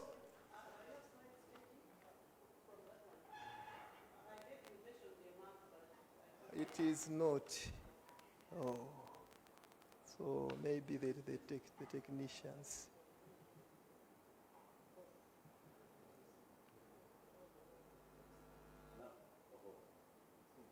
Oh, it is now. It is now. Okay. So that map, that was the map. That was the map. So that part, the southern region of Malawi, is more vulnerable to climate change. You can see that color there. That red. Those are the areas that are more vulnerable. That's why the study focused much in that area. So in terms of the methodology, this study employed the mixed methods design. So it employed the convergent parallel design. In terms of the sample, this study employed 416 teachers in 52 secondary schools. So 416 teachers filled in the questionnaires. Also, free curriculum developers and free inspectors of schools were interviewed. So, and 64 learners also took part in the study by filling in the questionnaires, and they also took part in focus group discussions. So, document analysis, in terms of data collection methods and instruments, document analysis was also conducted, whereby the 8 syllabi at senior secondary school level were analyzed to see if they really addressed climate change or not. And semi-structured interviews were also conducted. Free curriculum developers, free inspectors of schools, lesson observations were conducted, whereby 28 lessons were observed. And the focus group discussion was also done whereby learners were involved in focus group discussions. So in terms of data analysis, descriptive statistics were used in the quantitative data, so that software was used, SPSS. Qualitative data was analyzed thematically. So results and the discussion. So the first objective was to examine how climate change education was addressed in senior secondary school curriculum. So through the questionnaires, it was found that most teachers agreed that climate change education content is not adequately infused in all the subjects. In terms of the analysis of Malawi Senior Secondary School syllabi, document analysis that was, it was also found that the syllabi had inadequate climate change education content. So the subjects that were analyzed were agriculture, biology, chemistry, Chichewa, English, geography, physics, and social studies. So it was found that all the syllabi had that inadequate content about climate change education. What you see here is an extract from geography syllabus.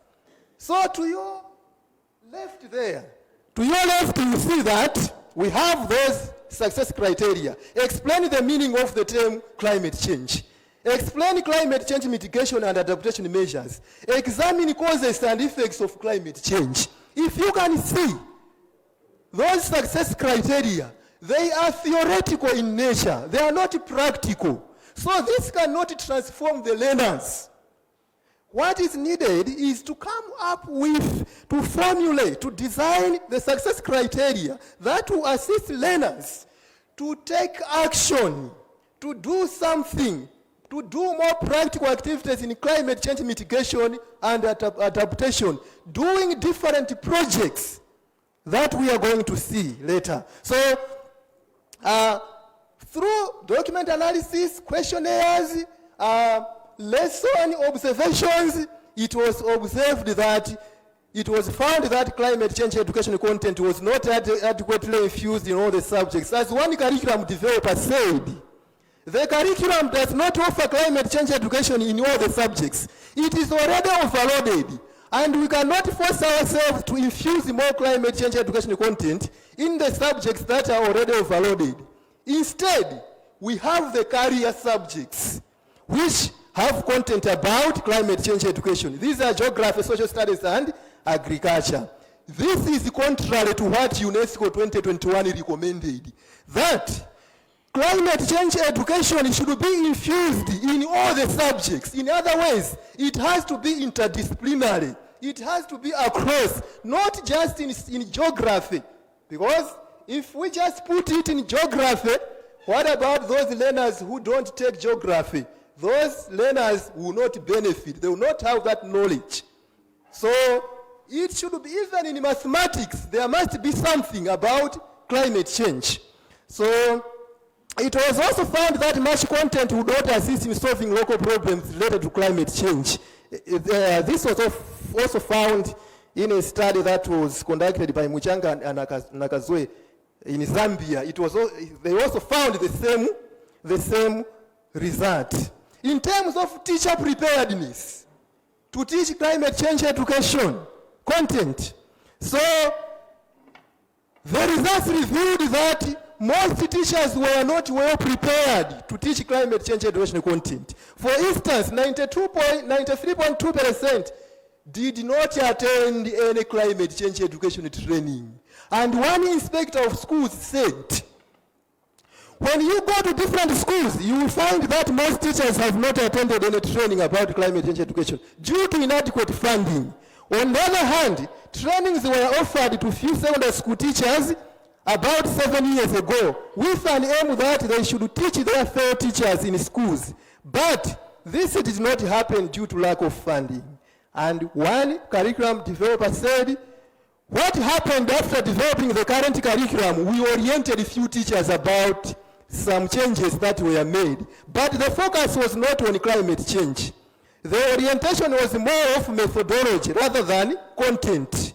So the issue of climate change education was not tackled. So teachers who are not well prepared may lack knowledge and skills in the teaching of climate change education content, and they can easily misinterpret and pass on wrong information to the learners. So there's a need to do something.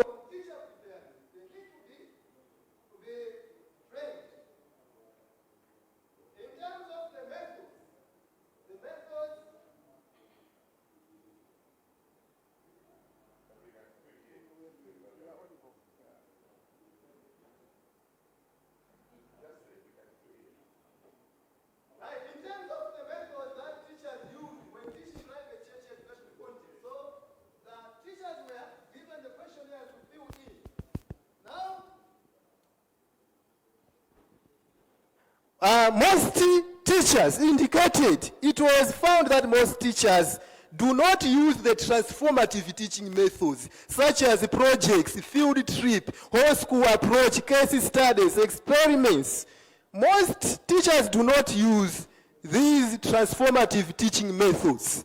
So this is not different from what was observed in the lessons, whereby out of 28 lessons, only one teacher used the project method. That was, they were planting tree seedlings that time.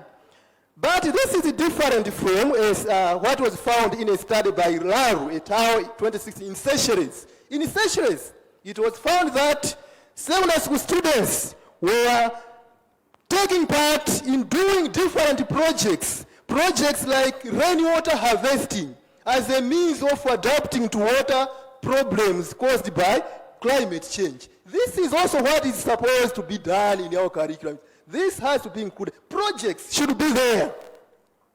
And 62.3% of teachers agreed that they used lecturing. This was similar to what was observed in the classroom, whereby 16 out of 28 lessons were taught through lecturing. So teachers who mostly used this method focused much on covering much content for learners to pass examinations. So they were teaching with a focus that learners should pass examinations. Not that they should do practical activities, they should practice, no, but they should just pass. So this is the thing that has to be looked into in our curriculum. So, as what UNESCO encouraged, that the teaching of climate change education should do, transformative teaching methods have to be used, such as projects, field trips. These transformative whole school approach, whereby everyone, even the community, should join hands with the schools, working together in different climate change education projects. And another objective was to assess learners' knowledge, attitudes, and practices towards learning climate change education. So in terms of learners' knowledge, learners were given questionnaires, and there were questions, different questions. They were asked many questions. Now, the questions were categorized into causes, effects, mitigation, and adaptation to climate change. And the results for all questions indicated that an average of 43.1% of learners responded to the questions correctly. I'm sorry, the slides are not moving there. Okay, this implied that more than half of learners had little knowledge about climate change. In terms of learners' attitudes, it was found that most students, 73.4%, agreed that learning climate change education content made them got worried about the future. And this was similar to the results that were found in focus group discussions. Similarly, a study that was conducted in USA by Kaplan and Gusting, 2019, they found that learners got worried and expressed fear and anger around the scientific topic of climate change. In terms of learners' practices, it was found that an average of 66.9% did not have climate change educational practices for mitigating and adapting to climate change, for instance, waste management and water harvesting. This was contrary to what a philosopher, Herbert Spencer, said, that the great aim of education is not knowledge, but action. So what is needed is that our curriculum should be more of action, practice, not just theory. No. This has to be looked into. And this issue of climate change is very serious. It has to be taken seriously in the curriculum. We are really at war with nature. And in South Africa, a study that was conducted by Tenga and others, they found that Fundisa for Change program assisted teachers to engage learners in practices for climate change mitigation and adaptation.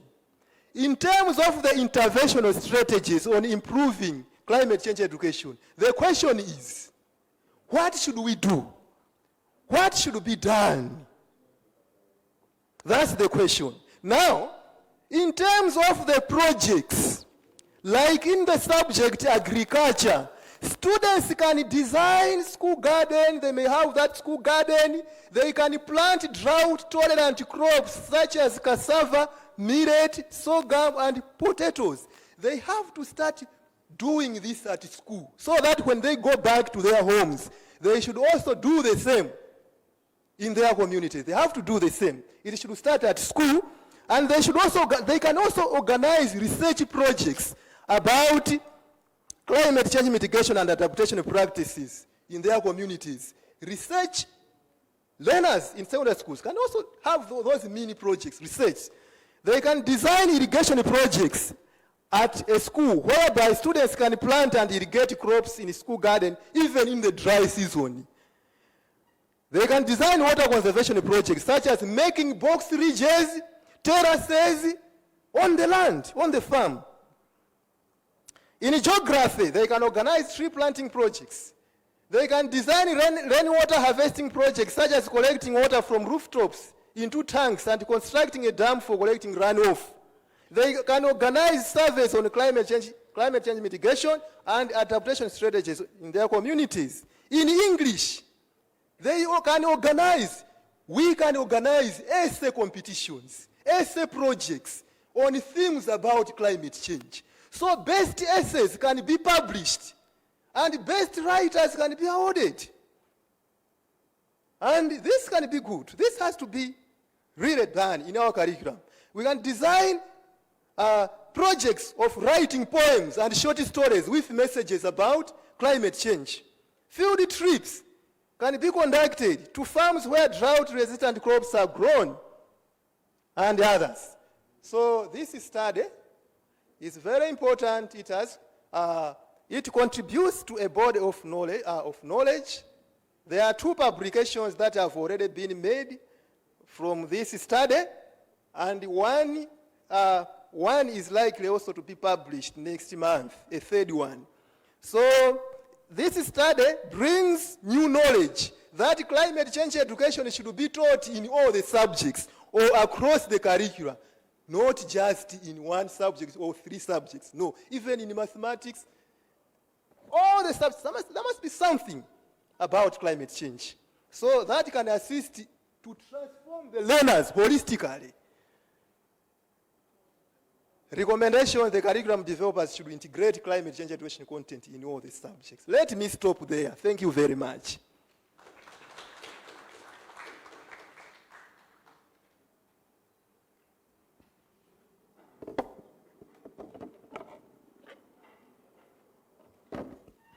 Thank you, Mr. Duncan Watson. Ladies and gentlemen, let's also give another big round of applause to the presenter.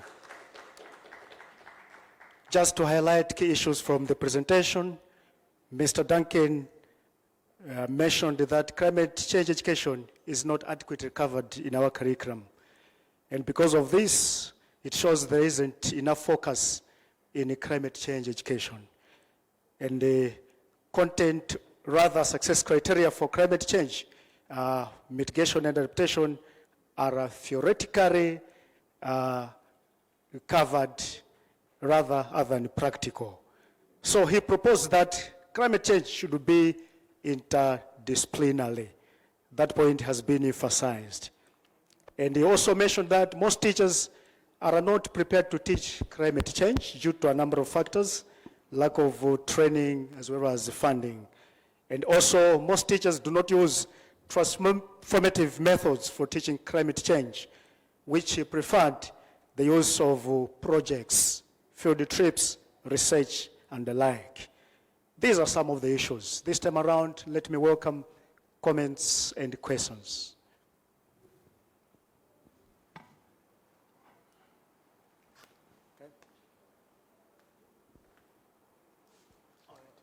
Mr. Wyson Banda there? Yeah, just next to you. I am Wyson Banda. I have a question on this presentation. The emphasis is on inadequate content with regard to climate change. As a researcher, did you also consider socio-economic factors that might lead to climate change? Because there are other social activities and economic activities that can influence people to destruction of the environment in different areas. Did you also consider this as another area that can lead to climate change? Thank you. Another question?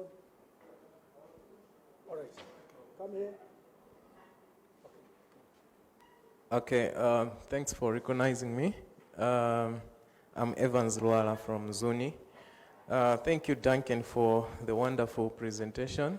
It's actually an area that I'm also passionate about. And as you rightly put it, climate change is actually tricky in nature.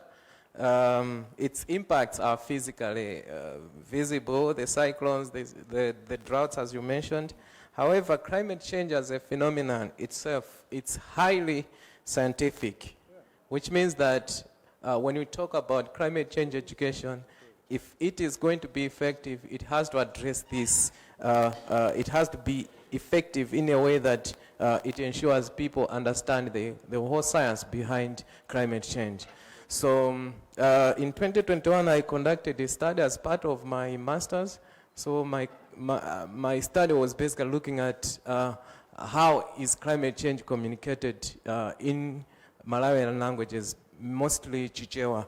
So I found that the science part, the science aspects of climate change are not effectively communicated in Malawian languages because of the technical terminologies and the other scientific complexities. So it's no wonder that in your study you're saying 57% of the learners you asked about questions on causes, effects of climate change, they did not have answers. They don't have knowledge. So that's not surprising. So my question is basically maybe drawing on your study. What is it that you can advise so that maybe as you are advocating that climate change should be expansively integrated in the curriculum, in the different subjects, how effectively should this be done in order to address the question of communicating the science, which is the most important aspect that needs to be understood in order to address the rest about climate change? Thanks. Yeah, he has covered much of what I want to ask you. Of course, he has said that climate change is a scientific, more of a scientific phenomenon.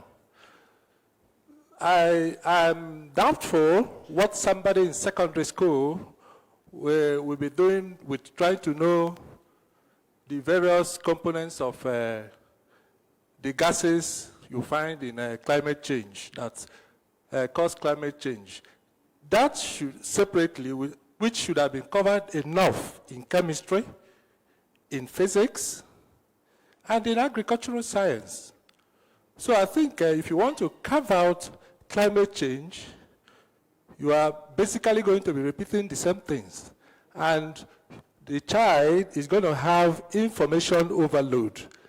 These days, we are battling with information overload for many children, both in Africa and elsewhere.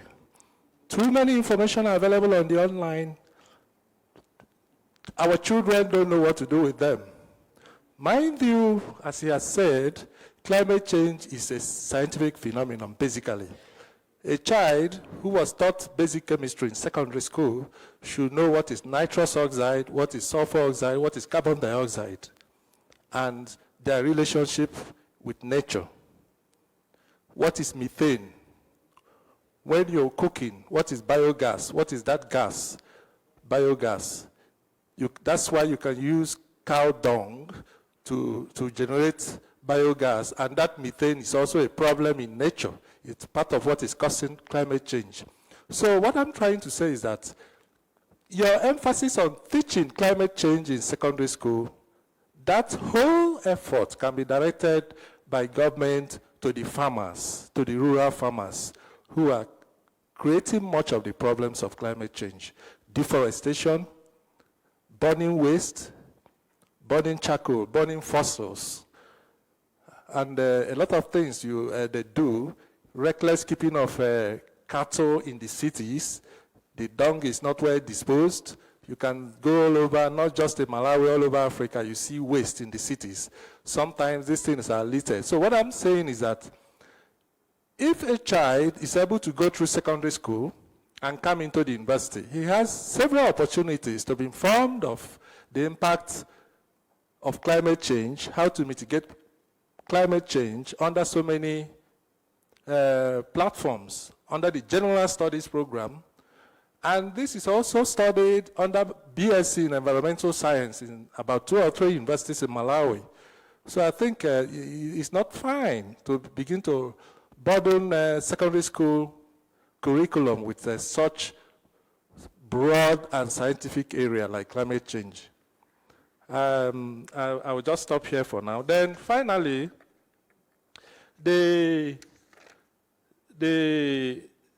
like he has said, climate change in Africa, even in the European countries, everybody is battling with, singing with climate change. Climate change. It causes global warming, it makes the ocean to tide and cause cyclone, cause this. But mind you that the whole game of climate change, people have not even looked at. It is more important in the developing countries. They are the ones creating the changes. You can know the number of bombs that are being exploded in Gaza in the last several months. And the people are testing all kinds of missiles. These are the major issues that is creating climate change. So I don't know how you're going to communicate that to a secondary school chap. And that issue is fairly covered in geography and even history. Thank you. Let me stop here. Thank you so much. For the interest of time, ladies and gentlemen, let me stop there taking comments and questions. Oh, something burning. All right. Thank you.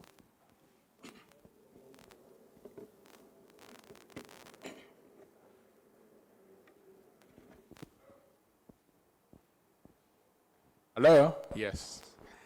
Yeah, I just wanted to share that the Educans and Archdiocese of Lilongwe have an EcoStar School project, which is making it more practical to teach about climate change. So through this project, we have encouraged all the schools. I think we have 30 schools in Mangochi, Choro, Salima, and Lilongwe.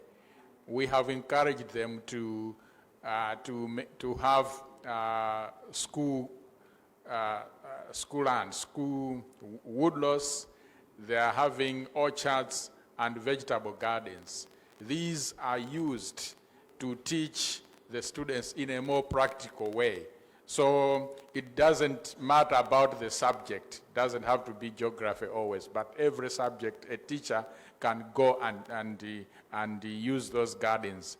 The children are also taught even planting of trees. They are planting trees For the past month, 4,000 trees have been planted in these schools. And lastly, the teachers are being taught active teaching and learning methodologies, practical ways to teach students about climate change using the school gardens, woodlots, and vegetable gardens that are in these schools. So maybe this is something that we can encourage in the schools, and I'm glad the directors are here, including UNESCO. I think they are aware of this project. I would only say, let's indeed include climate change awareness in our syllabus, but also ensure that we make it more practical by encouraging the schools to have projects or programs that promote climate change education. Thank you. Thank you so much. Key issues that have emanated from our discussions, firstly, we're saying there are issues to do with socio-economic factors. Another issue is the understanding of the science part of climate change, and also there is a need not to replicate similar content across the curriculum, and we also need to communicate to the massive citizens of the country about issues of climate change that are occurring. And also there is need to create different platforms where our students can learn about issues concerning climate change other than just learning at school. This time around, ladies and gentlemen, allow me to invite Mr. Watson Duncan to respond to some of the questions. Thank you.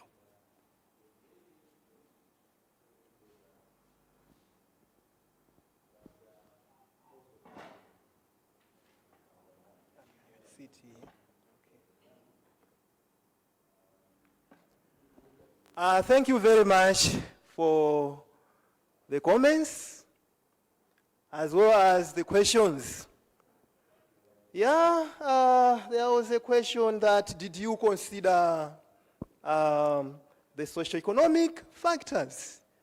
Yeah, in the study, partly there was something about that, the socioeconomic factors. So, because the issues that are leading to the destruction of our environment, issues like charcoal burning, that is leading to deforestation. So, in other words, the anthropogenic activities, human activities. So all these issues are the ones that are supposed to be included in our curriculum. Alternatives have to be found. So learners should be taught the alternatives. Instead of charcoal burning, what should be done? So,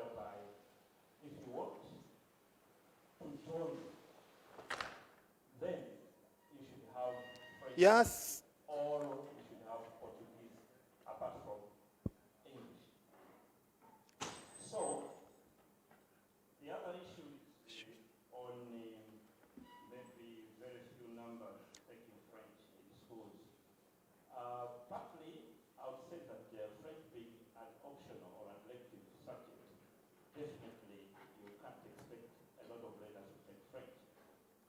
And as well, maybe the few teachers were talking about is because since the demise of French. So let me proceed. So these are the issues that need to be included in our curriculum. Learners need to be taught the alternatives. Someone has mentioned of the biogas. Those are some of the alternatives that can be used in place instead of using charcoal for cooking and other activities. So in terms of how the communication, what is it that you can advise for climate change education to be effectively communicated? Really, climate change education is science. It is science in nature.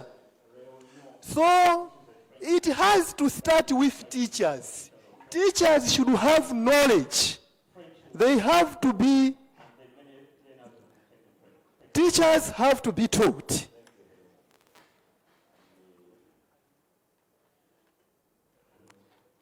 Teachers have to be taught. They should have that scientific knowledge, and they can effectively teach. They can effectively deliver the right information to the learners if they have that knowledge about climate change. But if they don't have that knowledge, then they can miscommunicate. They can pass on wrong information to the learners.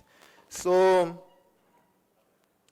and thank you very much. We have also heard what another school, what is done at another school where students have the school woodlots, vegetable gardens. This is what is supposed to be done. And other schools should also emulate that. So the whole school approach has to be used. Everyone should take a part. Even the members of the community have parents can work together with the students at school in different projects for climate change, like tree planting. They can work together. So through whole school approach, this can really lead to effective implementation of climate change education in school. Let me stop there. Thank you so much. I know we can want to keep talking. That tells that this conference was indeed important, and they would love to have this conference even in 3 weeks' time. So thank you so much, ladies and gentlemen. I think the team that are opening will shortly open the other door so that we go straight into the closing ceremonies. May I humbly ask the high table to go in front. Dr. Zizwan Sukuma, the MI Director, Dr. Franklin Temangombe, Director Basic, Madam Grace Milner, Deputy Director representing the Director DICAS, Dr. Livnes Mare, EDM Shide Highlands representing secondary, Director Secondary, Madam Evelyn Njima, Director Planning, Mrs. Victoria Geresom, and also Director Human Resource, Mr. Zimba.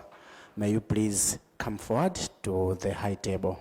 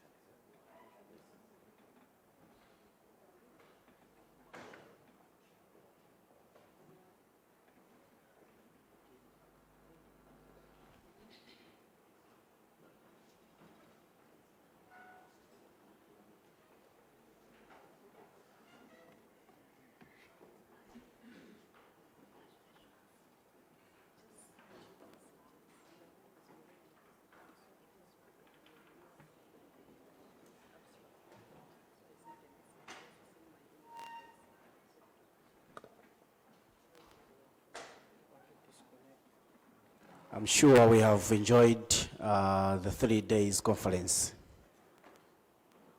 Can someone stand and say and mention the theme of this conference without referring any document?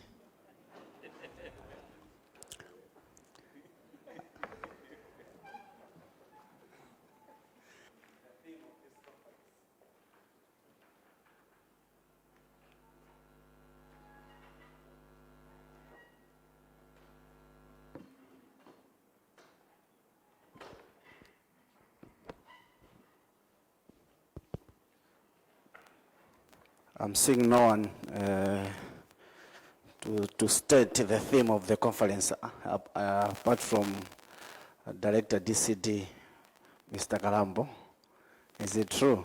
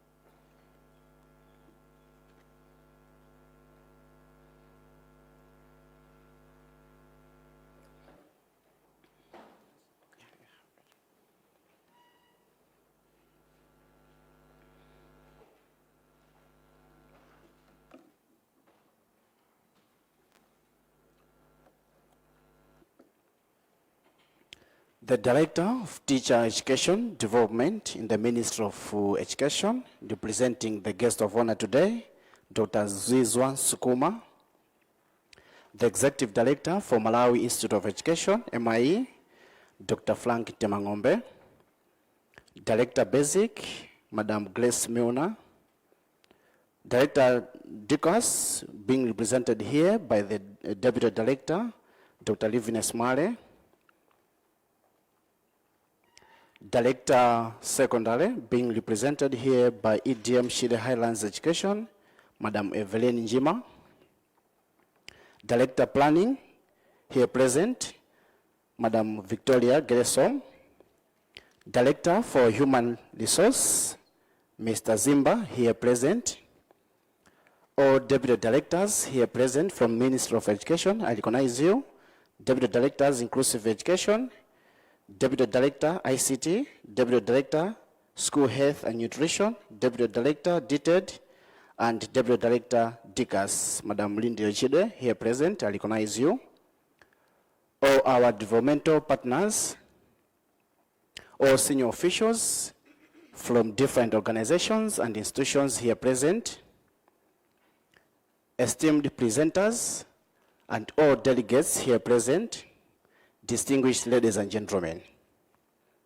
We are going towards the end of this 3 days conference, which started on Monday, the 22nd April, 2024, till today.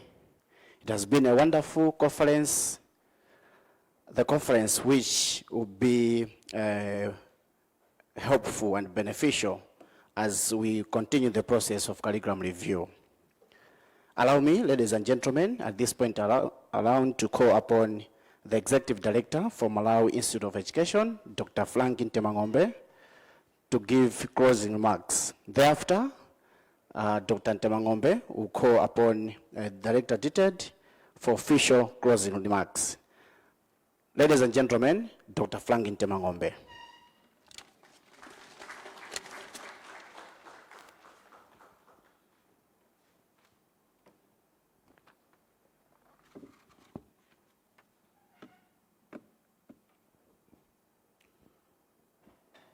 Director, Teacher Education and Development in the Ministry of Education, representing the SE, all directors and the deputy directors from the Ministry of Education, and all protocols observed, ladies and gentlemen, good afternoon.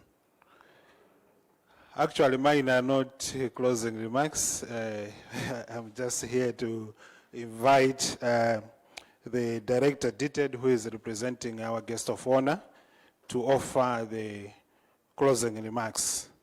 But before I do so, I just want to extend my appreciation to the 3-day action-packed conference. It has kept us engaged, and as evidenced by our daily attendance, including today, as we go towards the closing, I think if it were a football match, we could have said it has lived to its billing. Unlike the game that we watched yesterday between Arsenal and Chelsea, which didn't live to its expectations. Yeah, but as I'm saying, mine are words of appreciation. First, to the keynote speakers for your thought-provoking presentations, which stimulated a lot of reflections. Actually, you have challenged us to be forward-thinking in our approach so that our education is dynamic, experiential, and collaborative. Actually, you have challenged us so that our education should prepare students for real-world challenges and opportunities. To all the presenters, I say thank you so much. You have been so insightful. You have helped us to critically review the practice and to meaningfully look ahead as we review the curriculum. To all of us, the participants, the delegates, you have been a resource. You have been interactive. You have extended the discussion. Actually, when you go on social media nowadays, you find people that we are here to read the comments. And most of us were so eager to hear your comments and the debate after the presentations, which made the engagement more meaningful and more reflective as we look ahead in our curriculum review. Special appreciation also goes to Mobi School for extending the discussion beyond these forums. I also know some participants or delegates have been posting updates or highlights of this conference through social media. This is quite appreciated because it has allowed those that were not able to come here to follow what has been happening and also to extend their views and participate in the discussion. I take this conference as a part of a continued discussion and interaction for quality and relevant education in Malawi. As we review the curriculum and assessment, we have learned that we really need to critically think or rethink the ratio between values, skills, and knowledge, so that as we educate the whole person, we have something that we desire to have in our citizenry through our learners in the schools. So the implementation, the resourcing, the financing, and the monitoring of our education would help us to achieve the quality and the relevance that we are looking for. Actually, most of the discussions made me to reflect when I was teaching at Chancellor College. And we used to have a debate with our students that we are talking of a smart world, where we are talking of smartphones, smart TVs, smart cars, smart homes. But how about the people? So we should be thinking of producing smart people, producing smart graduates from our school systems. So with those few remarks, let me invite our guest of honor this afternoon, Dr. Musukuma, to offer his official closing remarks. Thank you so much.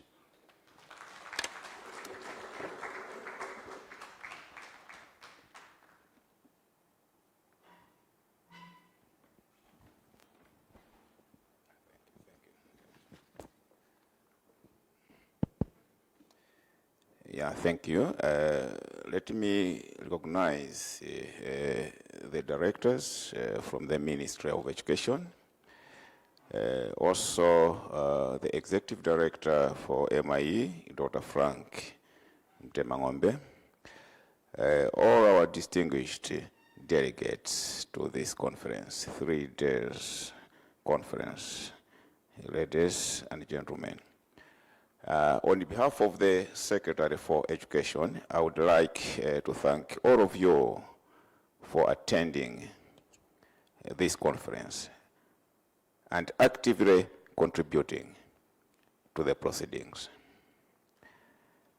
We have had a packed 3 days with lots of papers giving us insights on issues we need to pay attention to as we review our curricula, that's for the pre-primary, primary, secondary, and teacher education in Malawi.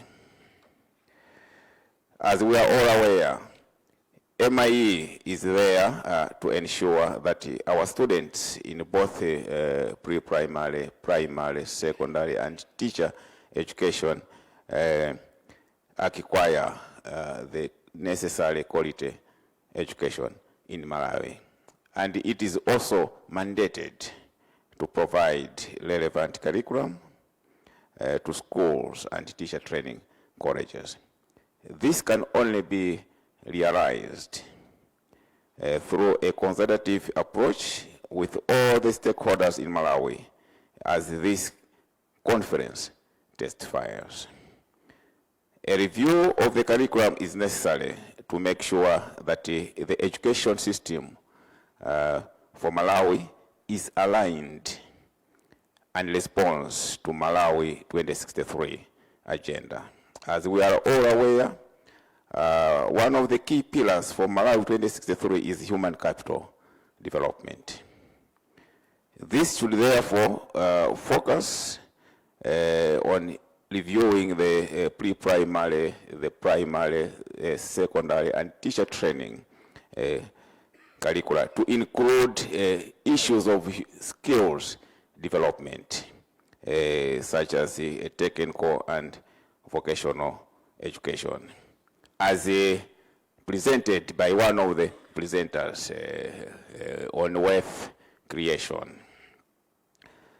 Our discussions these days have tallied with the consultations which we conducted, that's MIE and the ministry, before this conference.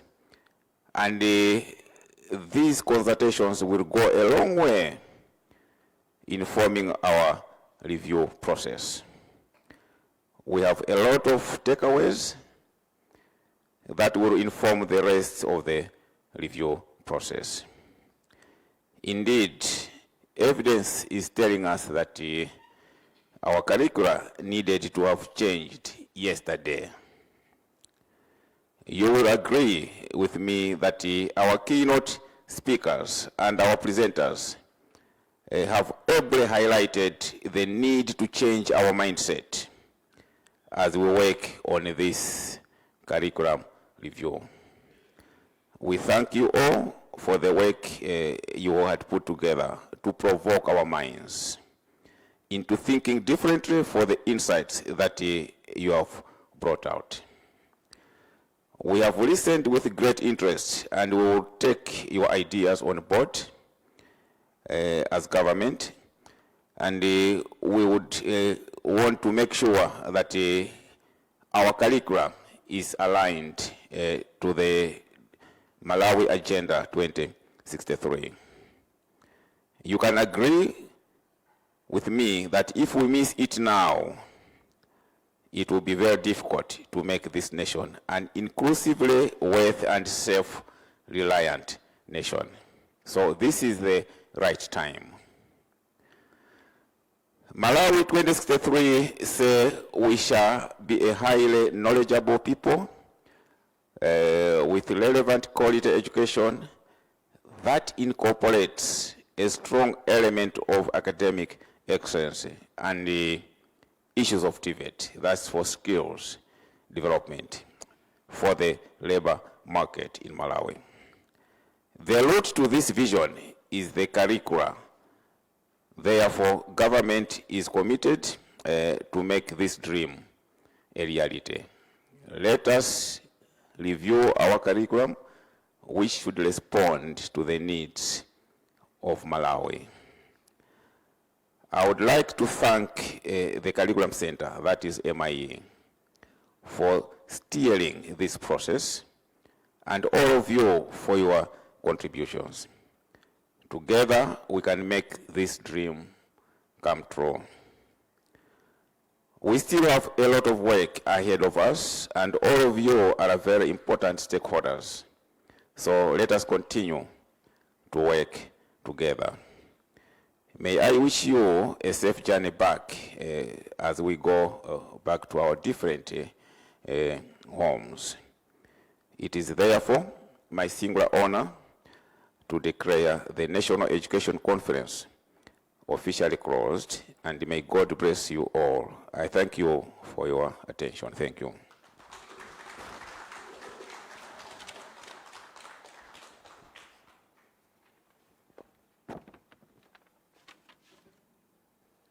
Indeed, together we can make this dream come true. Thank you so much, Director, for those closing remarks. Another big hand to our Director. Thank you so much, ladies and gentlemen. This is the end of our 3 days conference here at Nkopola. It's always a pleasure to have you around, and we are happy that you are here with us. So the last announcement, please, all those who presented, please make sure that you have submitted all your presentations. Please, before you leave, make sure that you have submitted your presentations. Allow me, ladies and gentlemen, to call upon Dr. Tuonge Saka, the gentleman who opened this 3 days conference with a word of prayer, to also close with a word of prayer. Thank you so much.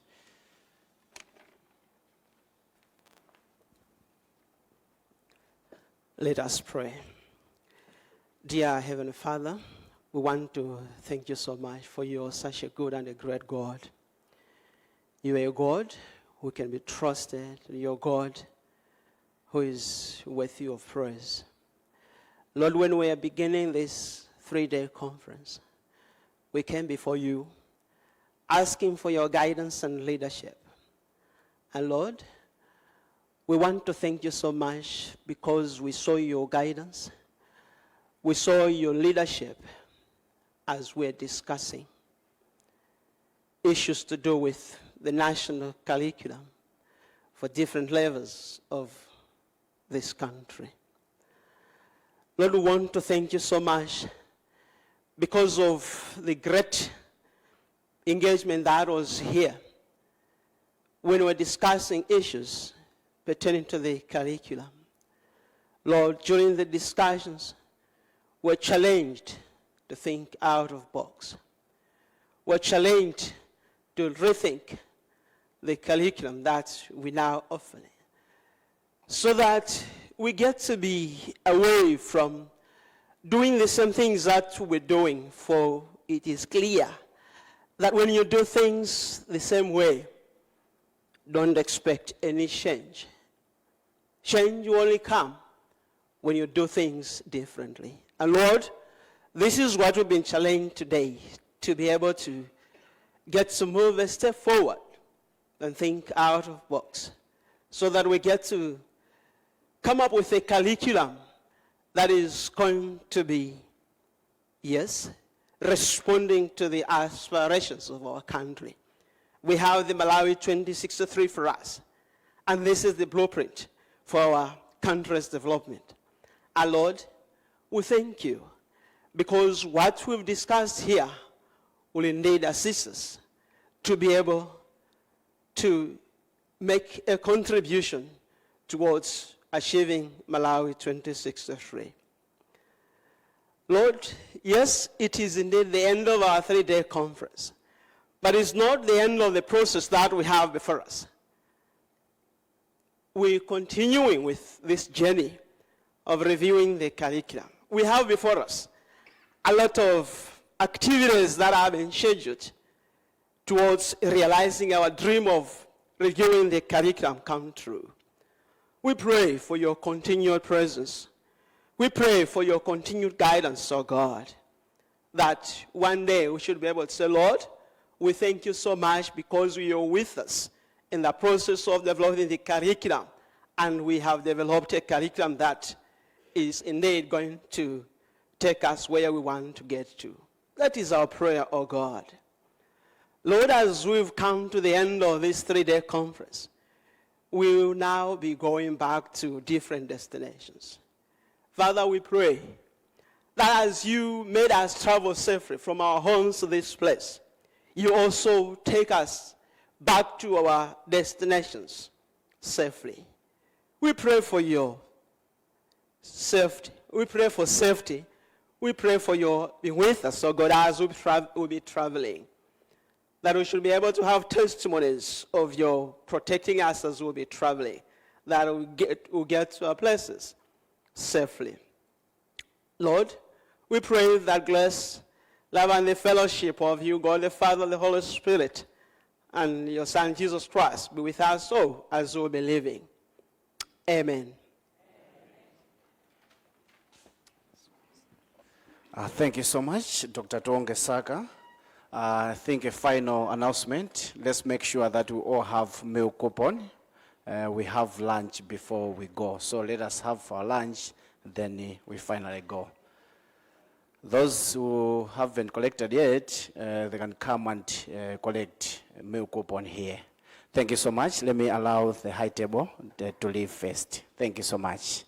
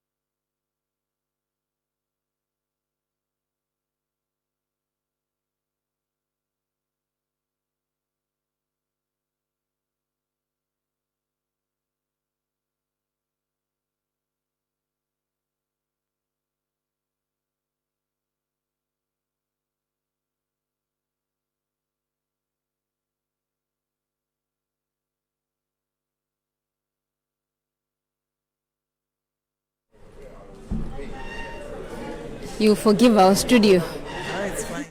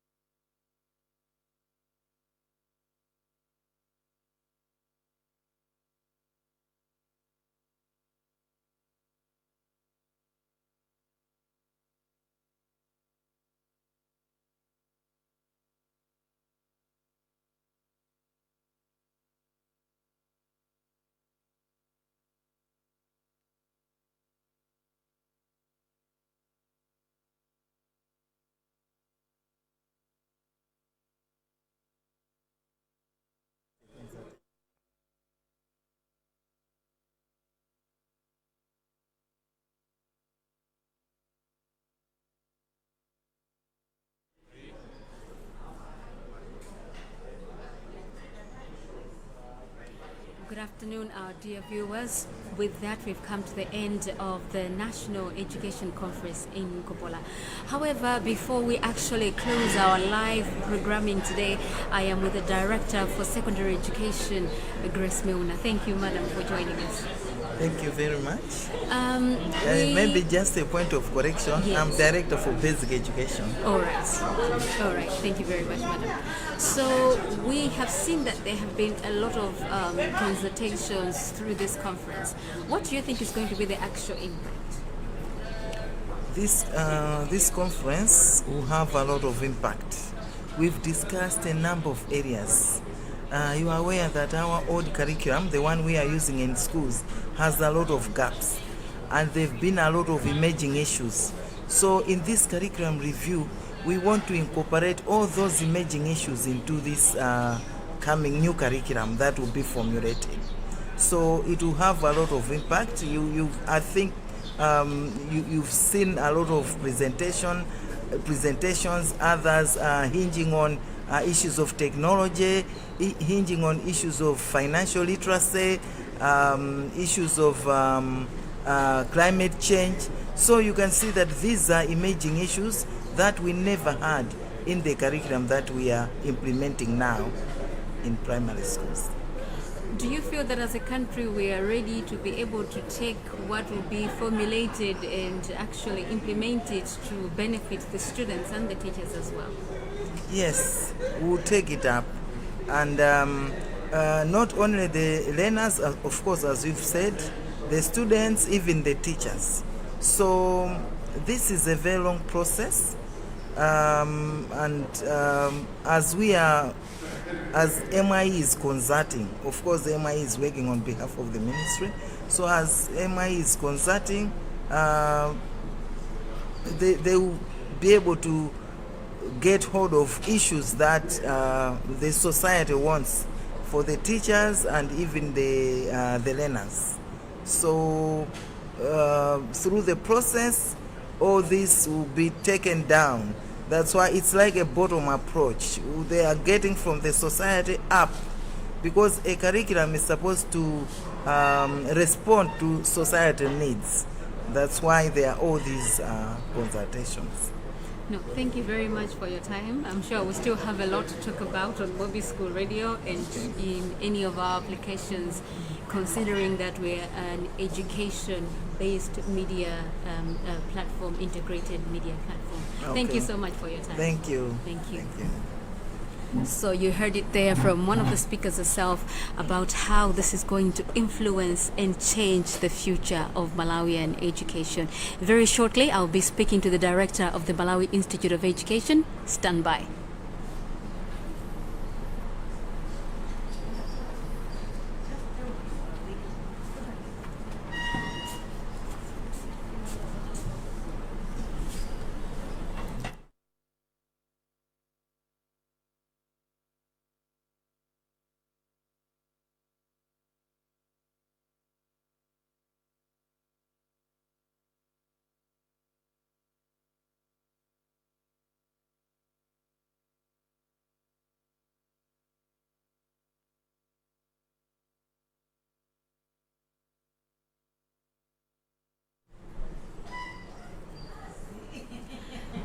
As promised, I am joined by the director for MIE, Dr. Frank Ntemangombe. Dr. Frank, welcome to this live session. Thank you so much. This conference has left so much for people to take home. But just to begin with, how has the MIE come up with a solution to issues in our curriculum? Thank you so much. Right now, we can't say we have come up with the solutions because the process is still underway. As you may be aware, we started with public consultations because we have taken a bottom-up approach. So far, people have been thinking that a curriculum is decided by the Malawi Institute of Education or officials from the Ministry of Education and then pushed through the education system. But that's not the case. So what we have done is to consult the public and what they want, because the curriculum must have relevance, first of all. So relevance comes from the society. What is it that they want the education system to provide? So after getting their views, we have also been engaging with ministries, departments and the government agencies on what is it that they look for in terms of the graduates from primary and secondary education system. And now here, through this conference, we are now engaging experts in the fields. Those that are teaching, those that are training teachers, those that are doing research in education. So that apart from the issue of relevance, we also touch on issues of quality.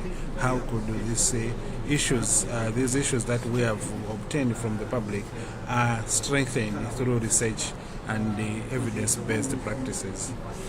During the consultations that you have done, what are the common issues that are being raised by the general public as well as the people in the education sector? Yeah, the main issue which is coming out is that our education or the provision of our education has focused on the knowledge and ignored the other aspects, especially skills and values. So they are all calling for a whole person approach where we are educating the whole person, the mind, and also issues of values. Our graduates must have the required values that the society looks for. They should have the required skills so that they take advantage of the opportunities and they're also able to address the challenges that are there in the real world, rather than just to focus on people that can pass exams and then not be able to adapt in the real world. Considering the factor of time, how much time do you have before this begins to bear fruit? Yeah, a curriculum takes time to bear fruits, but in terms of our planning and the implementation, we are hoping that come September 2025, we are going to roll out this curriculum in the junior primary school and also in Form 1 and 3. And then in the subsequent year, we will look at the other classes. But for the impact to be seen of this new curriculum, it will take quite a number of years because we are talking of someone who is starting standard 1 in 2025, September 2025, to be introduced to the new curriculum. So for this one to graduate through the primary cycle, it means 6 or so years down the line. One of the things that we are also considering and the views that are coming in is on the cycles of our school systems. Elsewhere, primary school is for 6 years. Here in Malawi is 8 years. Elsewhere is 7 years. We don't have pre-primary education. Elsewhere they have strong and structured pre-primary education. So those are all the aspects that we are looking into, so that come September 2025, we have an integrated curriculum system. For someone who's been following us online and on radio since we began, what do you think should be their take-home? Their take-home is that this conference has brought together ideas that will inform the practice and also the reshaping of the curriculum in terms of the design, as I've already talked about, issues of values, skills, and the attitudes, skills and the knowledge, so that there is a proper balance between what they are learning in terms of knowledge and also what values we are inculcating in those learners and what kind of skills we want them to have to adapt in real life situations.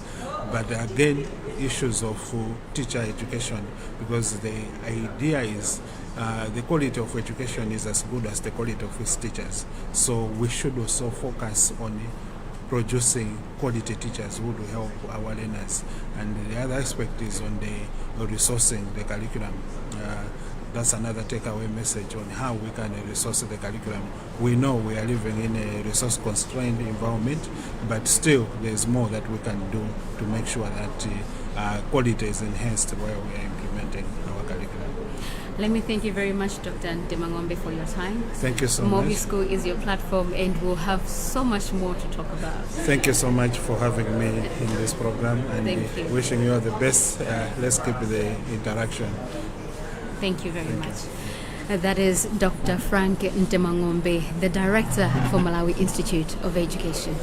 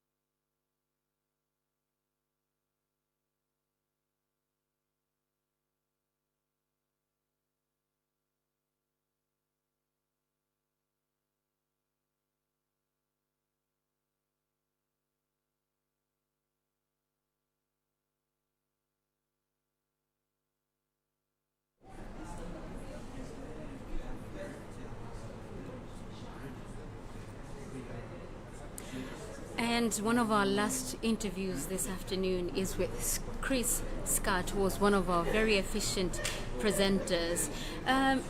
Chris, you spoke about several things when you were doing your presentation, but just a quick recap, if we were to describe what you said in a few words for someone who missed the whole presentation, what would you say you were projecting in this conference? Okay, well, thank you for asking. One of the key things that we wanted to talk about was mindset change and what is transformation, because we were talking about how do we transform the lives of individuals and communities. But sometimes when we think of transformation, we just think, oh, we can tweak the curriculum here and there and that will be transformation. But that's really just change. And so first of all, the aim was to try and provoke the thinking about what is transformation and to help people to go, actually, we need to rethink everything. We need to think outside the box. Hence there was that activity with the 9 dots and drawing 4 lines to join them all together, was just to get that thinking. You have to go outside of the dots to be able to find the solution, and there are solutions here. And then we wanted to look at what do communities need, what do individuals need, and this idea that everyone is valuable. You know, in Malawi we hear the statistics of how many students actually get to secondary school and the rest kind of disappear. What happens to them? And that is wrong, but we need a system that changes that. So helping us to realise that our education system has got to value the giftings that God has put in every single child. When you were talking about mindset change and embracing technology, you spoke about allowing students to have access to chat GPT. Don't you think that somehow it will promote laziness among the learners? Yeah. I guess I wasn't so much suggesting that students use ChatGPT. I think I was using it as an example of how knowledge in today's society is very easy to get hold of. And the current curriculum is very much based on what a student can learn and what they can write down in the exam. But if knowledge is so easy, we need to teach students to work in a different way. Yes, they can discover knowledge through ChatGPT, they can use Google, they can use all the resources available for them. But what is truth? The students need to be able to identify, you know, what is true, what is false, what can I trust? And so we should bring technology in. During COVID, we put together an app and we take that app into primary schools and they're doing lessons on this and so on. So I really love using technology, but I think the important thing is helping young people to gain skills that make them ready for this modern world, because technology is a double-edged sword. There are many blessings, but there are also the other side, such as my son who wants to spend all his life on his gadgets rather than focusing on other things. I understand. So one thing that I wanted to ask you was, considering that we're talking about mindset change with children that are going back to the same social setting, to the same culture, how do you think we can really get to a place where we begin to shift from what we've been fed with, what has created our identity, to becoming new people? Well, I think that's where we come back to the belief tree that I talked about, and our thinking is based on the soil that we're planted in. So, you know, I am shaped by what my parents have told me, I'm shaped by what my teachers tell me, I'm shaped by my experiences and so on. So if we don't change the soil that the students are growing up in, we're never going to see a different result. So if we want to change mindset, we have got to encourage all kinds of initiatives that enable students to be exposed to things that are positive, that want to help us get to the 2063 vision, that want to build character. You know, I come from a Christian perspective as well, and I really believe that as Christians our life should not be secular and spiritual, but everything is spiritual. Your work is worship, and when you have that kind of attitude, you value things, you use them well, you suddenly see solutions because you're using your God-given gifts. So, but whether you're Christian or not, you can appreciate the idea that your mind and your thinking does dictate what you do. And so if we can create schools that are examples to the students, you know, they walk into school, for a start, it needs to be tidy and beautiful, because then it teaches children order is good. It teaches them that actually they are valuable. When the teacher's smiling at them when they come in, they go, wow, I'm important, and then they want to learn from that teacher. So you've got the basics there of helping teachers, once they see their job as a vocation, then the way that they respond, the relational approach that they have with their students already starts to win that battle. But then the environment, what is the hidden curriculum? We're talking about curriculum change, but we actually only remember about 10% of what we hear. So students are learning by watching the teacher, the students are learning by what they see, they're learning by what's going on in the community, what their friends are doing, and so on. So schools need to be places where there are examples of innovation. You know, we want solar technology in schools, not just because we want power, but because we want students to see that there are ways of gaining power and developing our community. You know, we want students to be actively involved in projects where maybe they're designing goods and selling them, or running shops and so on, so that they're practically applying their learning. And I think that mindset that says, I don't just have to memorize and pass an exam, actually I can use my skills and I can make an impact on my community, I can make an impact on my world, and that will start to create that entrepreneurial nation. And hopefully with good values, in my view Christian values, but in good values, then that will actually create the character that the nation needs to be able to reach the 2063 agenda. Thank you very much for your time. We've learned so much, and because Mobi School is a platform where we talk about education and we take a holistic approach to ensuring that people apply what they've learned in their classrooms. We'll be talking a lot, and we'll be catching up with you on Mobi School Radio, online, as well as all our platforms. I look forward to it. Thank you so much. Thank you so much.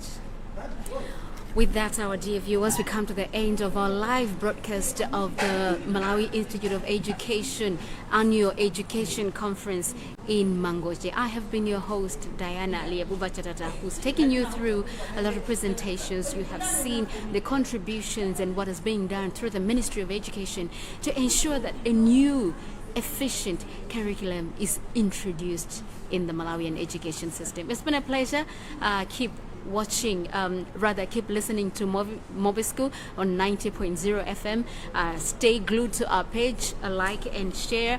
But also remember that I had actually promised that there will be some people who have won t-shirts that will be announced at the end of this broadcast. And the t-shirt winners include Has Ndunyam. Please understand that I'm using the names that you're using on Facebook. Do not change these names, as your messages will be directed to the profiles that bear this name. We have Haz Ndunya, we have John Paul Yohani, we have Frank Piri, and we have Frank Ali Piri. We have Chifundo Kaunda, Leah Msuka, and Sylvia Wabei Piri. It's been a pleasure. Please remember to go back and watch this video if you want to see if you're one of the winners of the beautiful Mobi School branded t-shirt. Have a lovely afternoon. Bye-bye.